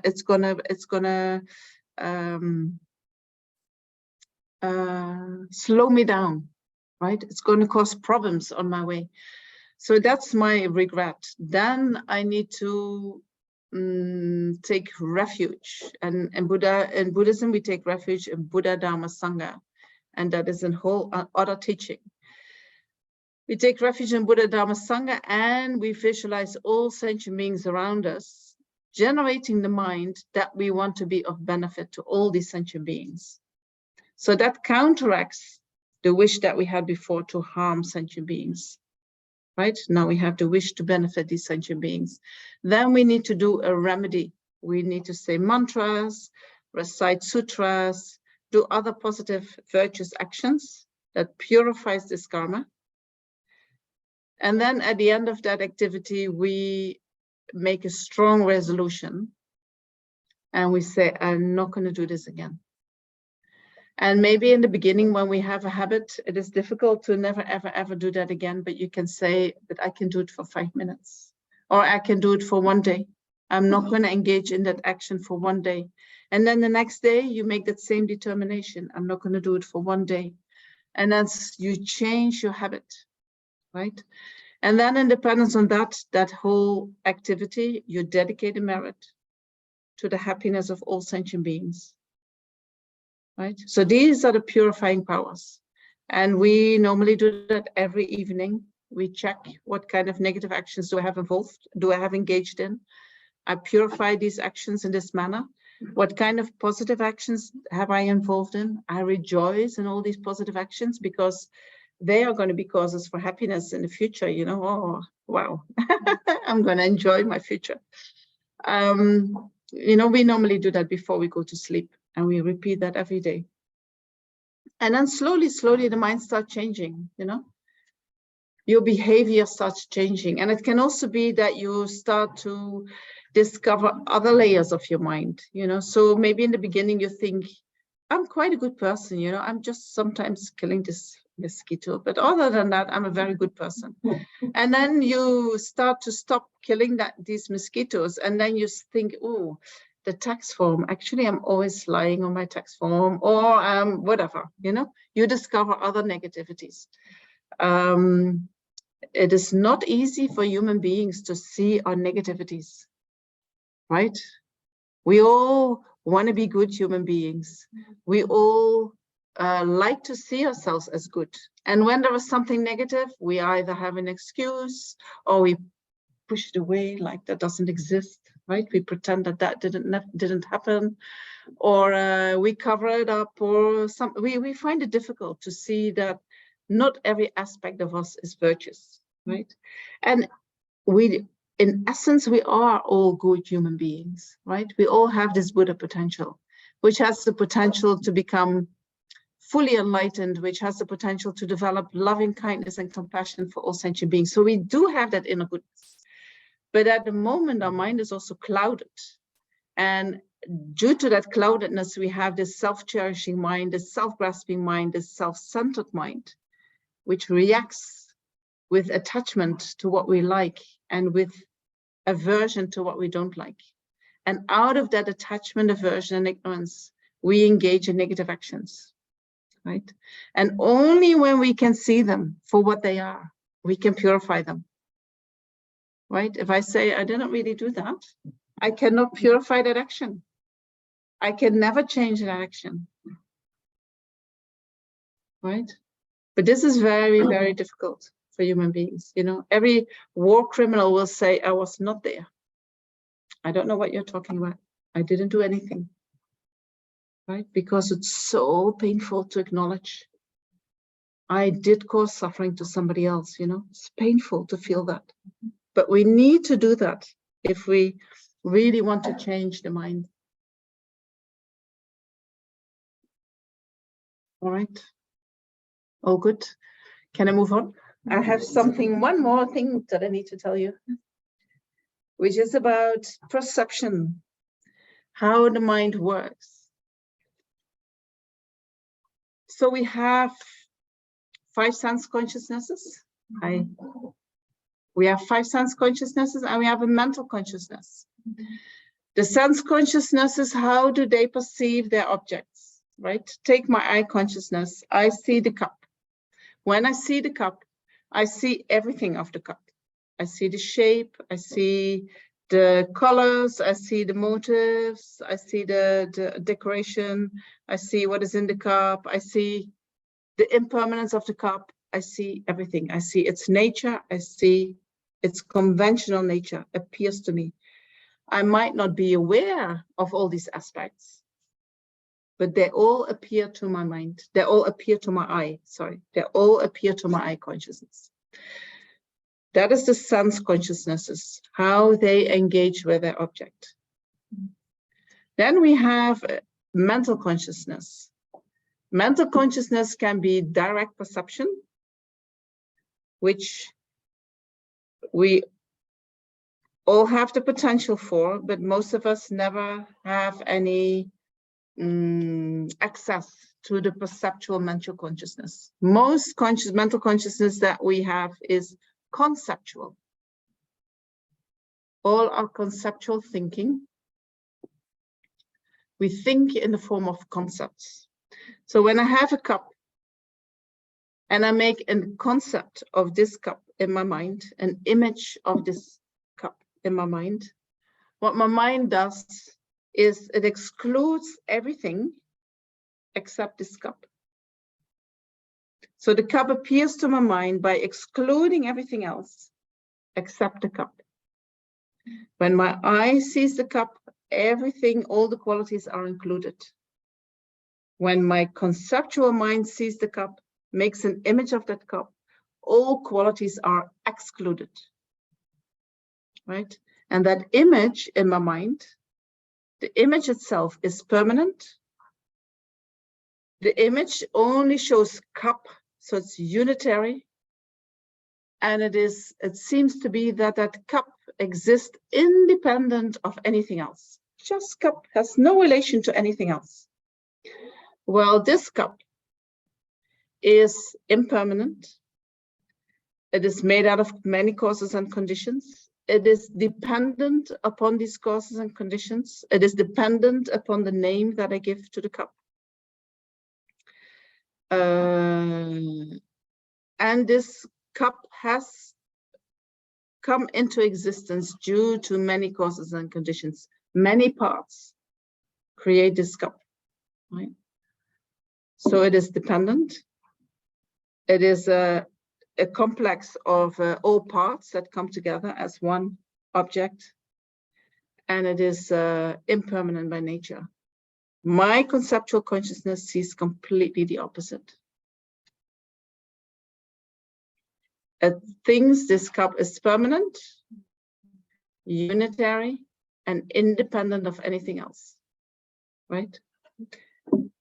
So the way we perceive with the senses is opposite to the way the conceptual consciousness works. Then the next step that happens is when I see the cup, then in my mind, I make this image. I project this image on the cup. And then I think that this image is living in the cup.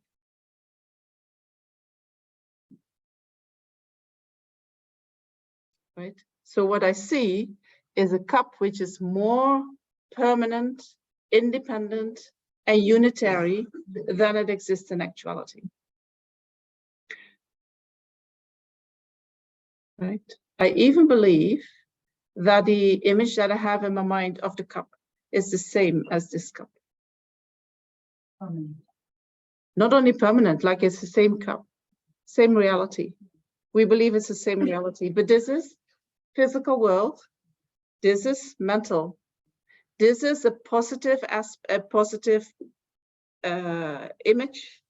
Positive in the sense that there is an attribution of all the qualities are in it. While in my conceptual consciousness, there is a total lack of any quality. There was just cup. Right? So we mix these two realities, what we perceive in the mind and what we perceive with the eyes, we mix them and we think they're the same. And we confuse them for each other.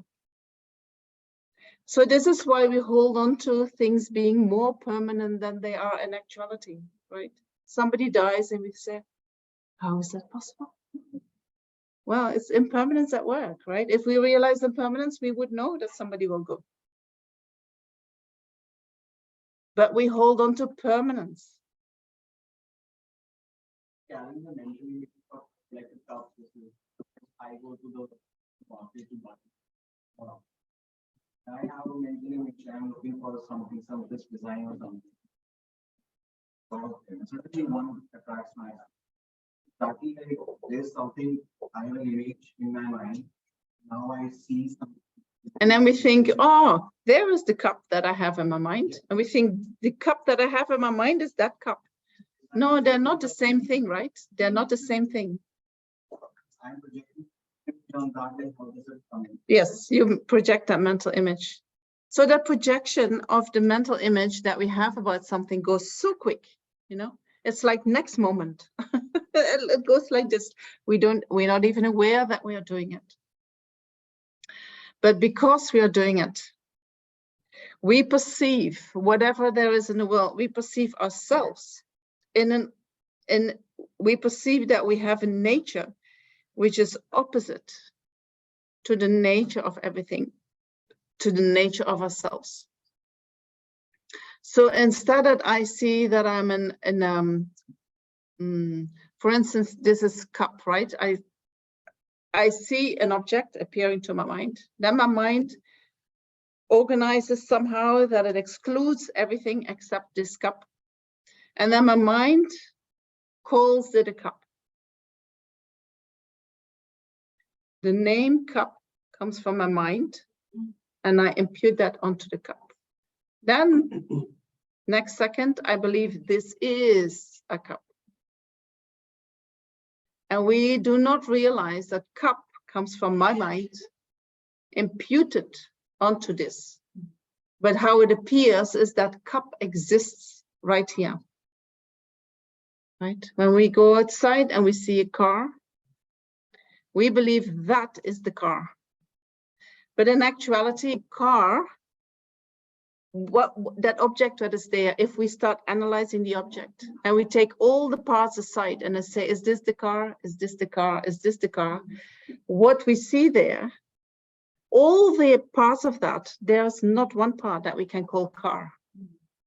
So many, many, many parts of non-car, we call that car, right? Car comes from the mind, we call that car. But then we believe that is the car. We believe car is coming from the side of the object.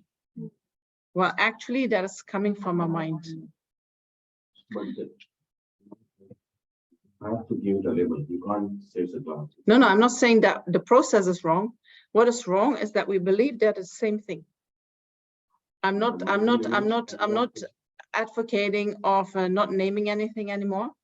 I'm also not advocating that we should stop this process of happening, but because this process of happening, this is our ignorance, right?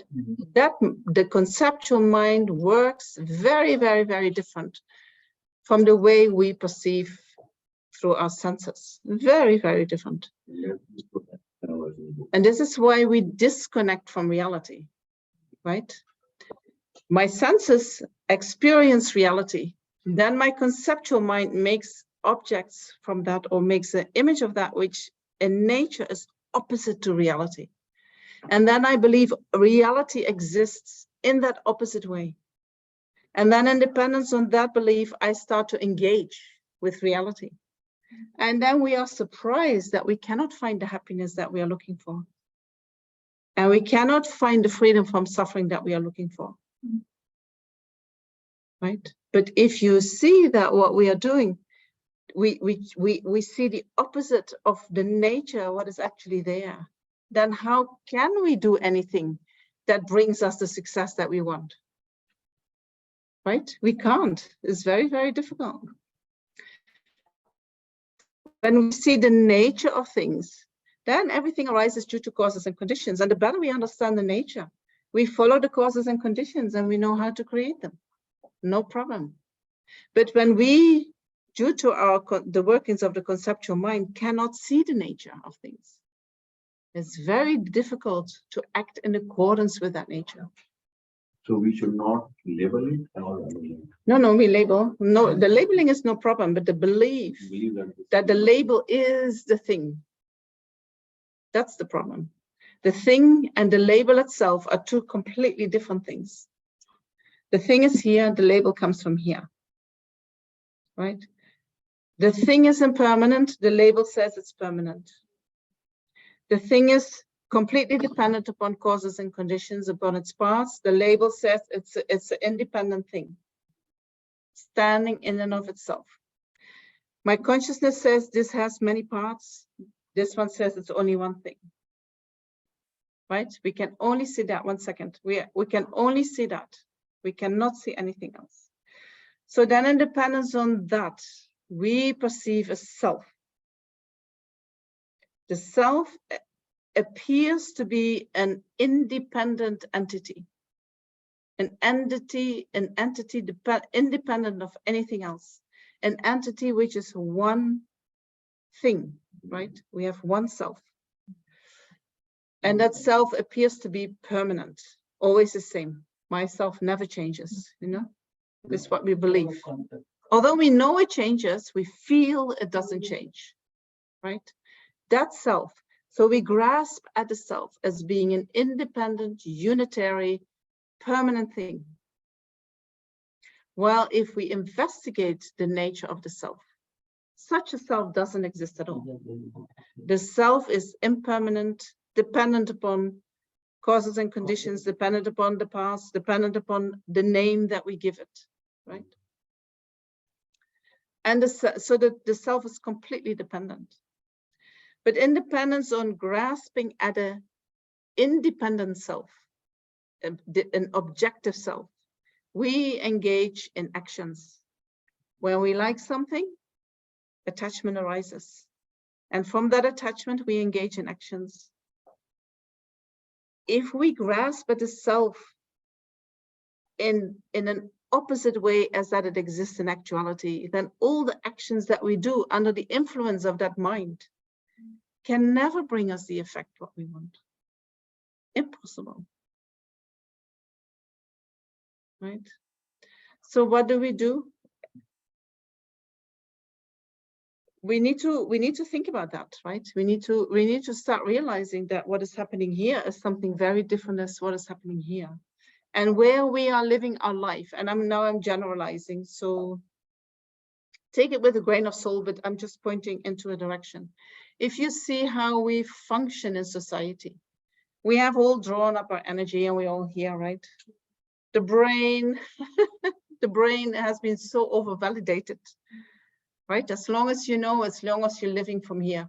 But the experience, the workers, the craftsmen, not important. It's nothing. If you have a good brain, then you get the most money, right? So we have we have learned that we just should live in this part of the body. This all not important. So we disconnect from the experience, and that happens very young, right? Even when we are one, you know, the child that is 1 year old, they can maybe make everything dirty and do whatever. But when they are 2, they say, no, no, no, don't do that. Don't touch that. Be careful, right? The finger is coming and we're not allowed to do certain things. And when we grow 4, 5, 6 years old, we go to school and suddenly we need to sit in school. We cannot play anymore. We cannot experience the body anymore. And everything has to go to our eyes and our ears, right? And if you can remember the tables, and if you can remember, then you're a good boy. But when you want to play, you're not a good boy, right? This is, and so then this is how we grow up. And then we go, you know, we have this overestimation of if you can study and you study IT and engineer and whatever, you're going to have a good job, you can have good money. So everyone is going to do that. And so we totally disconnect from the experience. And then we get in trouble, right? We become unhappy. How is that possible? I have everything that they told me. I did the study, I got a job, I have a house, I have a car, I have children. I'm so unhappy. How is that possible? Right? Then we're going to search for it. And what we actually did is we disconnect from our experience because somehow we overvalidate what is happening in our brain and we undervalidate connection with natural reality, what is there, right? So we need to make that into balance. I'm not saying don't use your conceptual mind, right? We should use our conceptual mind because it is the conceptual mind that is going to help us to become liberated from that cycle that we are in, right? But the way we use the conceptual mind, we need to change that. So at the moment, the conceptual mind is the one that is following the feelings, justifying what we are doing, right? Oh no, I follow my feelings because, and there are all reasons that say, you know, it is so important that I follow my feelings. It's so much better when I follow my feelings. We justify the feelings. We justify following the feelings. What we need to use our brain for is that we start understanding the law of cause and effect and then say, okay, how can I create happiness? I'm going to focus on my actions. I'm going to think about how samsara works. I'm going to connect with suffering instead of constantly disconnecting from it. I'm going to stop following my attachment, knowing that it's never going to bring me what I want, right? If we use our brain like that, then our brain becomes the source of our liberation from suffering, right? Then the brain becomes the one that is helping us to achieve liberation, to achieve nirvana,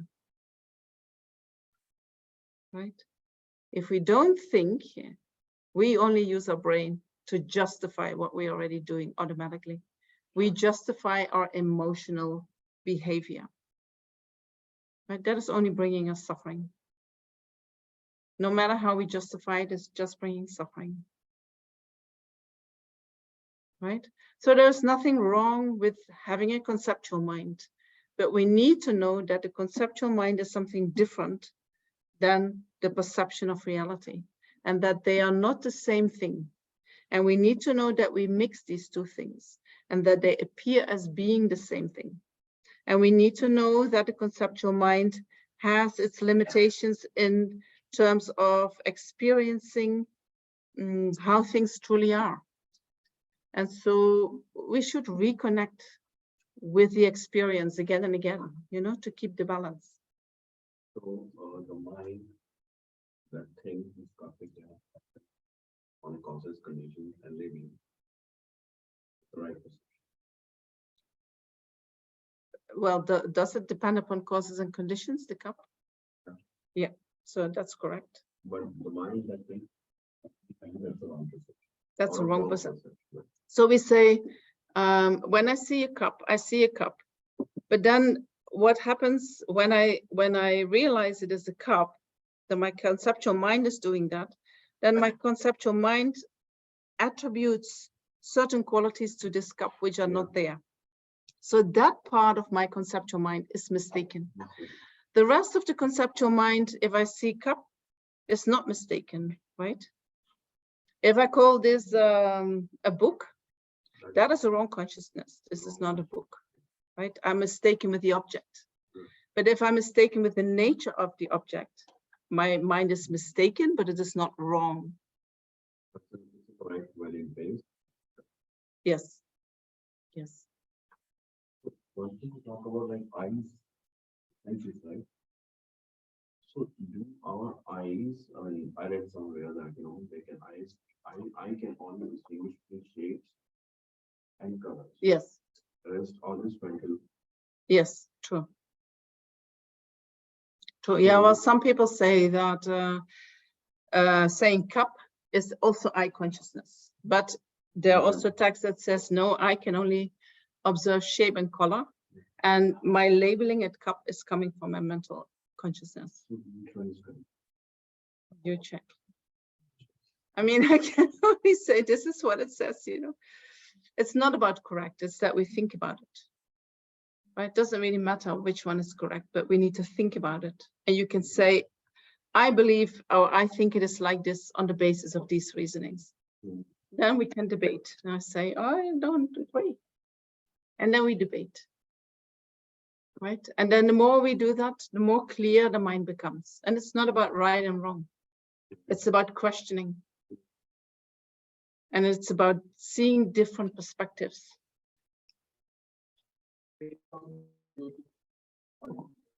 What is actually the experience? You need to feel. So that is funny that I say that you need to, we always follow our feelings, and I say don't do that. But connecting with the experience means that, you know, you go to the forest and you hear the birds singing and you feel the ground. Connecting with the nature. Connecting with nature can be a way of connecting with your experience. You can also sit down and you meditate and you go to the sensations of your body. You can also go to the gym and work out while you're very aware of your body. You can also do yoga while you are aware of your body. You're getting out of the thinking mind, you know? And it doesn't mean stop thinking, but this excessive thinking that we are having, you know, if we connect more with the body, then that thinking calms down a bit. We get a bit space in the thinking and we can direct our thinking better. At the moment, our thinking is running after the feelings. We want the thinking to be proactive and focus on the actions that we are engaging in.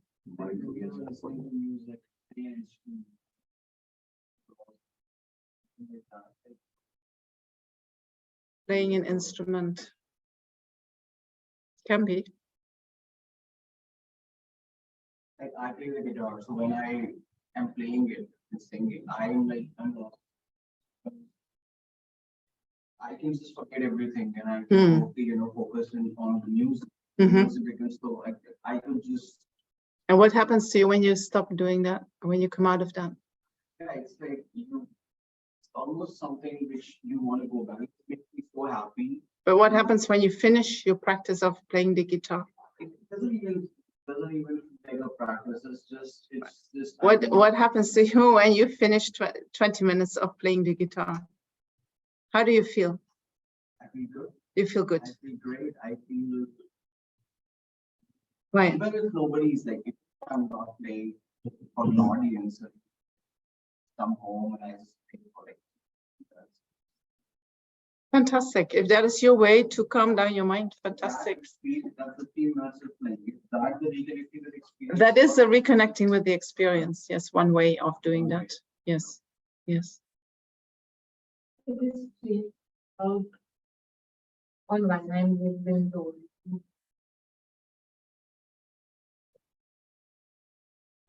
it seems like the way to actually come back and see the reality is come back to Yes, but not being attached to it, Mindfulness. right? Mm. What was the question? So you said we are, from one side, we are told not to be attached to the body, not to be attached to Like what's happening. what's happening in the world. We should not be attached to what is happening in the moment. And now I'm saying we have to come back to the body. And I said, but coming back to the body without attachment, by just observing what is, you know, that's something different, huh? Yeah. But we can be mindful of the body, yes, and the feelings that arise from the body and the sensations that arise from the body. Okay, let me see what we have. We have 14 more minutes.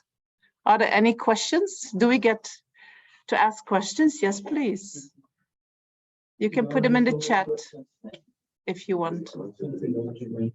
Or is there anyone who wants to ask the questions verbally? Then let me know, put it in the chat, and I'm going to ask Nivita to help me with that.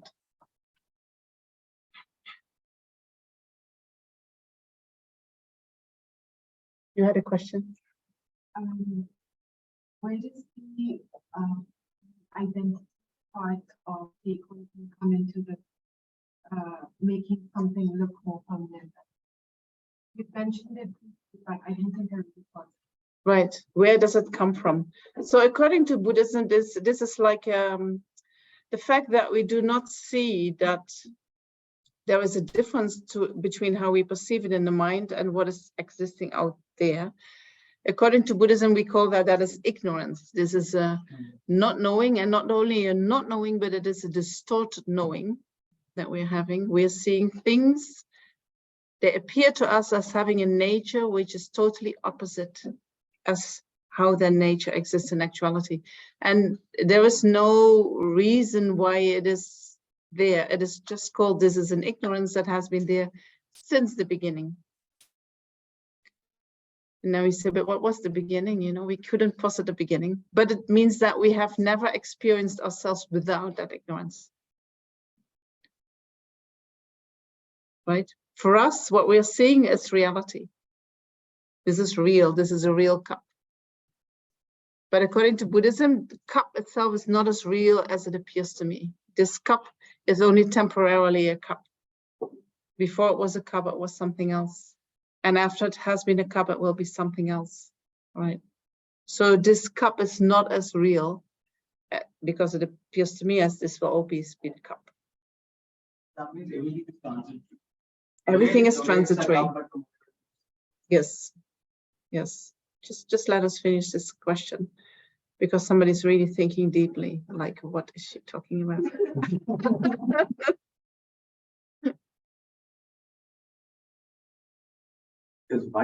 So there is an ignorance that has been there since beginningless time. There is an ignorance that we do not know ourselves without, but it is an ignorance that by developing our wisdom mind, contemplating the nature of reality, contemplating how the mind works, contemplating how reality exists, you know, then slowly we can resolve, we can let go of that ignorance, we can change that ignorance, transform it from ignorance into wisdom. And once we have developed the wisdom mind that knows reality as it is, that ignorance can never come back. So is nirvana the permanent phenomenon? That ignorance can never come back. So although we have had it since beginningless time, once we remove it, it will never come back. Took me a long time to puzzle on that one. Okay. So is nirvana a permanent phenomena? Nirvana is the state of freedom, right? Freedom from the delusions, freedom from attachment, aversion, and everything that comes with that. So that state in itself is a permanent state, yes. Mind, that's all conception. Conception again become changed. So the permanence of nirvana is not coming from the conception of nirvana. No, it is a permanent state. You know, just like space is permanent. Emptiness is permanent. They are phenomena that do not change moment to moment. right? Nirvana, once we have achieved it, it is a state that is permanent. The freedom of the afflictions is permanent. The afflictions will never come back. The wisdom mind that realizes nirvana is impermanent. It changes moment to moment, realizing a permanent phenomena moment to moment. Sorry, Kamini, wisdom mind, right? The wisdom mind itself is impermanent. Mind is impermanent, okay. Right? Yeah. But the phenomenon that it is realizing, Right. the freedom of these delusions, that is permanent. Okay. Yeah.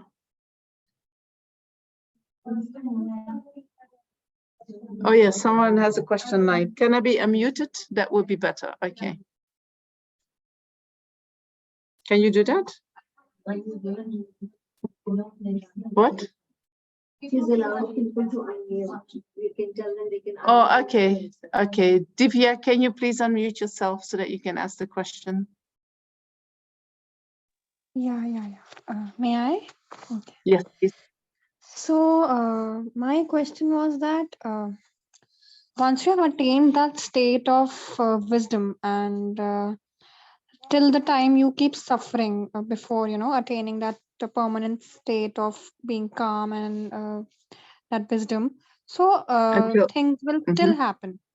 Things will still happen and there will be situations that will affect you. So, is that the state that we like being in? Which state? Like being calm and then wisdom when you have attained, when you are enlightened, when you attain that state of enlightenment, is that state that you like being in? That's why it's a permanent state, or it's a That we like realized to be state? there and therefore it is permanent. Is that Okay, your is it a question? realized state? Yeah, I A mean, does it realized come from state. I don't hear it. experiences? Does it come from experiences or does it come from inference, direct knowledge? What we say that the sources of knowledge are direct knowledge or inference or experiences. So is it an experiential state or is it a idea of that we have and we like being there? Right. So in order to realize nirvana, the state where we are free of all suffering, we first need to realize, so in order to achieve that state, we need to realize the nature of all phenomena, which is its lack of inherent existence. And so when we start thinking about it, it is a conceptual mind. Then we can come to a correct understanding based on an inferential cognition, right? So then we have no doubt anymore that that is how the nature of reality looks like, but we still perceive it through a conceptual mind. That mind is already very, very powerful, but it is not the mind that frees us from all the afflictions, right? In order to develop the mind that frees us from all the afflictions, we need to have a direct realization of the nature of reality. Okay, and one more small question, that is always a guidance needed, or we can attain that state on our own? Is there guidance needed or to attain that state of, can we do that on our own? That depends very much on what you have done in your past life. If in your past life you already have realized that, and you come in this life and you need to wake up that realization, you might be able to do that on your own. But if you have no idea about it, maybe you even strongly believe in philosophical concepts that are not in line with the lack of inherent existence. If you have philosophical ideas about the nature of reality that are very different from that, then you need first to do a lot of study. And then it is good if you have guidance. Okay, thank you. Okay, you're welcome. So there is somebody else who says, is mental consciousness concentrated in any particular location of the body? And how do the winds relate to mental consciousness? So the mind rides on the wind, right? So they go together. When my mind is, if I focus on my legs, then my mind is in my legs with the winds in my legs, right? So depending on where I bring my attention, there the mind goes. And there I can influence the winds. So mental consciousness, you know, at the moment, I think we concentrate that a lot in our brain. But you can mental consciousness, I mean, the whole body can be filled with mental consciousness, right? The mind can go anywhere in my body. Where is the mind located? In the heart? So where is the mind located? The extremely subtle mind is located in the heart. The subtle mind is located in the whole body, maybe even beyond the body. And then the coarse body is what we can see. Where is the heart chakra? It's actually in the middle of the heart. It's not in the physical heart, but it is really in the middle of the sternum, behind the sternum. Is memory in the brain or is memory in the heart? Memory is also everywhere, right? We have body memory. So many experiences that we had that we find, for instance, difficult to digest, they somehow get stored in the body anywhere. And so there, I mean, you can see that when you look into, for instance, people have, they get a new heart. They get a heart from somebody else, you know, and suddenly they start drinking. And they would never drink before. But then they check with the owner of that heart in the past. And they say, oh, yeah, he'd like to have a drink. Right? So there are memories in that way that we can somehow pick up on that resonance, maybe, or I don't know exactly. I'm not sure if we pick up on the memories, you know. I checked that actually with Sakha Rinpoche.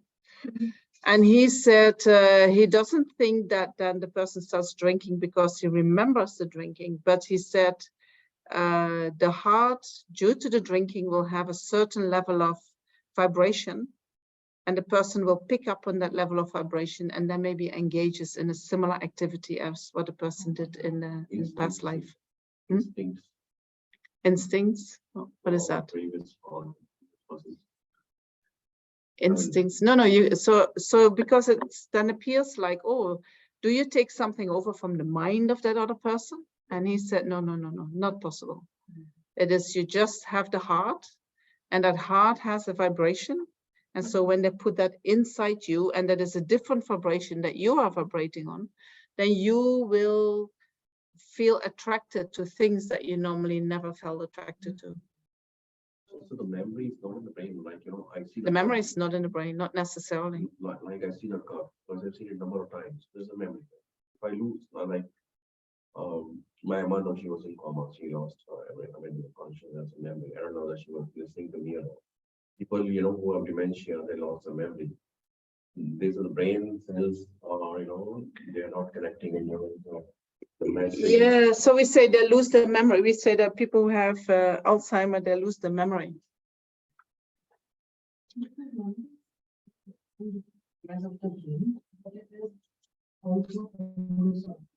Right. We are not able to dementia and then We're not able to access the memories, not access the memories that are stored in the brain, but we might access other memories that before we would never allow to arise, and then suddenly they arise, right? Don't go too quick, because we don't even answer one question and you're already jumping to the next one. So if you have someone with dementia, sometimes in life we suppress certain tendencies, right? For instance, I'm scared for my husband, and so I shut my mouth, you know, I don't dare to speak up. And then I get dementia, and suddenly I have the courage to open my mouth and, you know, and tell him the truth. And we think, oh my gosh, this dementia. But, you know, actually it takes a kind of inhibition that I adopted, takes away that inhibition. Right? There's so many things to say about any disease, you know, how it works in the mind, but it all comes down to our intention, why we are doing what we are doing, and whether or not we are present with what we are doing and what we are experiencing. And I think the more we can be with that, being present with what we experience, and then being mindful of how we respond to that instead of react to that. You know, there we can shift I was asking our habit. I have studied to be that is the knowledge layer stored in the brain. That is not the mind. Knowledge, So is the brain the mind? the knowledge, the 1 minute, Divya. Yes. There is a question, is the brain the mind? where is my knowledge stored? If I have studied to be anything, not a engineer, architect, that knowledge, where is that knowledge stored? Not an experience. I have studied for years, and now I am this. Right. So where is my knowledge? Yes, I understand the question. I'm thinking. I don't know. I don't know. I mean, do we find that useful to think about? You can say it is in the brain, right? Knowledge of studying is stored in the brain, but I would say maybe not completely, because, for instance, you became a lawyer because you feel really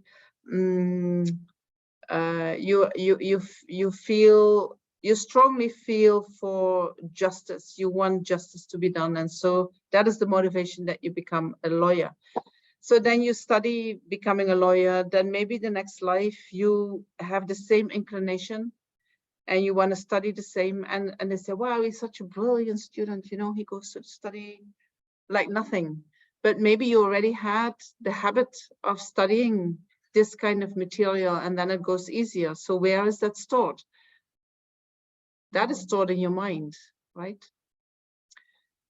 So if we look into, but it is a little bit a different subject, and therefore I'm not sure how we can compare that. But if you see young tulkus who are reborn, you know, like one was, don't try. No, not this one. I forgot the name. He lived a long time in the Green Hotel in Dharamsala. Sometimes it don't. Anyway, he was reborn in this life, right? In his past life. When he was 6 years old, he was reciting whole text. He had never seen any of these texts, but it was just coming out. These tulkus, when they start engaging in study, they need to memorize the text, right? They memorize so quickly. Is that because they have a good memory, or is that because they are repeating something that they already memorized so many times before? Right? This you think about. Maybe there is something in the mind that we take with us to next life. Right? And if there is something that we are habituated to, things come much easier in the next life. Rahul Sanskrit, I was brilliant from the age of 6. Mahayana teacher, Rahul Sanskrit. Mahayana teacher was brilliant from the age of 6 in Sanskrit. Yeah, they. All the sutras and yes, mythicals. yes, some can do that, which is really amazing, and it shows that there must be something from the past. He did a brilliant job. Then he took all the texts from Tibet to India and revival of Buddhism in India started. Fantastic, yeah. Wonderful. I have one more question online. Divya, do you want to ask your question? Yeah. So my last question is that once you have consciousness of that you are capable of achieving this, like I'm saying materialistically in life, of achieving a particular state, but you don't achieve that, and that brings you frustrations. You are not comparing yourself to anyone, but you just maybe it's because you are intuitively that strong, that voice is coming inside that you are meant for this. But once you don't achieve that, those frustrations keep creeping in. So is it bad to get into that state, but you still want to work harder and harder every day, that you want to get there, but you also have a spiritual idea that, you know, this is nothing, this will also not bring you happiness. So how to So then you balance have to that? check what your motivation is. You know, are you attached to achieving that state? Why do you want to achieve it? You know, sometimes we can get attached to wanting to achieve liberation. And then we go so fast and we do so many prostrations and we think, oh, if I do this and this and this, then I'm going to achieve it. And then we don't achieve it, and then we get really angry with ourselves, you know. then we should wonder then what was the reason that I engaged in that in the first place. You know, there's most likely strong attachment to something, or maybe there's so much aversion to your suffering. And you actually, your wish to strive for liberation is a wish to be free of the suffering of suffering. Right? Then we can get very frustrated and very angry. Then we need to change the motivation and start again. Okay, but then liberation is also not happiness. Not in that moment, no. As long as we are driven by attachment, liberation is not going to happen. We are just creating more drama and samsara. Okay. Do you see that? Yeah. Kind of, I get an This is idea. one but of the traps that we have as spiritual seekers, you know, that often we are suffering from something and then we think, oh, I'm going to do Buddhism, you know, because I tried this and I tried that and nothing really helped. Now I'm going to do Buddhism. But we're doing the Buddhism because we want to be free of that painful experience that we had. And the way that we engage in Buddhism is the same as we have been engaging in everything. I just want to run away from my suffering. And so I want to run away. I want to run towards liberation where I think there is no suffering. But if there is some type of aversion in my mind for the suffering, whatever I'm doing is just creating more samsara. More, you know, I'm just acting out of attachment. And so I create more samsara. And so if we want to change that, we first have to be able to sit with the suffering of suffering. We need to realize the first noble truth: life is suffering. I have the suffering of suffering. I need to be able to bear that. And then I need to realize the suffering of change. Then I need to realize the all-pervasive suffering. And the way how I free myself from that is not by using my aversion and running away from it. But the way that I realize, or the way that I free myself from that, is by developing my wisdom mind that can see that the way I hold on to the self to exist is totally opposite of how the self exists in actuality. And the more I realize that, the less whatever I'm doing is coming from attachment and aversion. And then I need to realize that completely before I can become free of attachment and aversion. So we don't use our aversion to run away from something, and we don't use our attachment to get to something, even if it is liberation. But we use our wisdom mind to understand how the mind works and how we create our own samsara and how we can create our own liberation. Yeah, that completely answers it. But there are people around you who are very, very cruel and they still get the best of everything. And you have not done even any good deed, like any bad deed in life, and still you suffer so much in life. Yes. It may be because of your past karmas, but it is said, no, that even if you do good deeds in this life, you will get some effect in this life too, but still you keep on suffering. So Then I why would is still it check there? my motivation, you know, I would check the motivation. Okay. If you really do good deeds, even doing the good deed itself should come with a lot of pleasure and a lot of happiness. Yeah. Right? Doing really good deed, even the gift of giving. If it really comes from loving kindness and compassion, you feel really fantastic when you give, even if you get nothing back. Yeah. Right. So if you give and you give and you give and you have very good feelings and you keep giving, you know, I would say, what is the problem? You have a very good life. But when you expect something back, or when you look around and you think, oh, how is that possible? This guy didn't give anything and he has so much money and he doesn't deserve it because the way he achieved it is just by cheating. And, you know, yes, sometimes it looks like people who are really engaging in bad actions, it looks like they have good results. But the results that they are experiencing is the result of good karma they created in the past. And the result of what they are creating today, the actions that they're doing today, is going to ripen in the future. Okay. Right? It's not that they will not experience the suffering that comes from the negative action. They will. They will, but maybe not in this life. Probably not in this life. Maybe in next life, maybe in any life after that. And we shouldn't see karma as punishment, right? Oh, these are really bad people. They should be punished. You know, they deserve to experience the results of their negative karma. We do not deserve, no one of us deserves to suffer, no matter what kind of negative action that we have done. But what we would like to do is to wake up to our potential of loving kindness and compassion. You know, wake up to our true nature and then start acting in accordance with that. Right? That's the main thing. Yeah. Thank you. You're welcome. I had a quick question. Last one, last question. Yes. I'm just wondering, what causes and conditions cosmically leads to the very law of karma itself? Usually you get the beginningless time answer. Beyond that, What means love karma? What karma leads to love karma? What is love karma? What? Law of karma. very The law of regulation. karma. The law of LAW. I don't understand the question. Say it. what karma leads to the law of karma. So cosmically, what makes that here on this planet Earth, certain causes and conditions lead to a certain result. If I have a beam of a tree, and I'm a carpenter, and I make a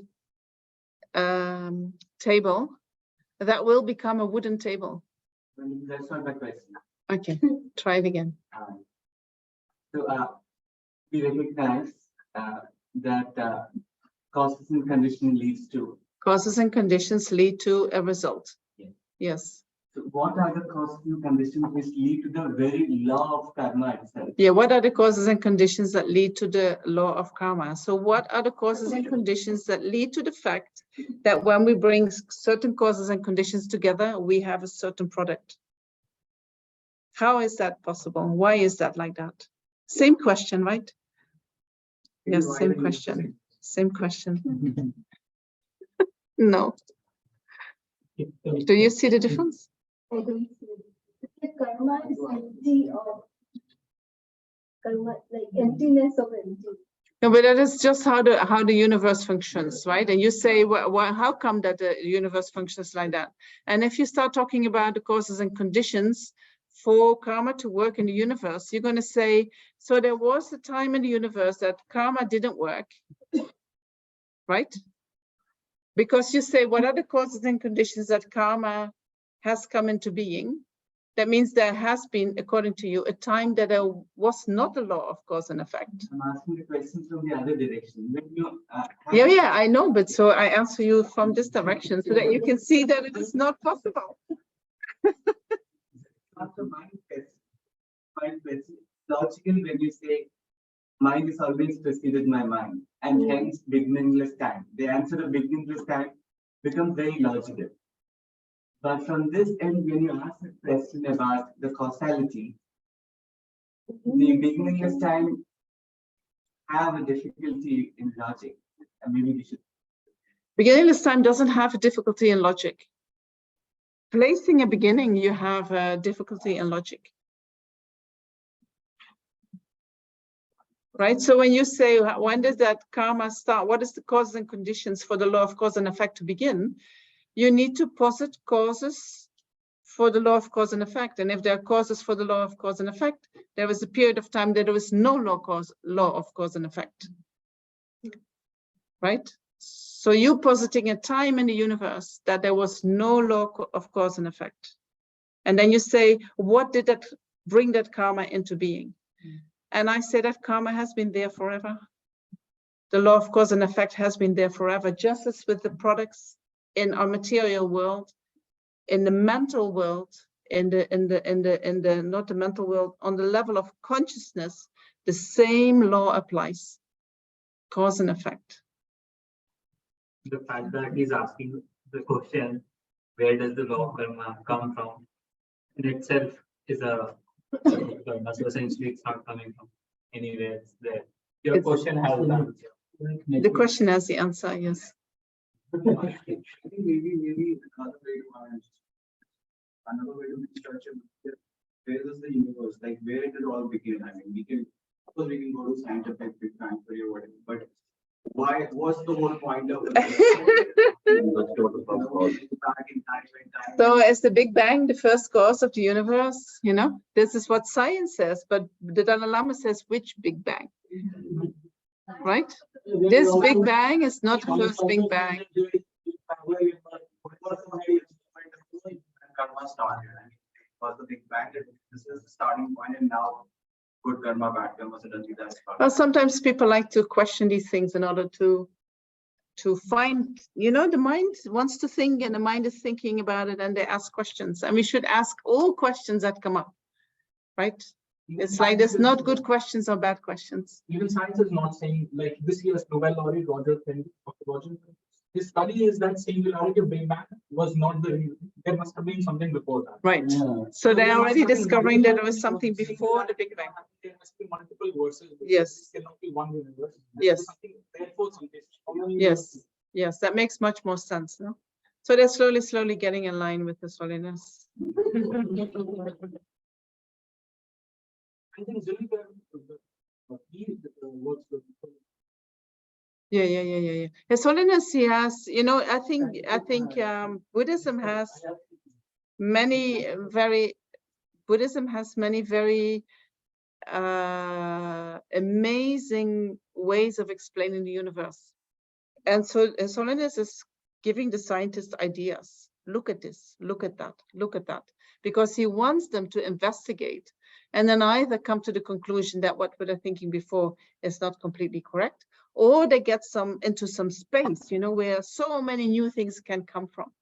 And the better we really understand the universe, the better we can get to that place where we are really create the causes for happiness, right? This is where it all comes down to, where we want to go.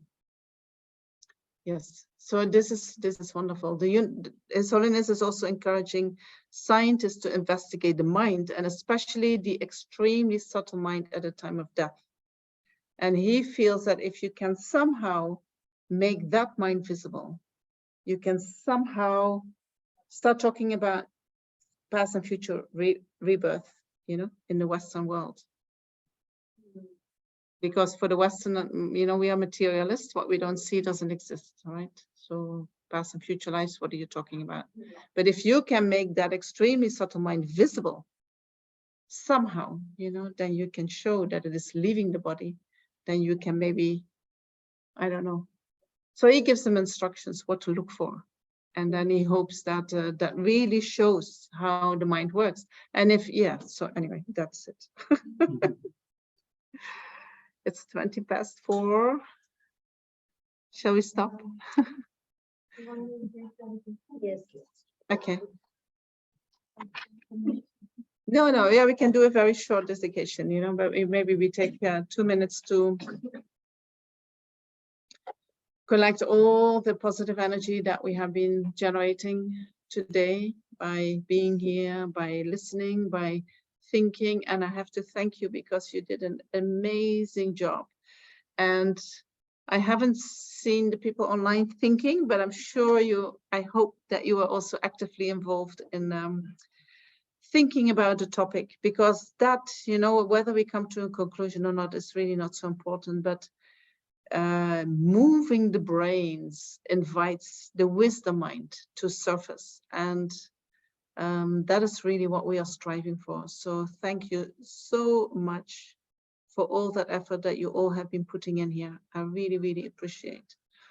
And so that effort has created a lot of positive energy, and we can visualize that in the form of white light, and we gather that above the crown of our head, you know, all that white light, we bring that to the crown of our head. And then when it is there, we let it become a small ball, very intense white light that then sinks to our heart.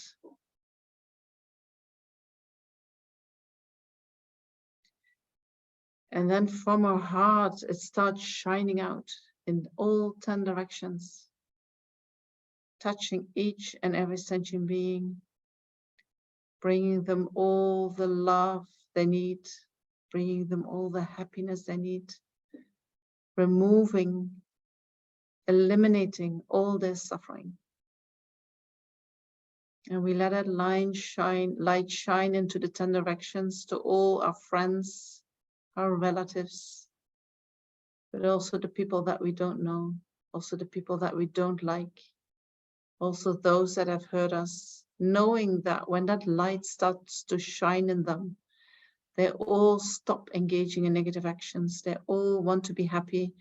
When they know how to do it, they start engaging in positive actions. We all have that same potential.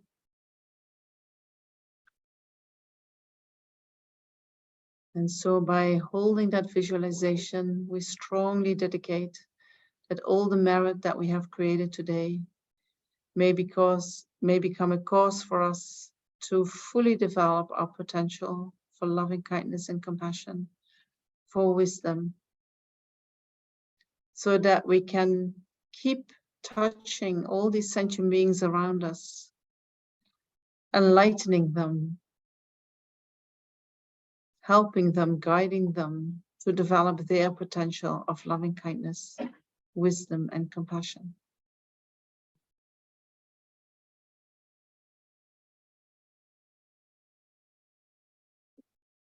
And let that light move through the whole universe, touching each and every sentient being. And maybe you can make a determination that you will keep developing this mind, the mind of bodhicitta, the wisdom mind that knows the nature of reality, that knows emptiness, until you have developed your full potential.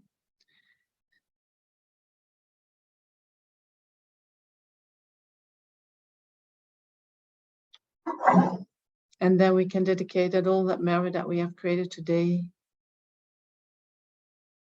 that it causes our teachers, our guides to have a long and healthy life, that all their wishes may be fulfilled, all their projects become successful, and they keep guiding us until we have become completely free of all suffering and have found the perfect happiness.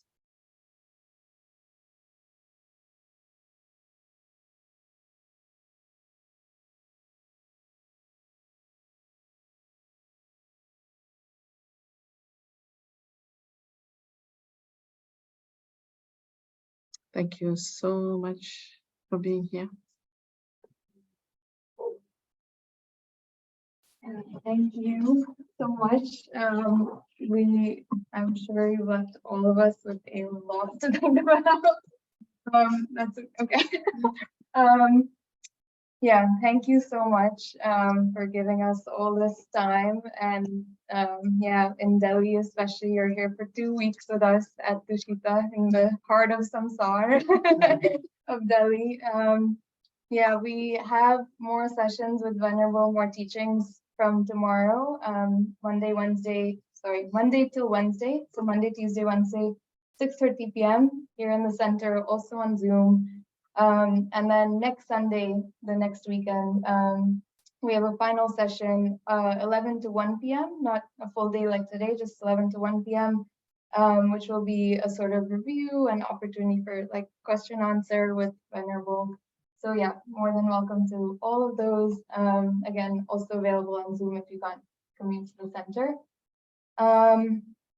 Yeah, we, as I said in the beginning, we are an entirely donation-based, donation-run center. It runs based on the generosity and kindness of others. Yeah, and so in case you would like to make an offering to the center or to the teacher, you can do so there's a cash donation box in the back. We also have like Paytm, scan code, all of that.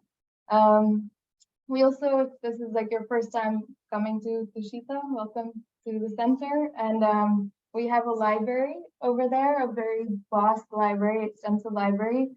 There are also like there's reference books in the back, which are not available for checkout, but these you can take out for 2-3 weeks. Yeah, feel free to browse those. We do ask for a 1,000 rupee deposit, which of course you'll get back when you return the book. But yeah, just to make sure we get our books back. So if you check out a book, there's a book there. Just make sure you enter it and just let me know. You can let one of the volunteers know. We also have a little shop, incense, other kinds of things, notebooks. We also have paintings that Venerable Jamyang has made. They're photocopy prints of Thangka art by Venerable Jamyang, so you can feel free to look at that. Also, again, just let me know if you want to purchase anything, or Sagar here can, yeah, another volunteer. And either of us, you can let know, or yeah, other volunteers here. Anything else? Yeah, if you are not yet in our WhatsApp groups, we have WhatsApp groups and we have a newsletter also. If you'd like to get added, you can come up to me and just give me your WhatsApp number or your email address, and I can add you to one or both of those. Yeah.